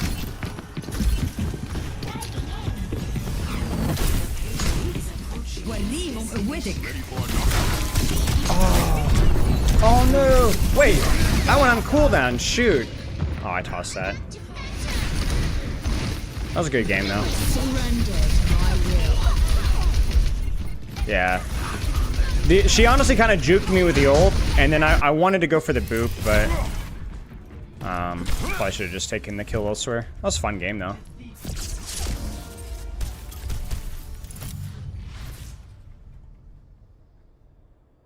What rank is the longest matches on average? Probably bronze. But honestly, I'm not too sure. I think bronze players have a really... I've seen a lot of really long, drawn-out fights in lower ranks. Where's that black bar? You gotta slow down. Thank you. I will promptly, completely disregard your advice. Purposefully. Choose heroes. We'll go faster. to ban.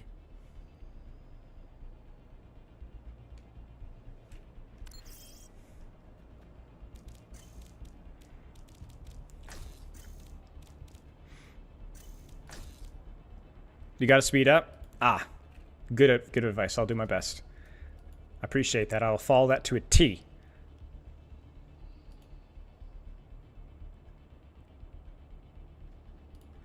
The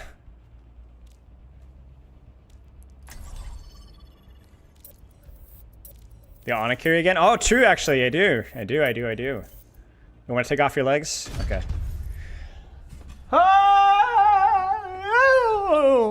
My tempo is too slow or too fast? It's a flawed question. I gotta open the curtain here. Get a little bit of daylight in here before I have to... What skin should I use, guys? Avatar is okay.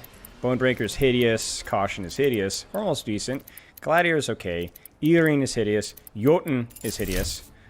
Karate is funny. Norse is whatever. Spirit. Ah, okay. Our future will be forged in conflict. Holy frick! This is Platinum 2 to Masters 5. The frick? You mean the $1 million wires I forward to wildlife charities? Ay, come on. You've got to have some dirt on you. Only when I'm gardening, I fear. 5, 4, 3, 2, 1. Round 1. Capture the objective.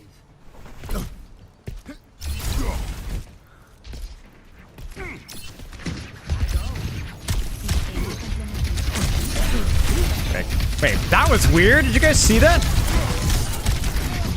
What the frick was that? It went off after. I was no longer pressing the button. I swear. Holy crap, dude.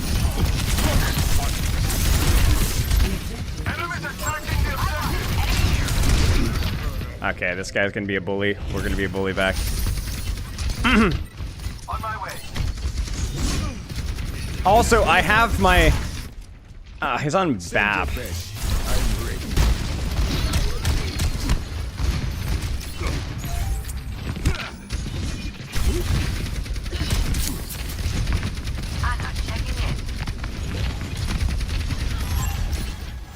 Okay.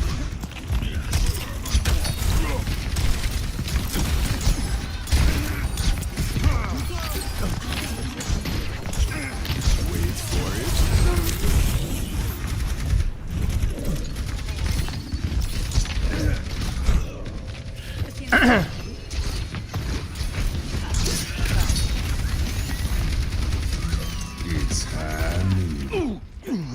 I rise again.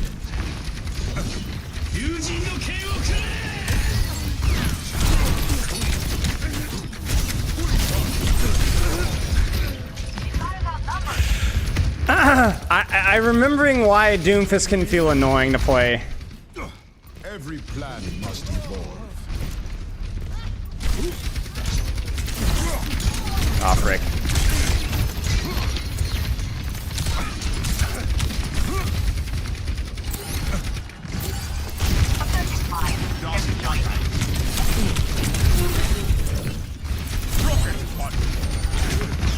Dude, I cannot stop taking damage. I'm like main charactering so hard right now.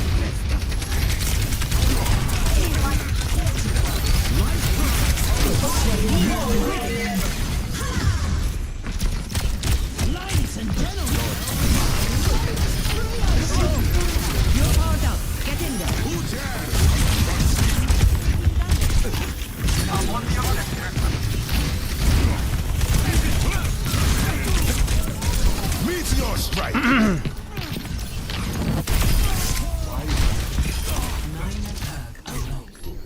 Oh my gosh.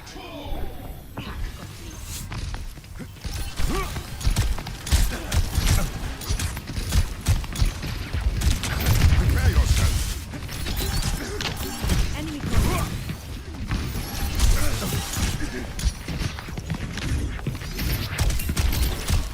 Fall back.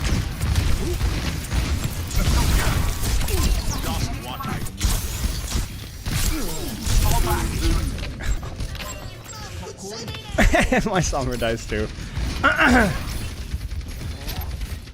Yeah. Stop them. Face me. EMP charge.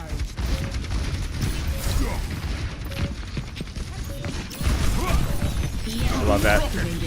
I am on the objective. Report here now.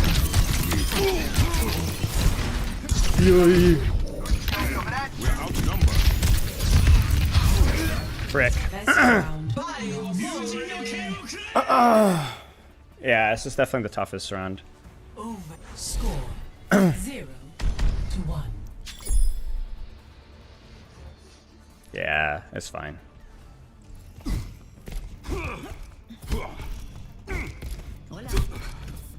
It's so hard to tell Winnable, right yeah. from wrong. If only I had someone to give me guidance. Well, the problem is that Lifeweaver with this composition doesn't make any sense at all unless he's tanking for me. Because there's no pull. I die or I don't. You know what I'm saying? Like, who is he gonna pull here? 5, 4, I need something to like, go in and capitalize off the damage I'm taking. Or at least apply some sort of frontline pressure. objective. It'd be better if I was on like Ryan or something.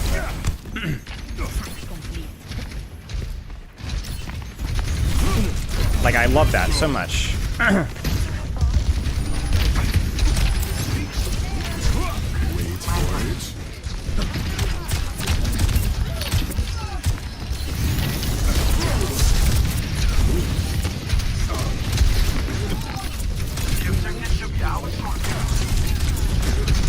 Frick.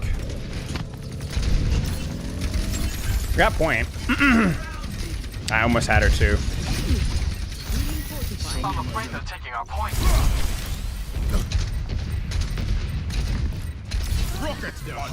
They're on. We're on. They're on. We have nothing to deal with anything right now. We're being like straight up counter comp right now. I'm being counter swapped. My Junkrat is counter swapped.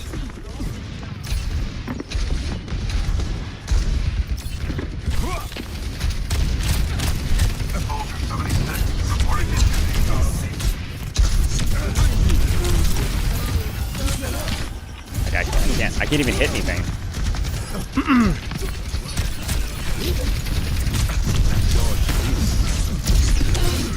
Frick, dude. This game is cooked.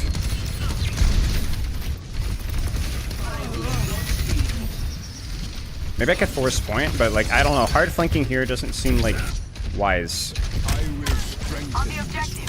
What are you doing? That's more for my Sombra, I think, buddy.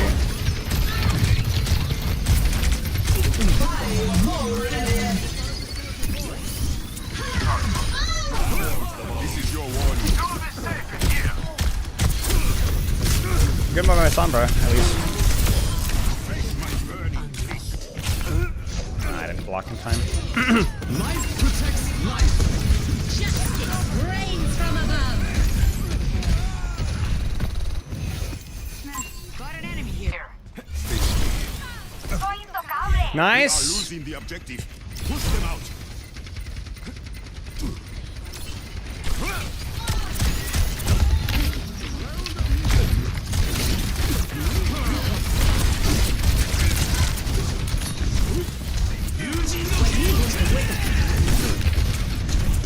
Like. Remove them from the objective.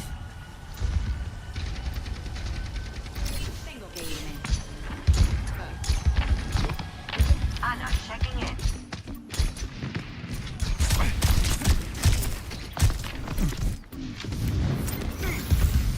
Much better. Prepare yourself. Meteor strike. Like, look at that. EMP activated. You are a disgrace.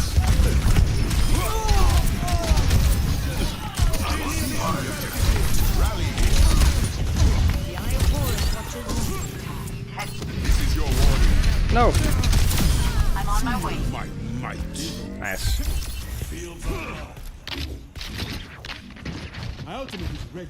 Oh no, did I get the slam perk? Oh no. I didn't even see that the perk was unlocked. Like straight up. I did not see that the perk was unlocked. I must have fat fingered it or done it like autopilot. No, there's no reason why.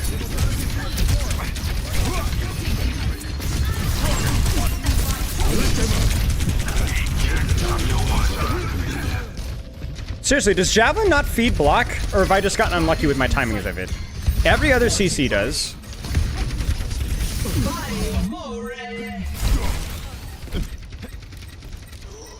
It doesn't? Why? For it.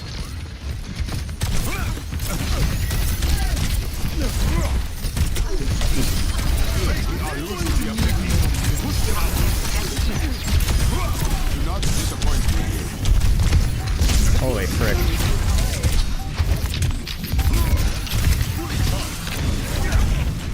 Justice reigns from above. They didn't make the cut. Round 2. It should. Rock does. Every CC does, I'm pretty sure. What else feeds punch? That's a CC. Hinder does? Well, no, I know Javelin doesn't by itself. I know that. It doesn't do enough damage. I know that. But, like, if it breaks the threshold is my question. Remember the Vykovsky King. Rock does? 300 meters downrange. You fired So you're saying once, if Javelin doesn't meet the threshold, it doesn't cancel it? That's not the word I would choose. ¿Qué onda?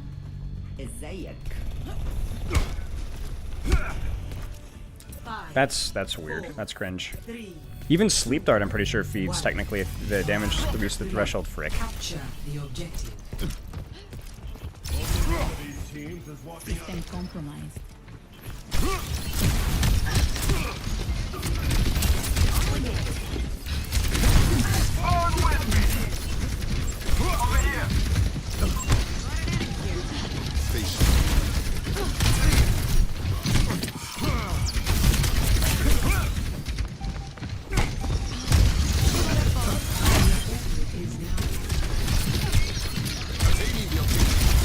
I'm just making sure we're winning this one before we cap. What's up, Rag? No, this isn't New Masters. We're just kind of trolling right now. Dummy? Thank you for the sub. Sorry. We're in Diva now, okay.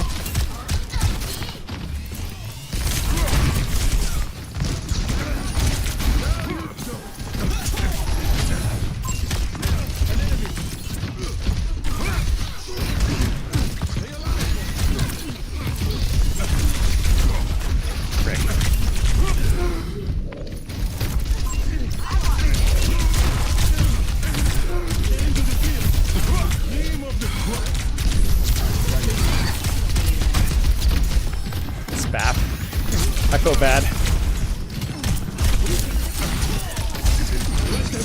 Do you see what I'm doing right now? Like, I am the biggest main character right now.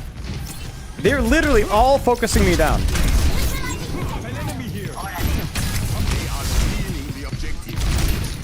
Look at this!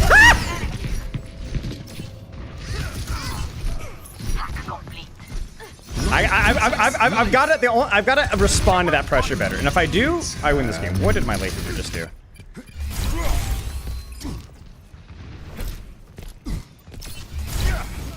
My ultimate is charging. Watch here. On my way.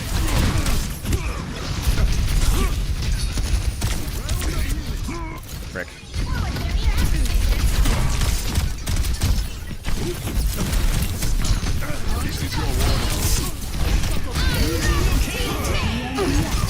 Oh, I don't know if I can do anything with that. No, I can't.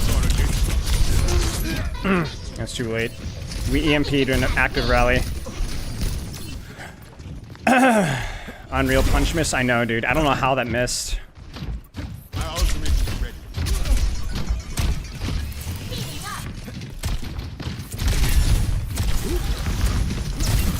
Meteor strike.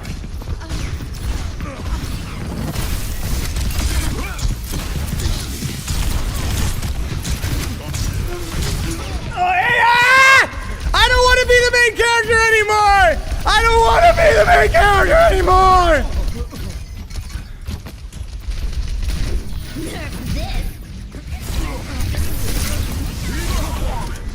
Are you freaking me? Was good. Ready for a knockout? Catch you later.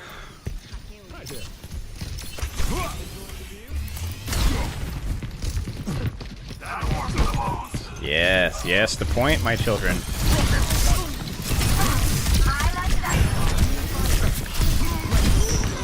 Oh, she lost it, she lost it, she lost it. No, no, no.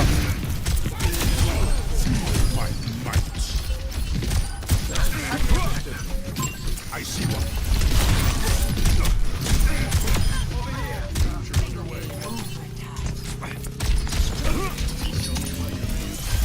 Wait, what the frick? Wait, he went in. Remove them from the objective. No. My team, no, my team, no. No, my team.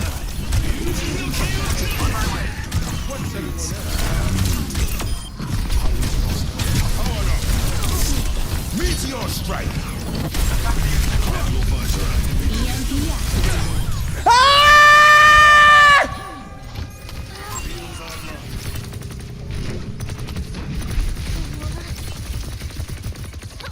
Why not join me on the objective?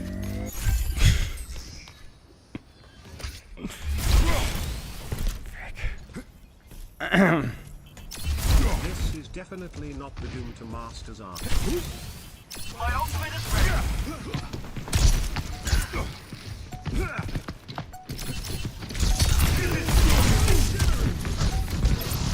Wait, Brick, she's throwing. I cancel too soon. Why do we wait the tree? I hate you, Anakin. I don't. Never mind. That's the wrong way. It's Obi-Wan. Whoops. Frick, dude. I don't know what's wrong. Nerf this. The tree is fallen. Take Frick care. me, man. Defeat. That's still fun, I guess. I think the most annoying thing. Here's the most annoying thing. It's not a problem with Freya as much.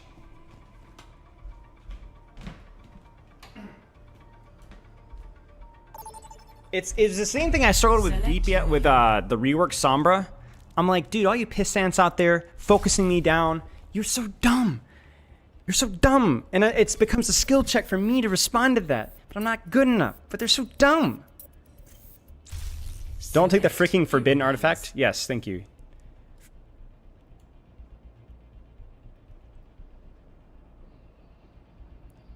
Bait, Genji Twitter bait. I don't know what you're talking about.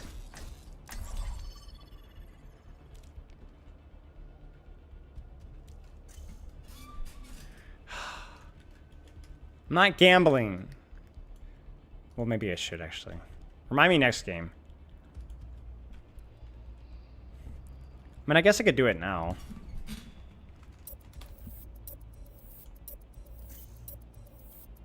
Frick, there's a lot of...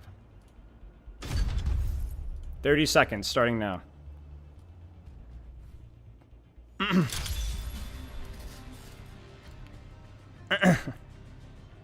Frick.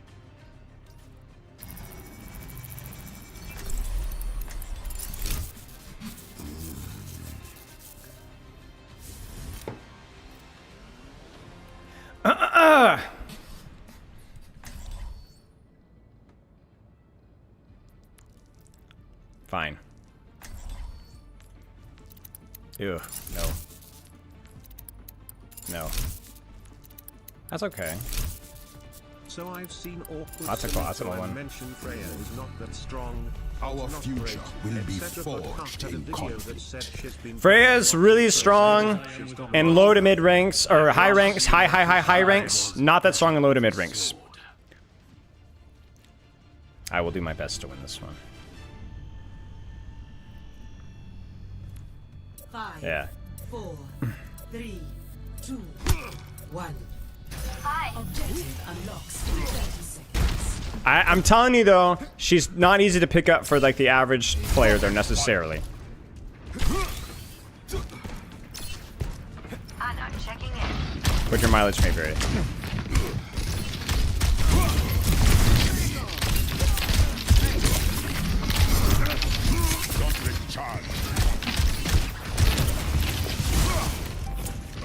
I'm gonna become a monk.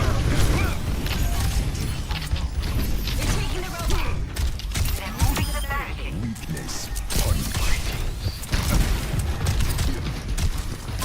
I'm on target. For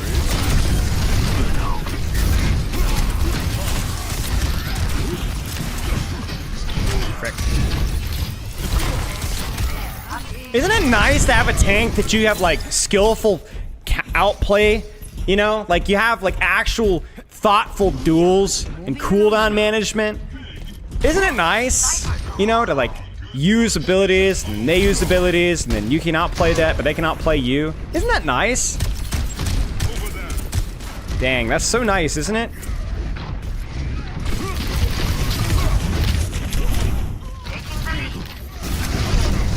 Isn't it nice where I know that he can do that, and so I have to play around that, and then I die anyway? I like that, honestly.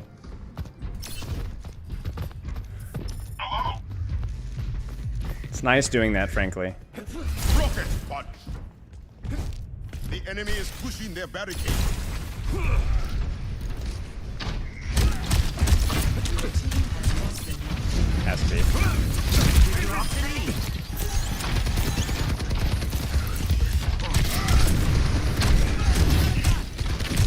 What is this fricker doing? Ah! Ah! Hit me!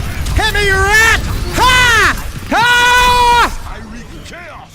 Destroyed. Go here. Easiest. Rocket punch.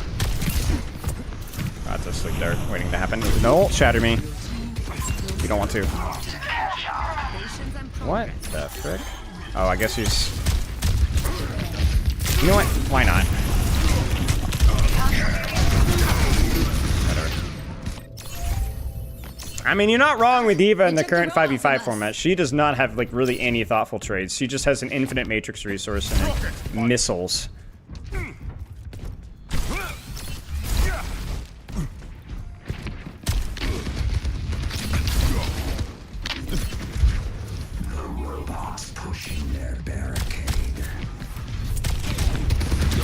Come on, you rat. Run, run, run. Meteor strike.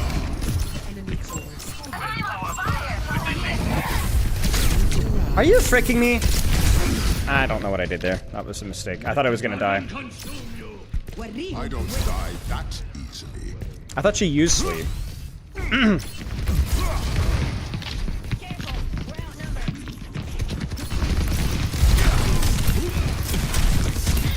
Let's put a stop to that. Guide you. You're powered up. Get in there. We have the robot. Staggered. Staggered, just like we drew it up. Watch this, ready? I feel all warm inside. Move that box. Face me. Just.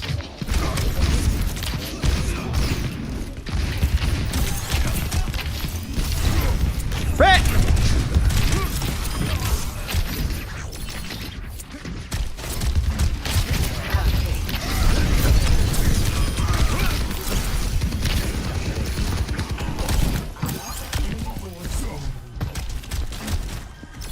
Wait, you can't do that! You can't do that! You can't do that! You know, I literally, the last time I tried that, it doesn't work. Since when? Literally 2 weeks ago. You can only go back. Oh, okay, so you can go back, but you can't go forward. Break my fungus. Take back the robot. He's gonna shatter me. I can just freaking smell it. Frick, frick, frick, frick, frick, frick, frick, frick, frick, frick. Frick. I didn't know you could go back. I thought you couldn't do it at all.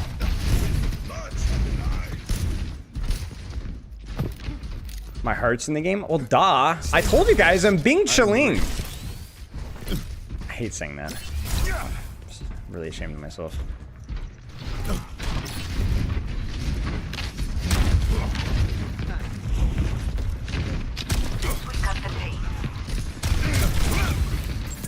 Over here. Can a man flip farm in peace?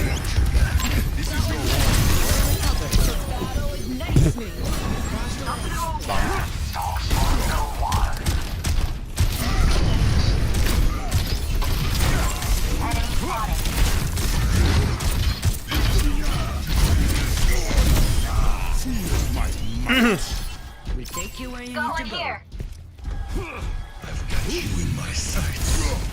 Let the dragon consume you. I've got freaking dive Hanzo on my team.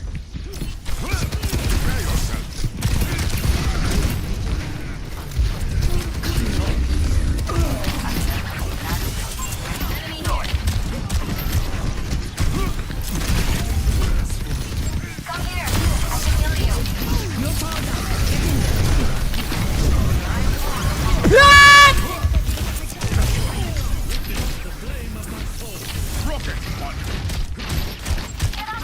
I didn't hit.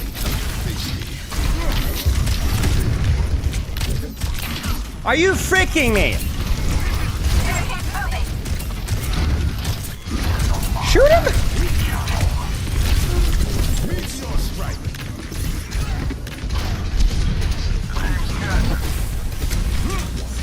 Ah! No. That doesn't end. Let the kitsune guide you. Wait. I'll gift a sub for every punch you land while streaming? Hey, you don't need to gift me a sub. I'll do it for free. Don't let him get away. I'll land a lot of punches. You just wait. Only the most punches will I land. A sleep dart.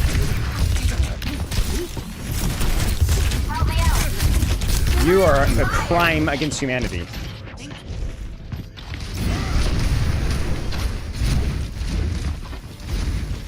I'm really feeling the heat. Prepare yourself. Enemy here. We've got the robot. Let's move. Rocket punch. Over there. 2 minutes.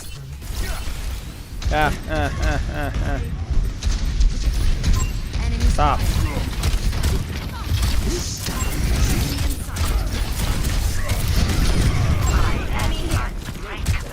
Pushing the barricade. Let's keep it up. Powered up. Let's kick this off. Behind you. Okay, let's not kick this off. Let's back this up. Let's scoot the booty cheeks backwards, please. Keep pushing. Reverse booty cheek. Frick. Step right up.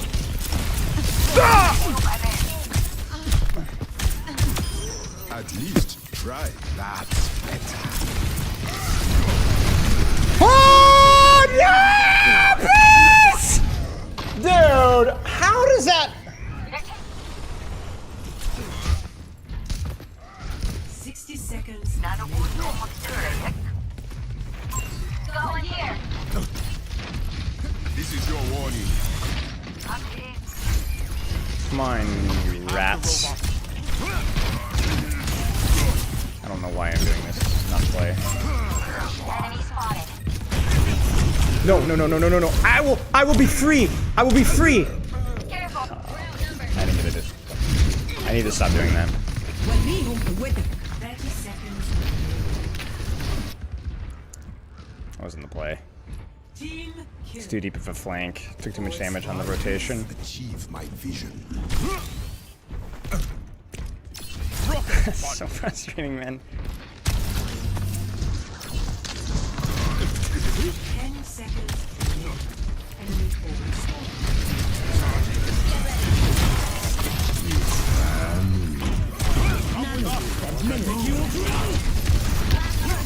Make it count. Go! Ah!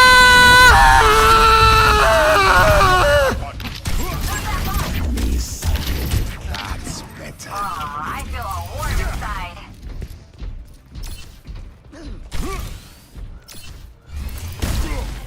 Enemy forward spawn room deactivated.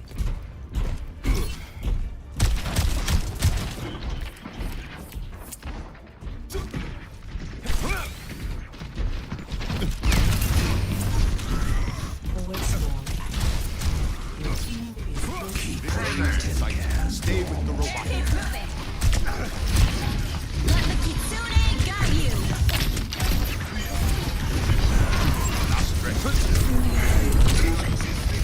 They got us outnumbered. We didn't use our nano. Or no, she just died. No, I'm just bad. That's so depressing, dude. Why did I punch there, bro? Why did I punch there? What was the plan? Send your best. That's not good.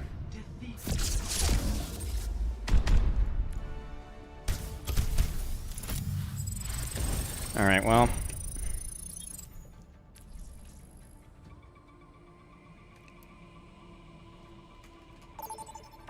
Oh, these views are fast. I like this. Ilios again? Okay. Oh yeah, prediction here.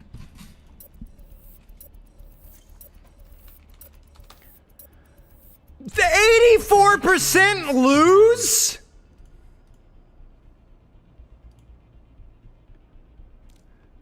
Guys.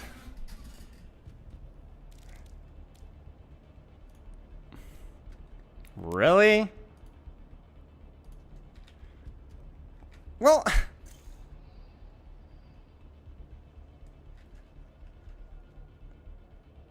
I mean,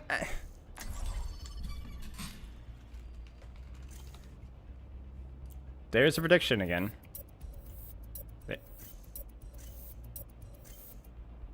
There. 30 seconds.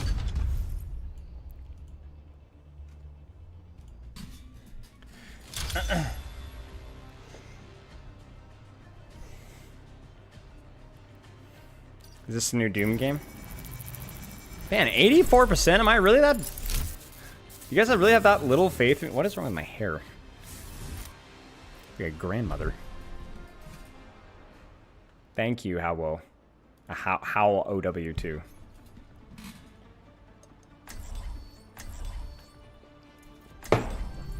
Our future will be forged in conflict. Seeking progress by sowing chaos is like planting a tree in a volcano. Exactly.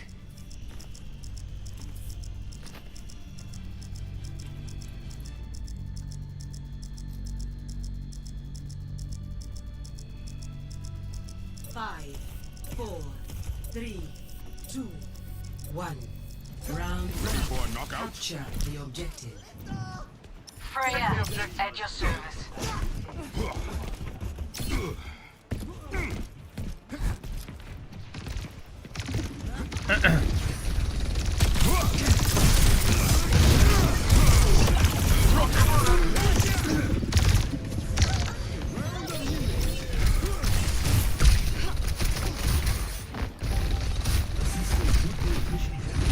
The objective. We need to clear them off the point.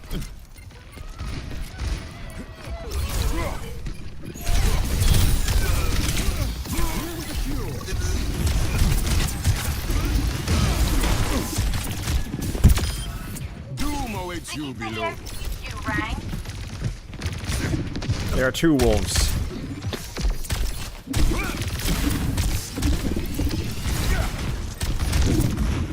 Medics on the objective. Just saying. Over there.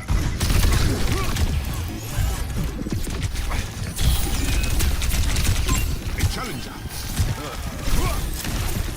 Dodge this.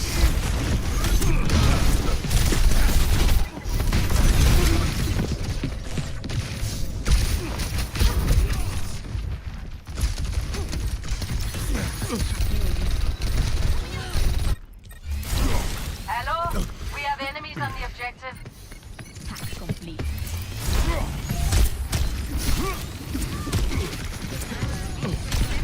This is your warning.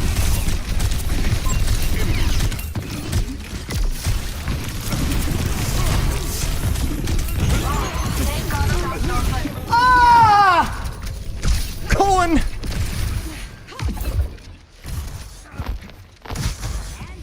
They're all 1 HP, man. Rocket punch.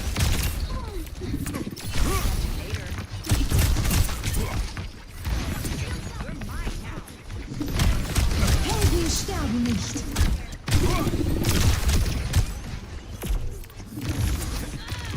Ready for a knockout? Oh, are you freaking me? Meteor strike. Hunting them down. Spit. Hello? Is this what it feels like to play Doomfist? Is this what it feels like? Is this the experience right here? Going, how did that happen? Over and over and over again? Ha! You will die! No, I will die. Holy frick. Like, legitimately phased right through the Juno.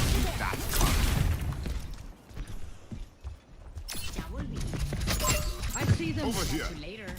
Over here. You saw that. I went right through her.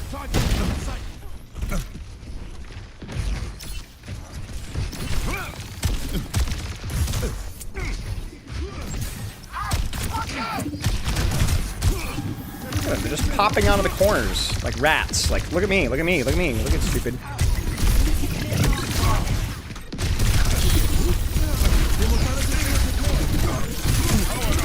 I love that. I love that. I just hate my life. Okay, thank you. I was like, there's no way they get away with that. Like, you saw that. They just vomited everything on me. So, nice job, Freya. Nice job, Junkrat, and everybody else. Hunting them down. Keep streaming when you punched. It worked. Someone's gonna touch left side, I think.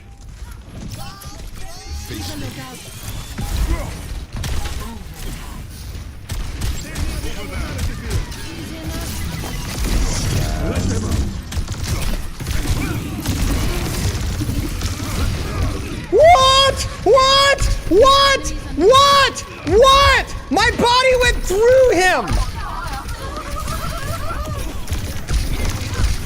I'm at 1 centimeter, and I released the punch. Did you see that? This is a joke. I'm 2-5. 2-5.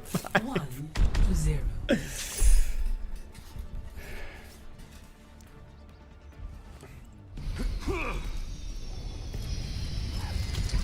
Dude, did you not see that? Don't be afraid to I'm like here, and I let go, and nothing happens. Crazy, man. Hello. Every battle makes All right, roll out time. Let's go. All have a price. Maybe this is the one right here. 5, Bambolina, thank you for the raid. Hope you had a good stream. 1. Round 2. Capture the objective. Not the best, but it'll do. Wait, my latency! My latency, I'm floating! I'm floating! What is going on? Oh no, is it the time of night again? Bro, why does my internet do this? Wait. The voices.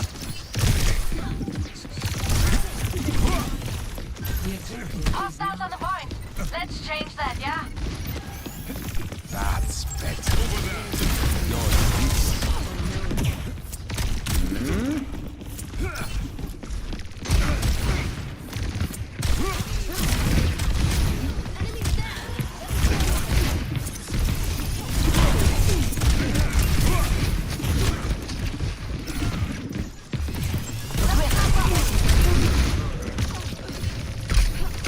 How are we losing this?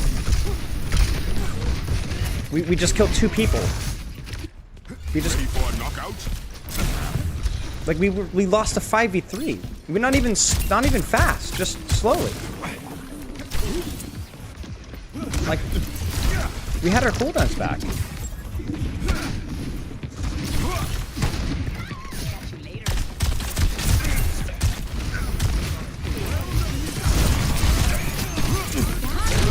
I'm going to commit a war crime. I'm going to do one right now on stream.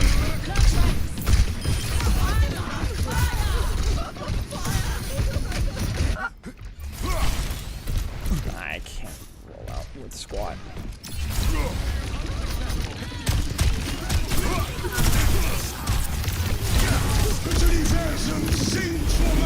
Crap.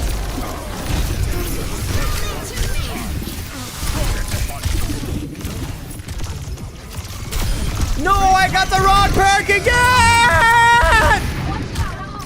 Wait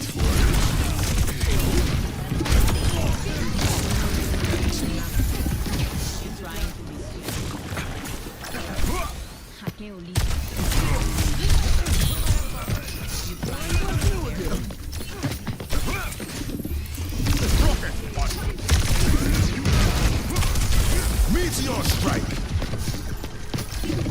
Let them up.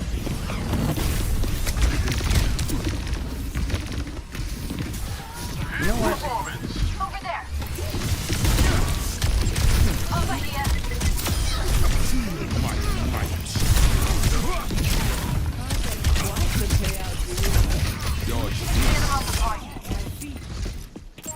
Over there. Over there. Tango spotted.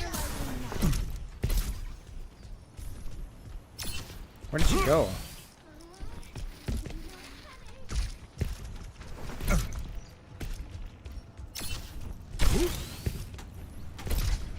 I shouldn't be spending this much time looking around, to be honest.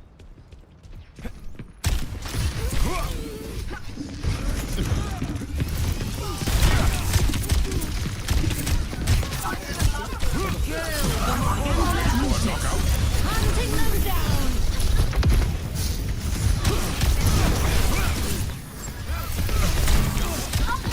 I see one.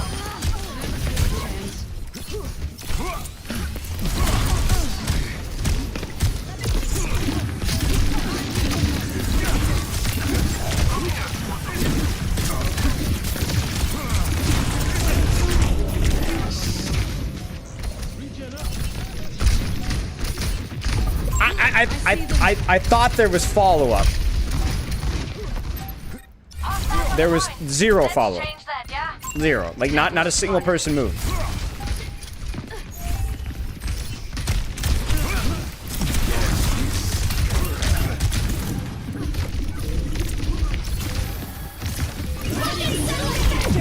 Oh!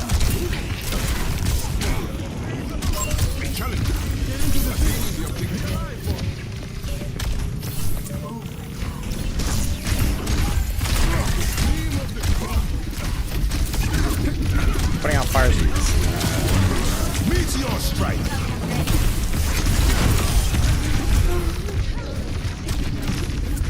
I'll keep this fire burning. Lost. Much better. 1-1.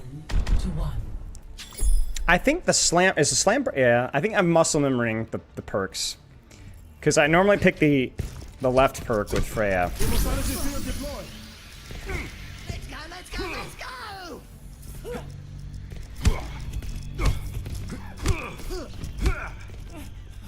Hey.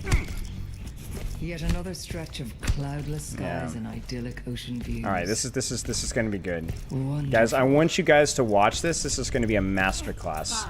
We're actually going to lock in for like one fight here, just one though. Okay. We're Ready for a knockout? hang on. We're committing to the bit. Hang tight. Doesn't have to be anything fancy either, you know? Just maybe just good cooldown trades, you know what I'm saying? You know what's frick the police, I'm going in hard.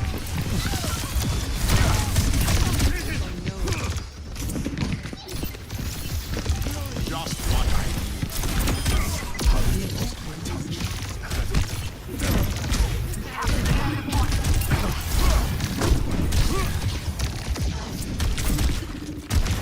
I am on the objective. Report here now.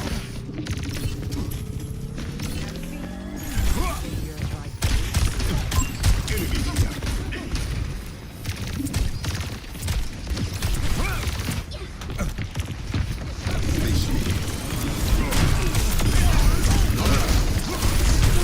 Ah!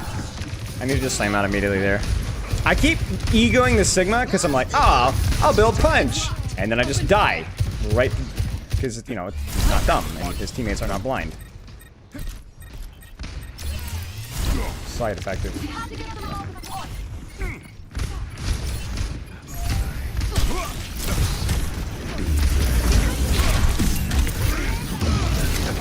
That's fine. I'm okay with where I got slammed there, or rocked.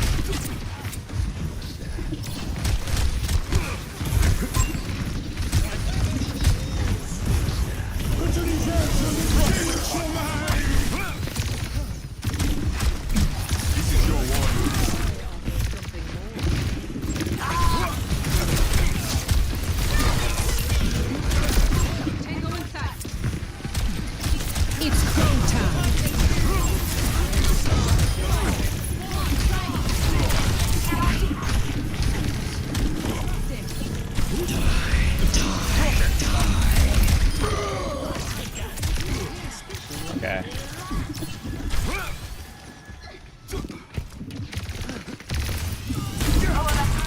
Oh no, I made a huge mistake.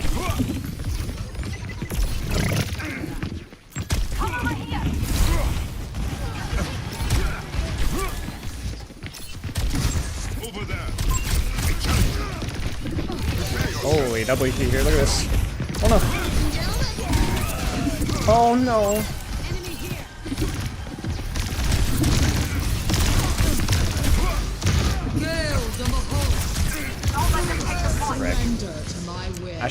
that. Felt like I wasn't sure it was winnable anymore after the coal in my junks was dead. Oh, hey, Hawk.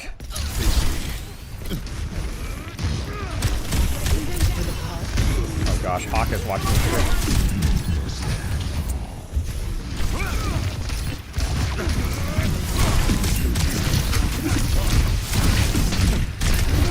Meteor strike.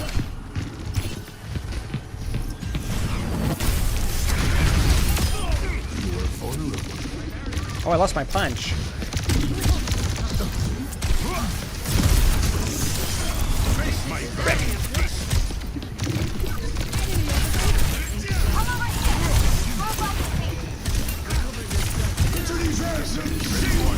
Oh no. Oh no, a pixel. No, stop dumping into the Sigma ship. There we go.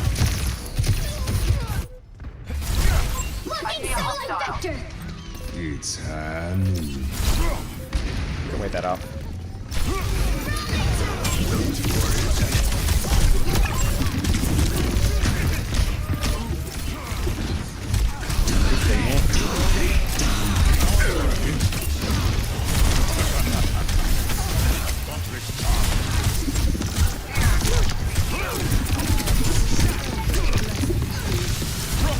Wreck.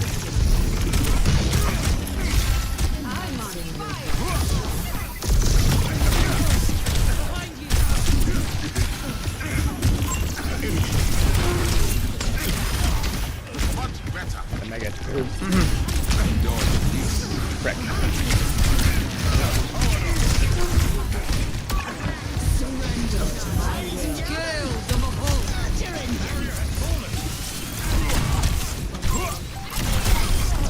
My burning fist.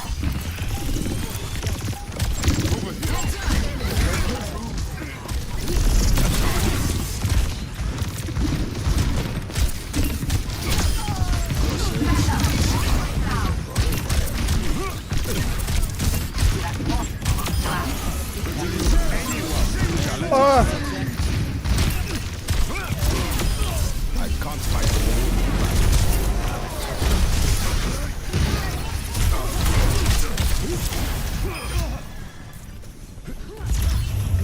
I mean, I don't know, dude. Yeah. Yeah. Well, yeah. It wasn't really a good composition to do silly things on. It was mostly just resource trades, and I focused Sigma too much and then missed most of my cooldown trades on him too. No, I mean, like you're just gauging my effort here. That's mostly it. Like, I'm not gonna lie to you and say that I'm a good Doomfist, but choose hero battles. I don't. That's why I don't want to do Preds, because I'm not like, yeah.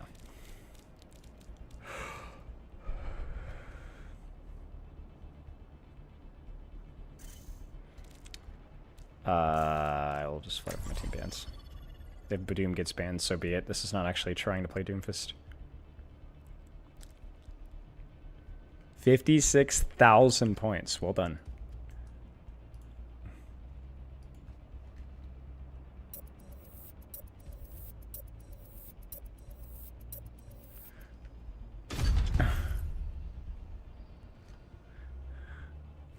$63. Who has the most channel points in chat? Does anyone have more than 63?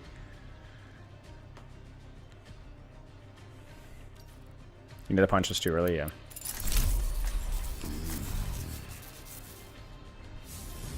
$190,000 poke. That's crazy. 265 Tetris? What? I mean, you guys have been here the longest, which makes sense. 990. Welcome for. Thank you for the follow, Mars. You have 5 U2 crumbs? Oh, okay. Good for you, man. Our future will be forged in conflict. Enjoy your crumbs. Watch your flanks. I might try something.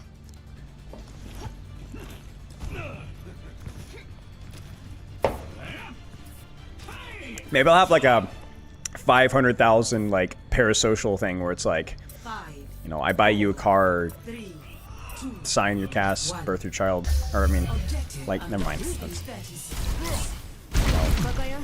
$100 cash, personalized signed letter. I think we play point here. Shorter round fingers. Hello. Hi. Hello.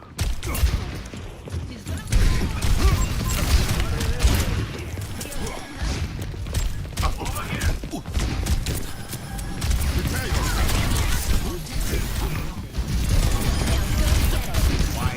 Bit risky, but I played the corner okay.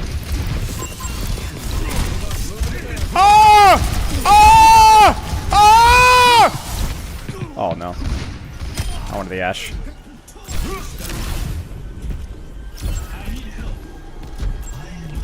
A 2007 Honda Accord, good choice. Our robot's in the lead. Ah, frick. Oh, she's up in the high ground. Didn't work. She didn't feed.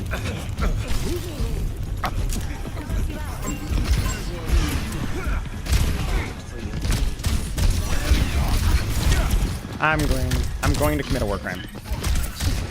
That's working. It worked. We're good.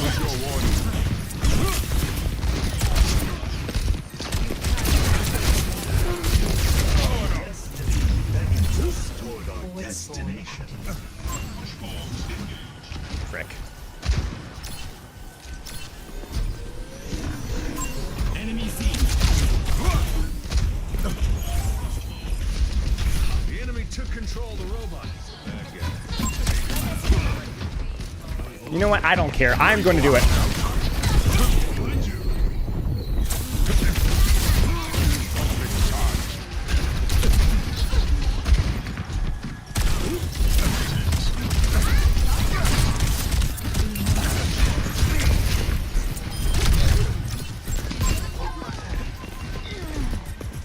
Oh, Lindsay!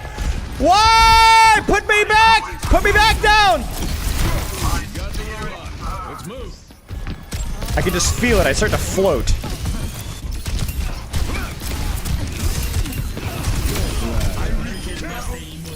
I don't want to use it. Wait, it went away. I thought I had it.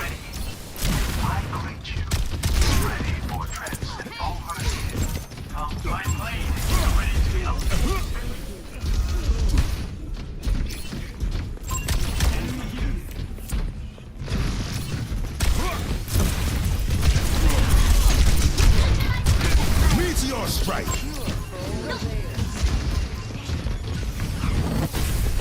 Behind you. Enemy here. With it.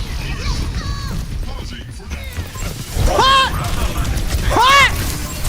What? Nothing. Yo, she used bomb. Nice. It's ready. I will strengthen. My blade is ready to be unleashed. Hello.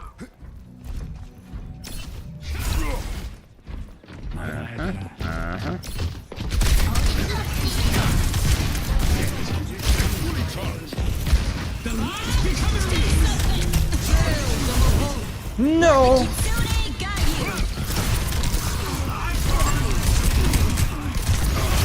Oh, oh, oh! I love that. I love this punching and the shooting and. Okay, wait, I don't love that. Your time has run out.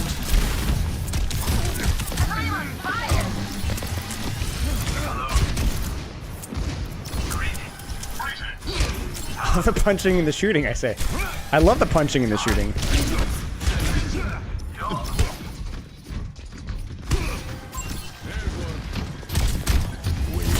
What is this Steve doing?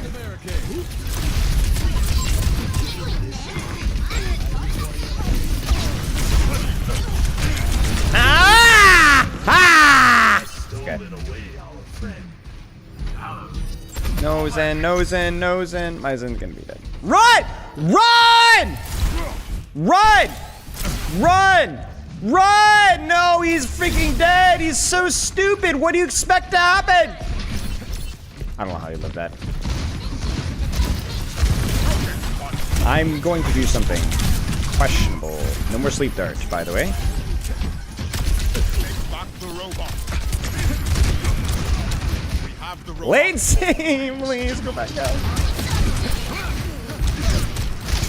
Ah, frick. Haha! Rat.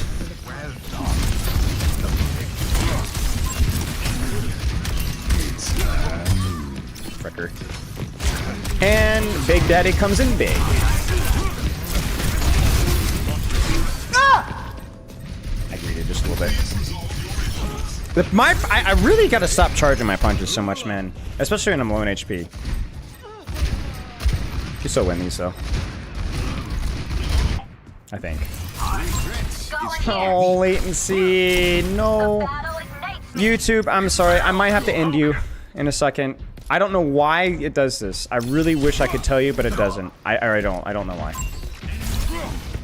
I have the...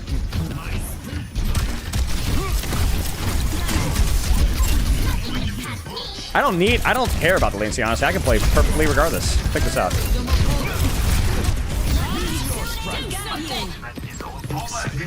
I like this position better.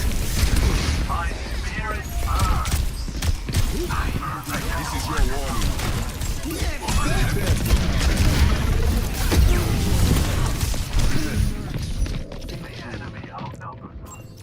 In my suffering. Oh, if it happens one more time, I'm ending it. If it happens one more time, I'm gonna end it. It's always at the same time every night, too. I should call. It's the same time every night.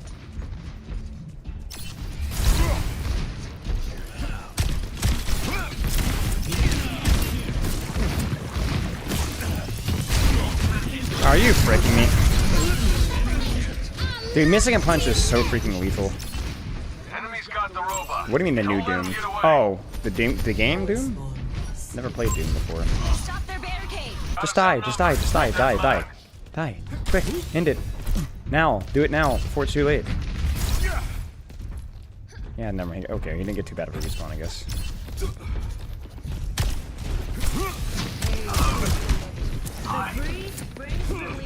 My blade is behind that.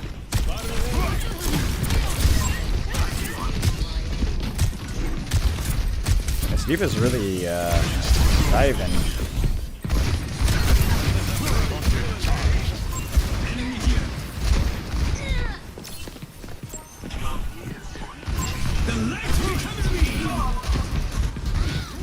I move with purpose.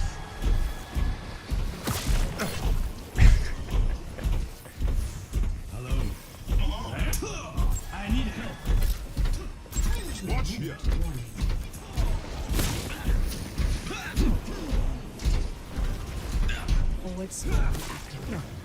Thank you.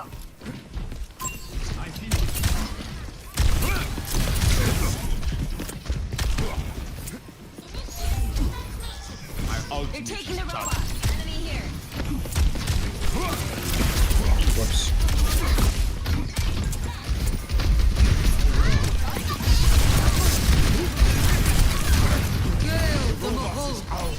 Let the Kitsune guide you.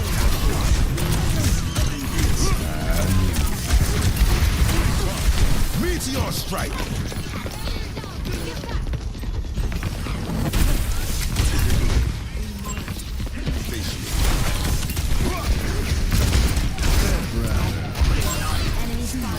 Oh! I'm actually pretty pleased with that cooldown tracking. Or trading. Not tracking. Frick. We're started. Let's go. I'll play a little bit greedier here to see if we can force him to C9. A little bit higher risk. Do something. What's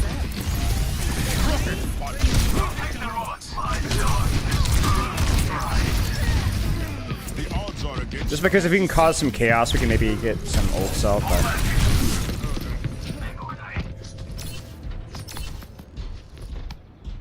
Doom guide next week? I already have a Doom guide with Chipsa. It's probably still pretty relevant. If you want actual Doom coaching content, though, you just check out Spyro 2 coaching. It's gonna be better than any guide you'll get. Guides are fun, but coaching is better. Frick.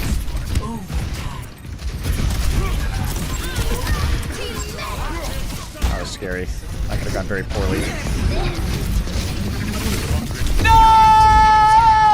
I was too low in HP to live that anyway. That was never gonna work. Zin's a crack addict, man. These guys just gotta freaking carry this game. We win these. Ready for a knockout? Whoops. Do not allow the enemy to proceed. Greetings. Out of teams. Nice.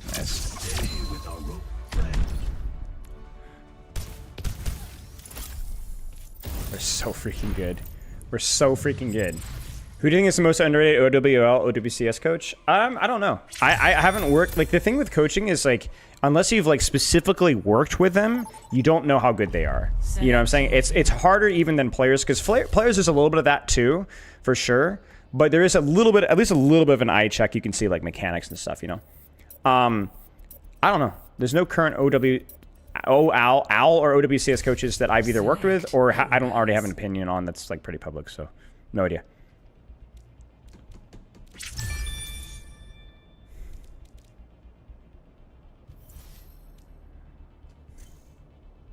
What, Sfano?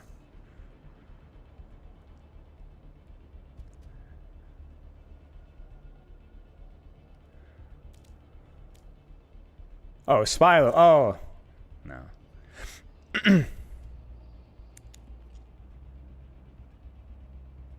Spend some money on that guy. What? Oh. Losing context of things that I said 5 seconds ago. You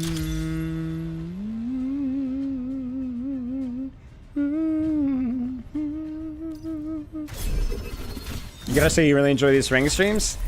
I will say, I'm always like, I don't know, but I'm glad you like it. A live risk tracker? Like, what do you mean risk tracker? I have to tinkle. I really gotta tinkle. Oh, risk per rate. Oh, I see. Yeah, maybe. I really got tinkle. Have you put out that support ult video? Not yet. It will be out tomorrow, I think. Should be out tomorrow, I think. Tinkle now? No, I can't. Dude, I can't freaking tinkle and wash my hands this fast. Never quite learned to keep their mouths shut. Oh. This one might get tricky. Can I count on you to watch my back? Of course. Young ex-wife on tank. You're like a brother to me. Keep a bottle near me. You've told me about your family. Not sure that's a compliment.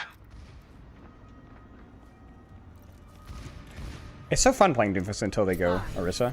4, 3, 2, 1. Attackers in The Freya grind's completed. We got our goal. Widow, we're just kind of being chilling right now.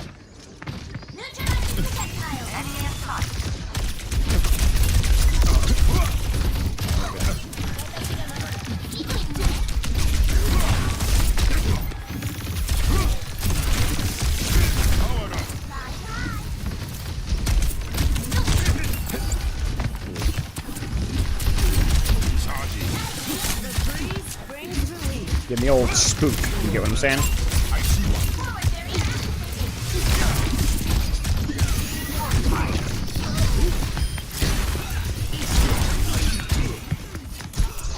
Frick.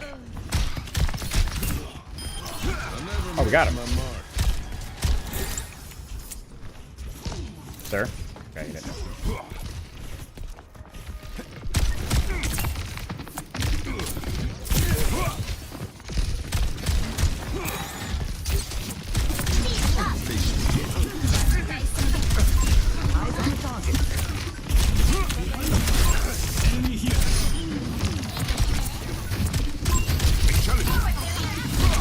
I thought he was gonna boost her out.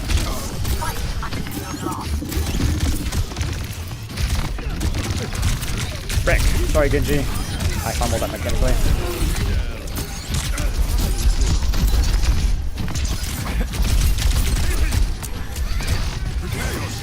That is questionable right there. Oh, if I'd hit that punch.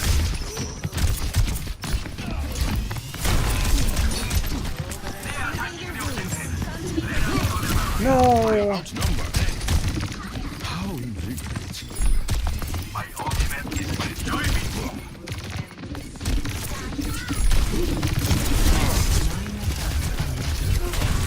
Meteor strike.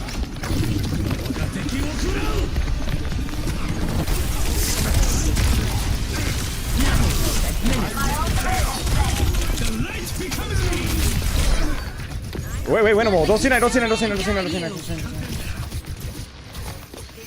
Nice. I was thought for a second there we weren't going to touch, and I was about to be sad. Because we actually had some decent cooldown trades there. Over there. Did they use an ult? I swear they I think they did. So we probably lose this, but that's okay.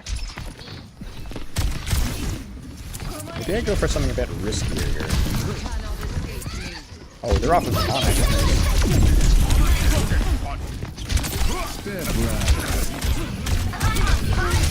Ah! That shouldn't have happened.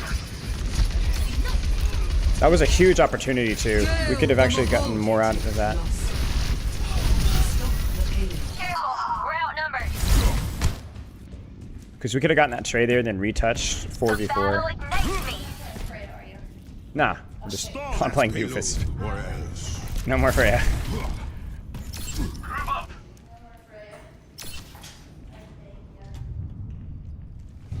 They're not like taking space, so. Be on guard. There's two of them over there. Frick. Too slow. Just keep that covered.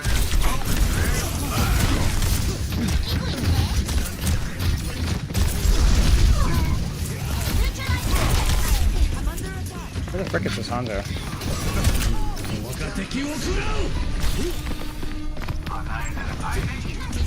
Behind you.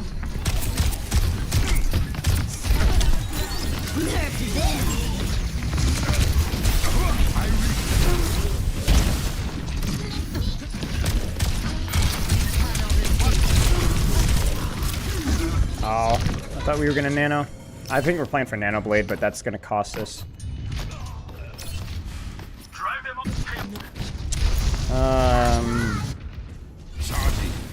Booty.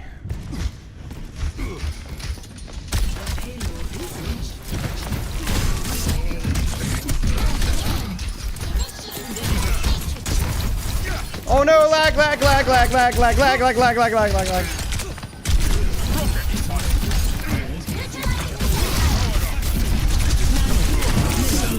Holy crap!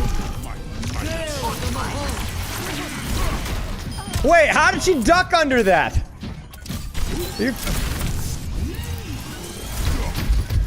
Ah.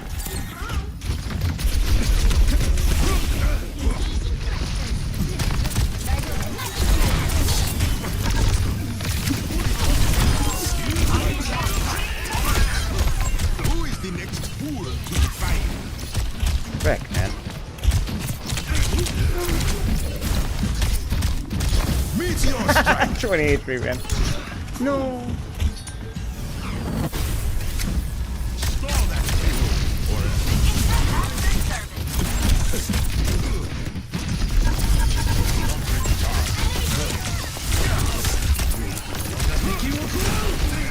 Wait, he actually threw it there.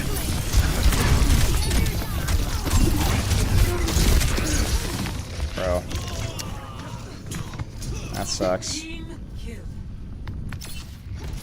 I've come too far to stop now. Let the Kitsune guide you. I see one.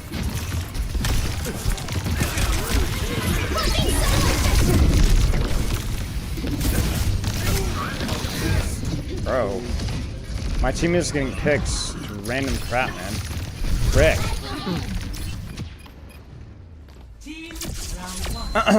Complete. You manifested while playing DOOMFIST? Yeah, you did. Score 0-0. In hardship, we find This is like the first game where I feel like... I don't know. I feel like I've been carried in the other games.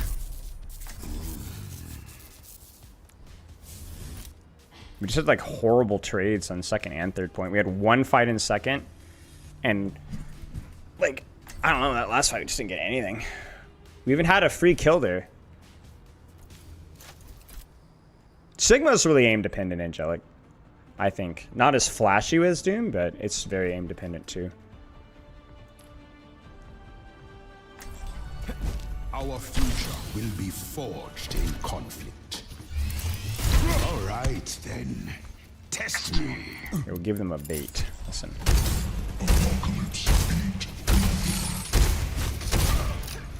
I'm playing Road Dogg, guys. Hear it? Wait, no. Now I'm playing...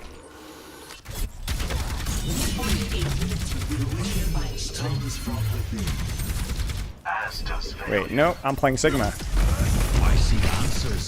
And now I'm playing Hazard. If you're in it with me, you're in it for life. 5, 4, 3, one. Our future will be forged in conflict. Capture objective A. Rocket pod.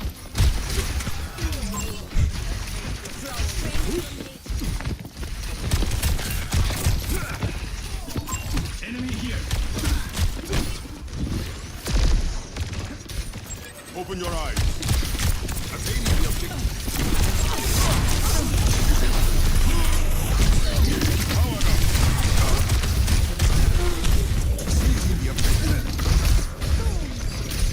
Winnable. We got a lot of space off of that, and we got a kill.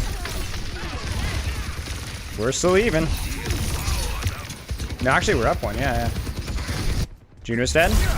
Now Ram. Get over here. Prepare yourself. I'm with you. Hi. That's better. Frick.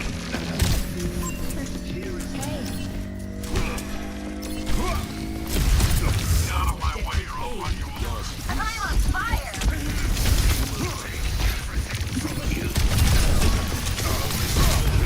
Frick, man. This is no time to doubt yourself.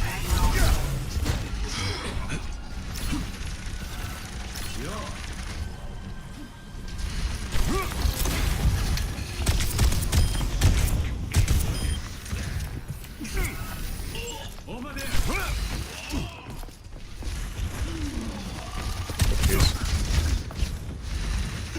Assistance would be appreciated. An enemy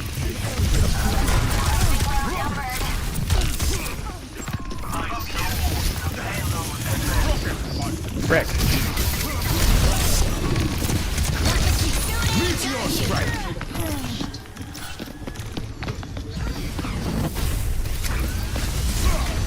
Frick! I say, frick!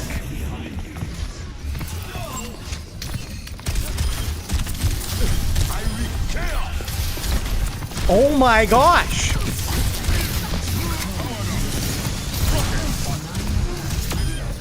Wow, I got her. I miss every punch.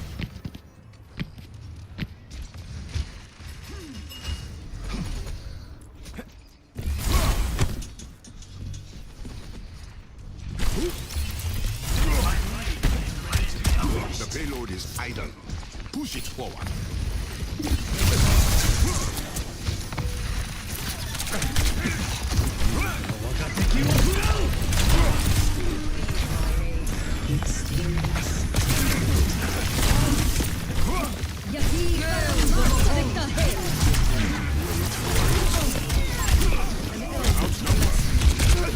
Frick.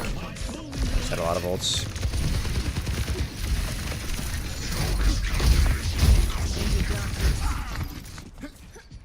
I will achieve my vision.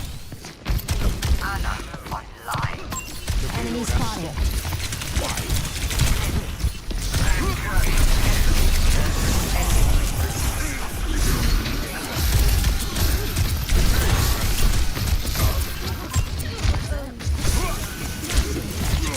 frick, man.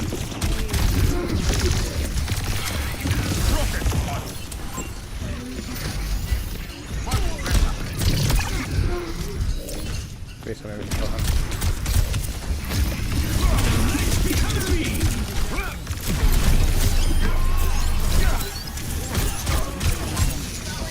Where the frick did that teleporter go?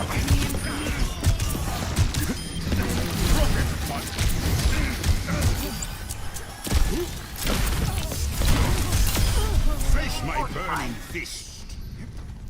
Charging.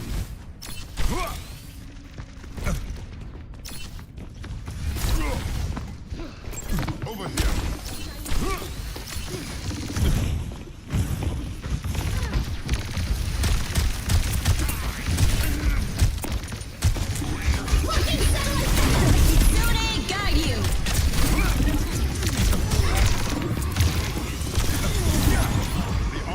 Over here.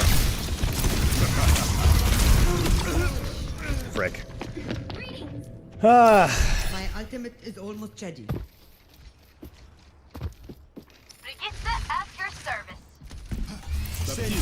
Ah, Brick is gonna be horrible versus this. Hanzo? Ramatra? I see one. Get the payload now.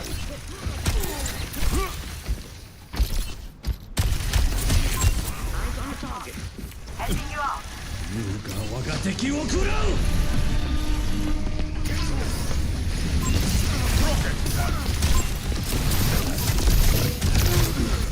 Yeah, they're just out angling us.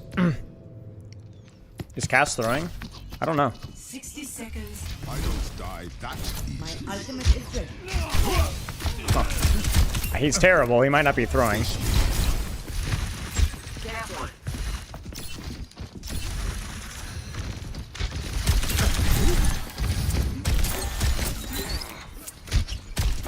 Over there.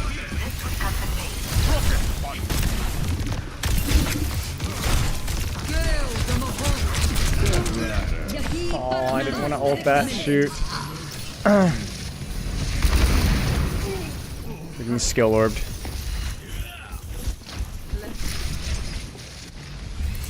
I will strengthen you. Meteor strike. I think we need to get a point.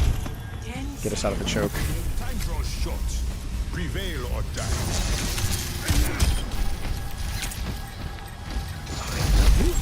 Over here.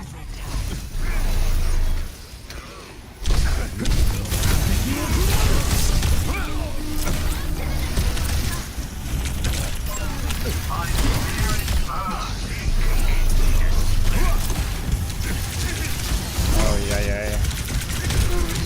Well, that's kind of nice. That broke all the turrets. Yeah, it's okay. Go next.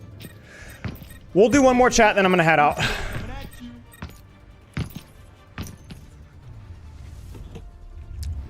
There's a couple of crucial fights we had to win there, but their team was just better. It's kind of disheartening. It's just fine. Team is just, yeah, boomed. Yeah, team was definitely mentally defeated.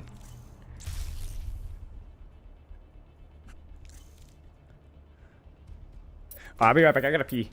One sec. Select heroes to ban.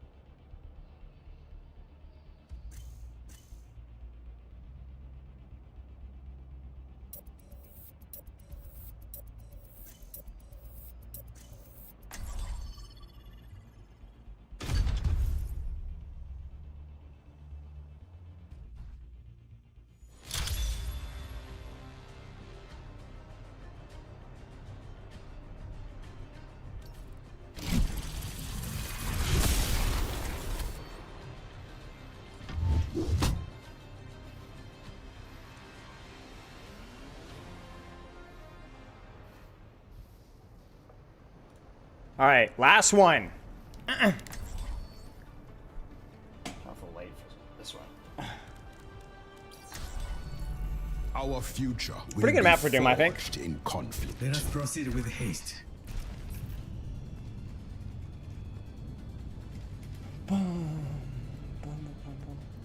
All right, then. Test me.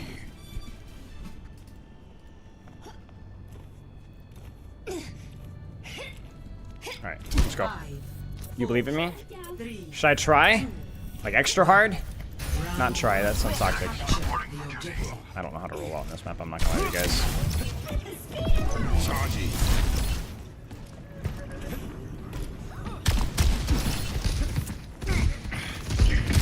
Enemy here. Get him.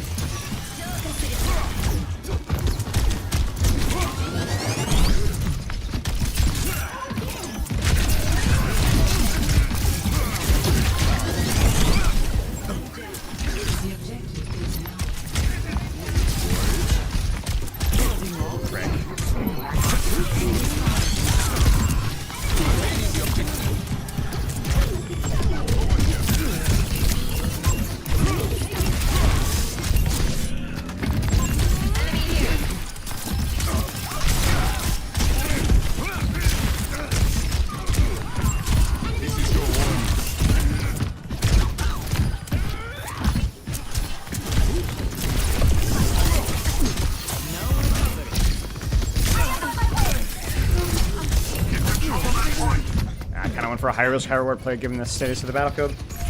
Not good enough. Feels like we had all the space there for so long. You just couldn't do anything with it.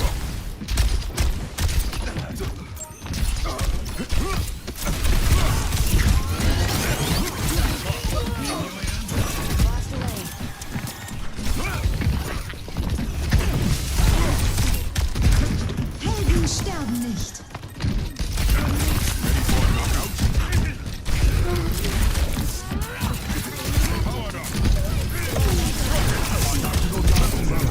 Oh no.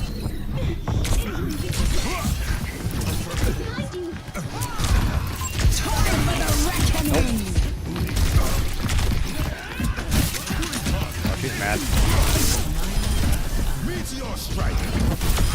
A deadly rhythm.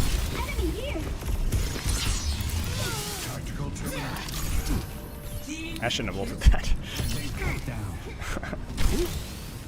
But we do have punch though. We do have punch. That's all that matters. That's actually, isn't that weird to think about? When you finish, oh, I guess it's actually a get out of jail free card. Yeah, that punch was large.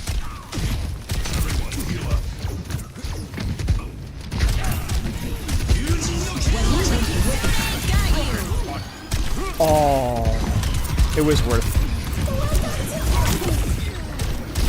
Don't test my reflexes. That was close. Why the frick are we holding that?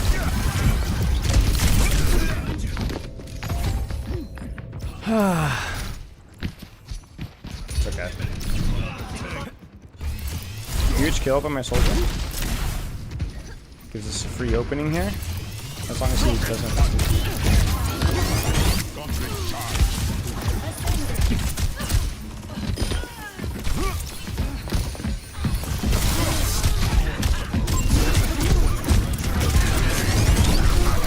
Frick.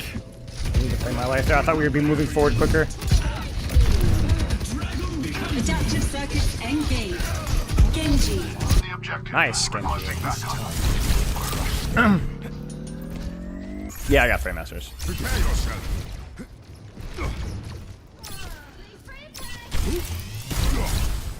I'm on fire.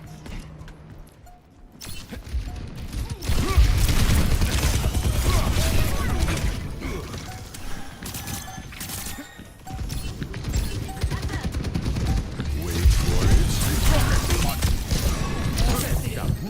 Time for the reckoning. I didn't mean to go for her. I'm looking for soldier. Frick. Helden sterben nicht.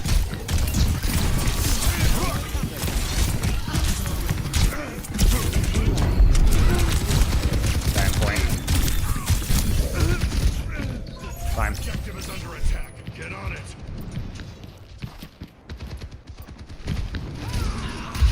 No, soldier, no, soldier, not this time, not this time, not this time, not this time. Not this time, soldier, not this time, soldier, not this time, soldier, not this time, soldier, not this time, soldier, not this time, soldier. Ah!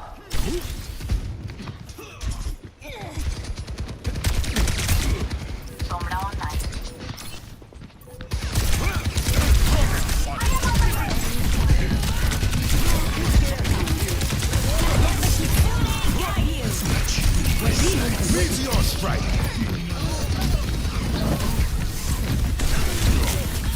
Are you freaking me?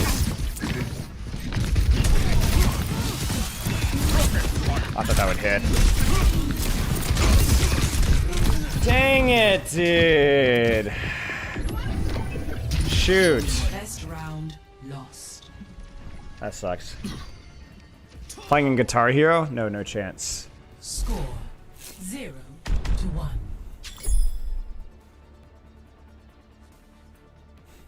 Yeah. Shoot. We should begin.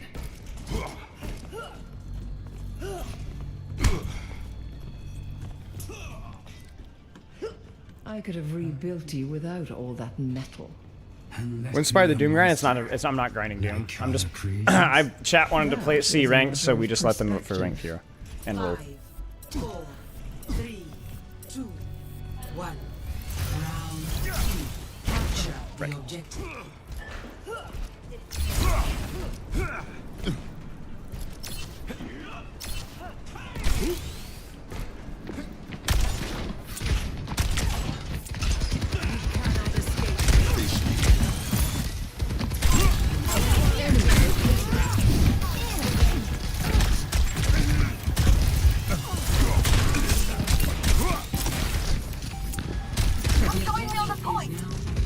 That nade?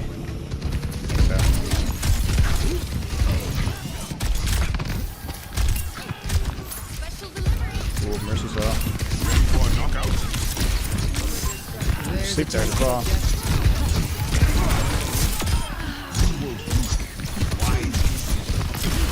Frick. I see a hostile.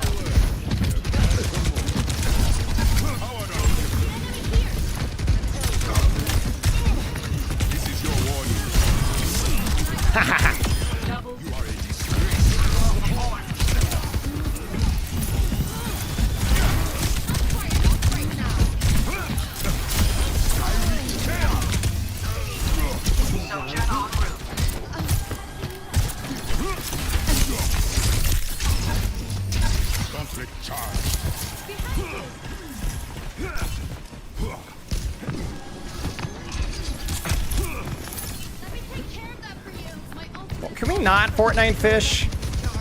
I'm gonna ban you if you don't stop.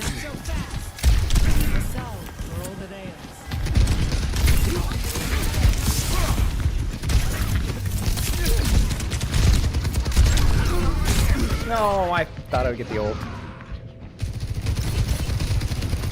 My bad.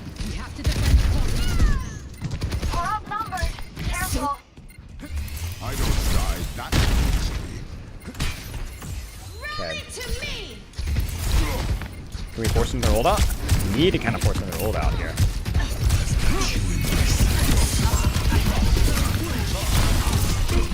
Nice little slide there.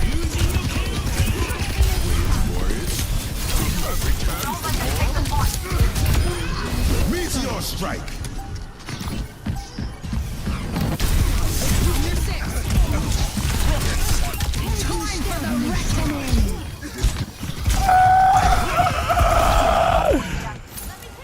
Okay. Wait. They almost walked off.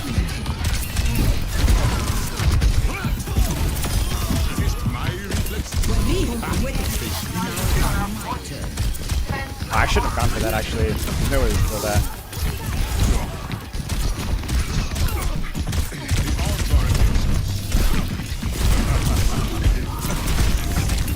Oh no. So close. Shoot.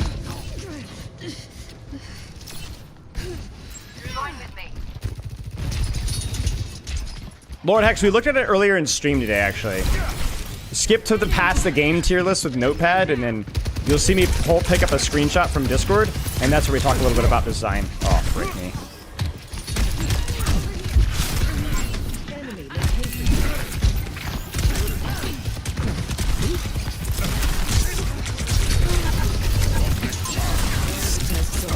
That's a fatty.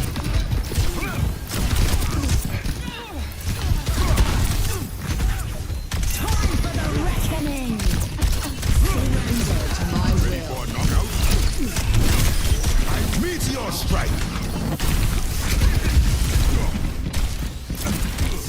Frick. No!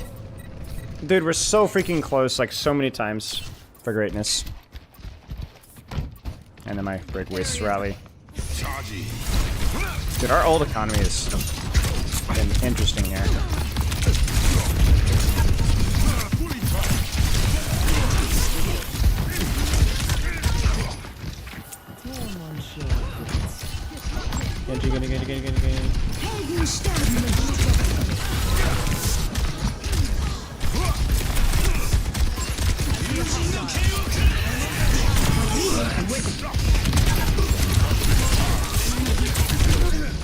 I'll tank that one.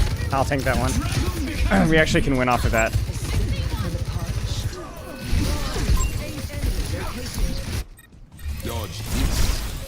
Nice.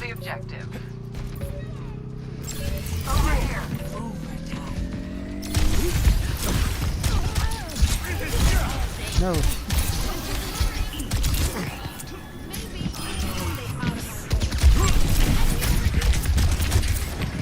Ready for a knockout?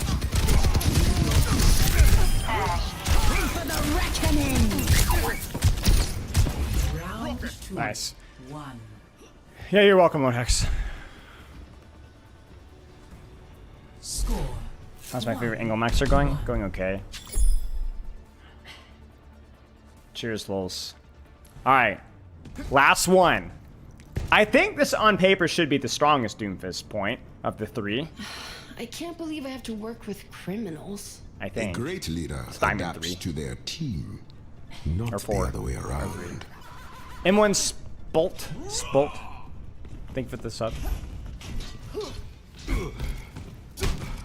I understand. Hey man, I don't play Doomfist. I haven't played tank in a long time. 3.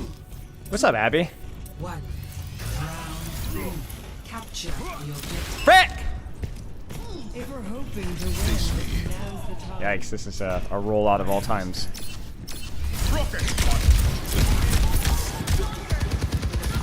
Wait, we can actually kind of stuff this a little bit here. Oh no. Oh no. I needed to hit that punch there. Dude, that's the thing with Doom. A good decision is bad if you miss the punch.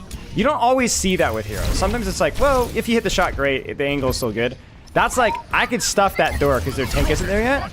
But if I miss the punch, I put myself in a bad position. That's the crazy thing. Which is unique, honestly. I'm not complaining. Common misconception.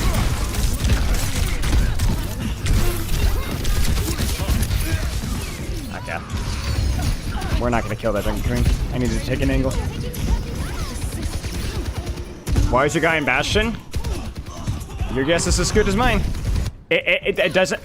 Like I said, we've already talked about this. It doesn't matter that this is Diamond. In fact, I've seen it in Masters. People are morons when it comes to Bastion. I don't know why, but they are.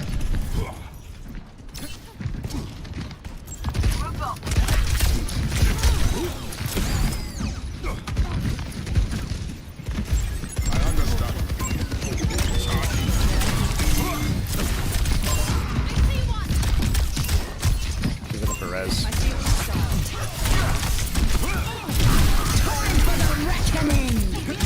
We love that.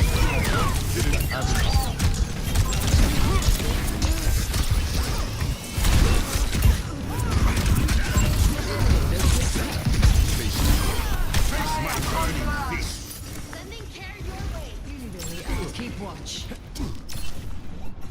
Good luck with good luck with workmate. No. We don't fight there. We don't fight there. We don't fight there. We don't fight there. No, no, no, no, no. Come back, come back.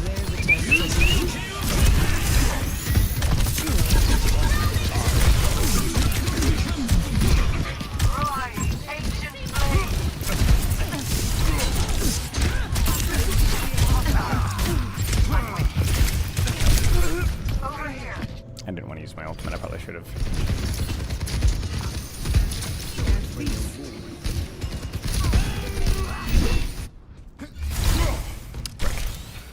We have coal. I've got you. No, we don't have coal for that. We don't coal that. We don't coal those. Goodbye. You greeted the punch, yeah.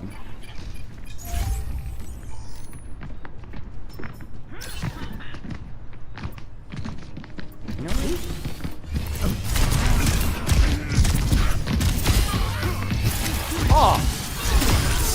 Ha! Daddy's here!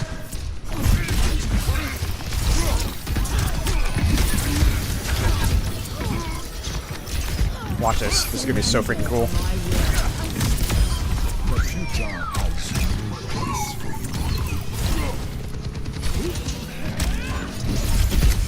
Oh!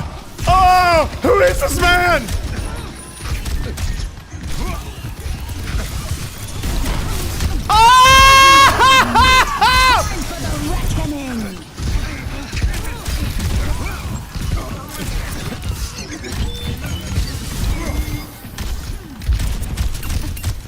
Wait, why did we ult there? What the frick?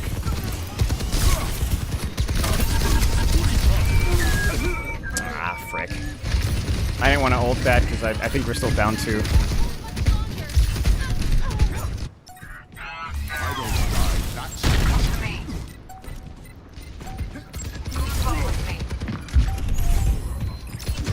Surely, surely, surely. Wait, what?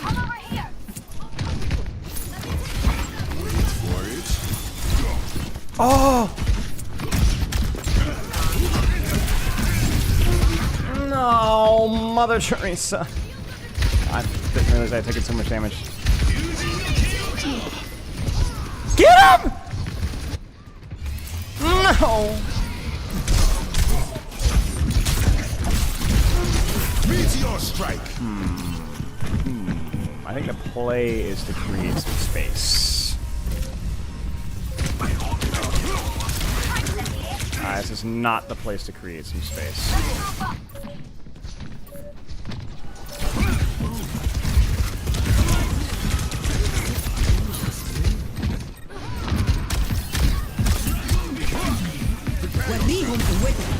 Are you freaking me?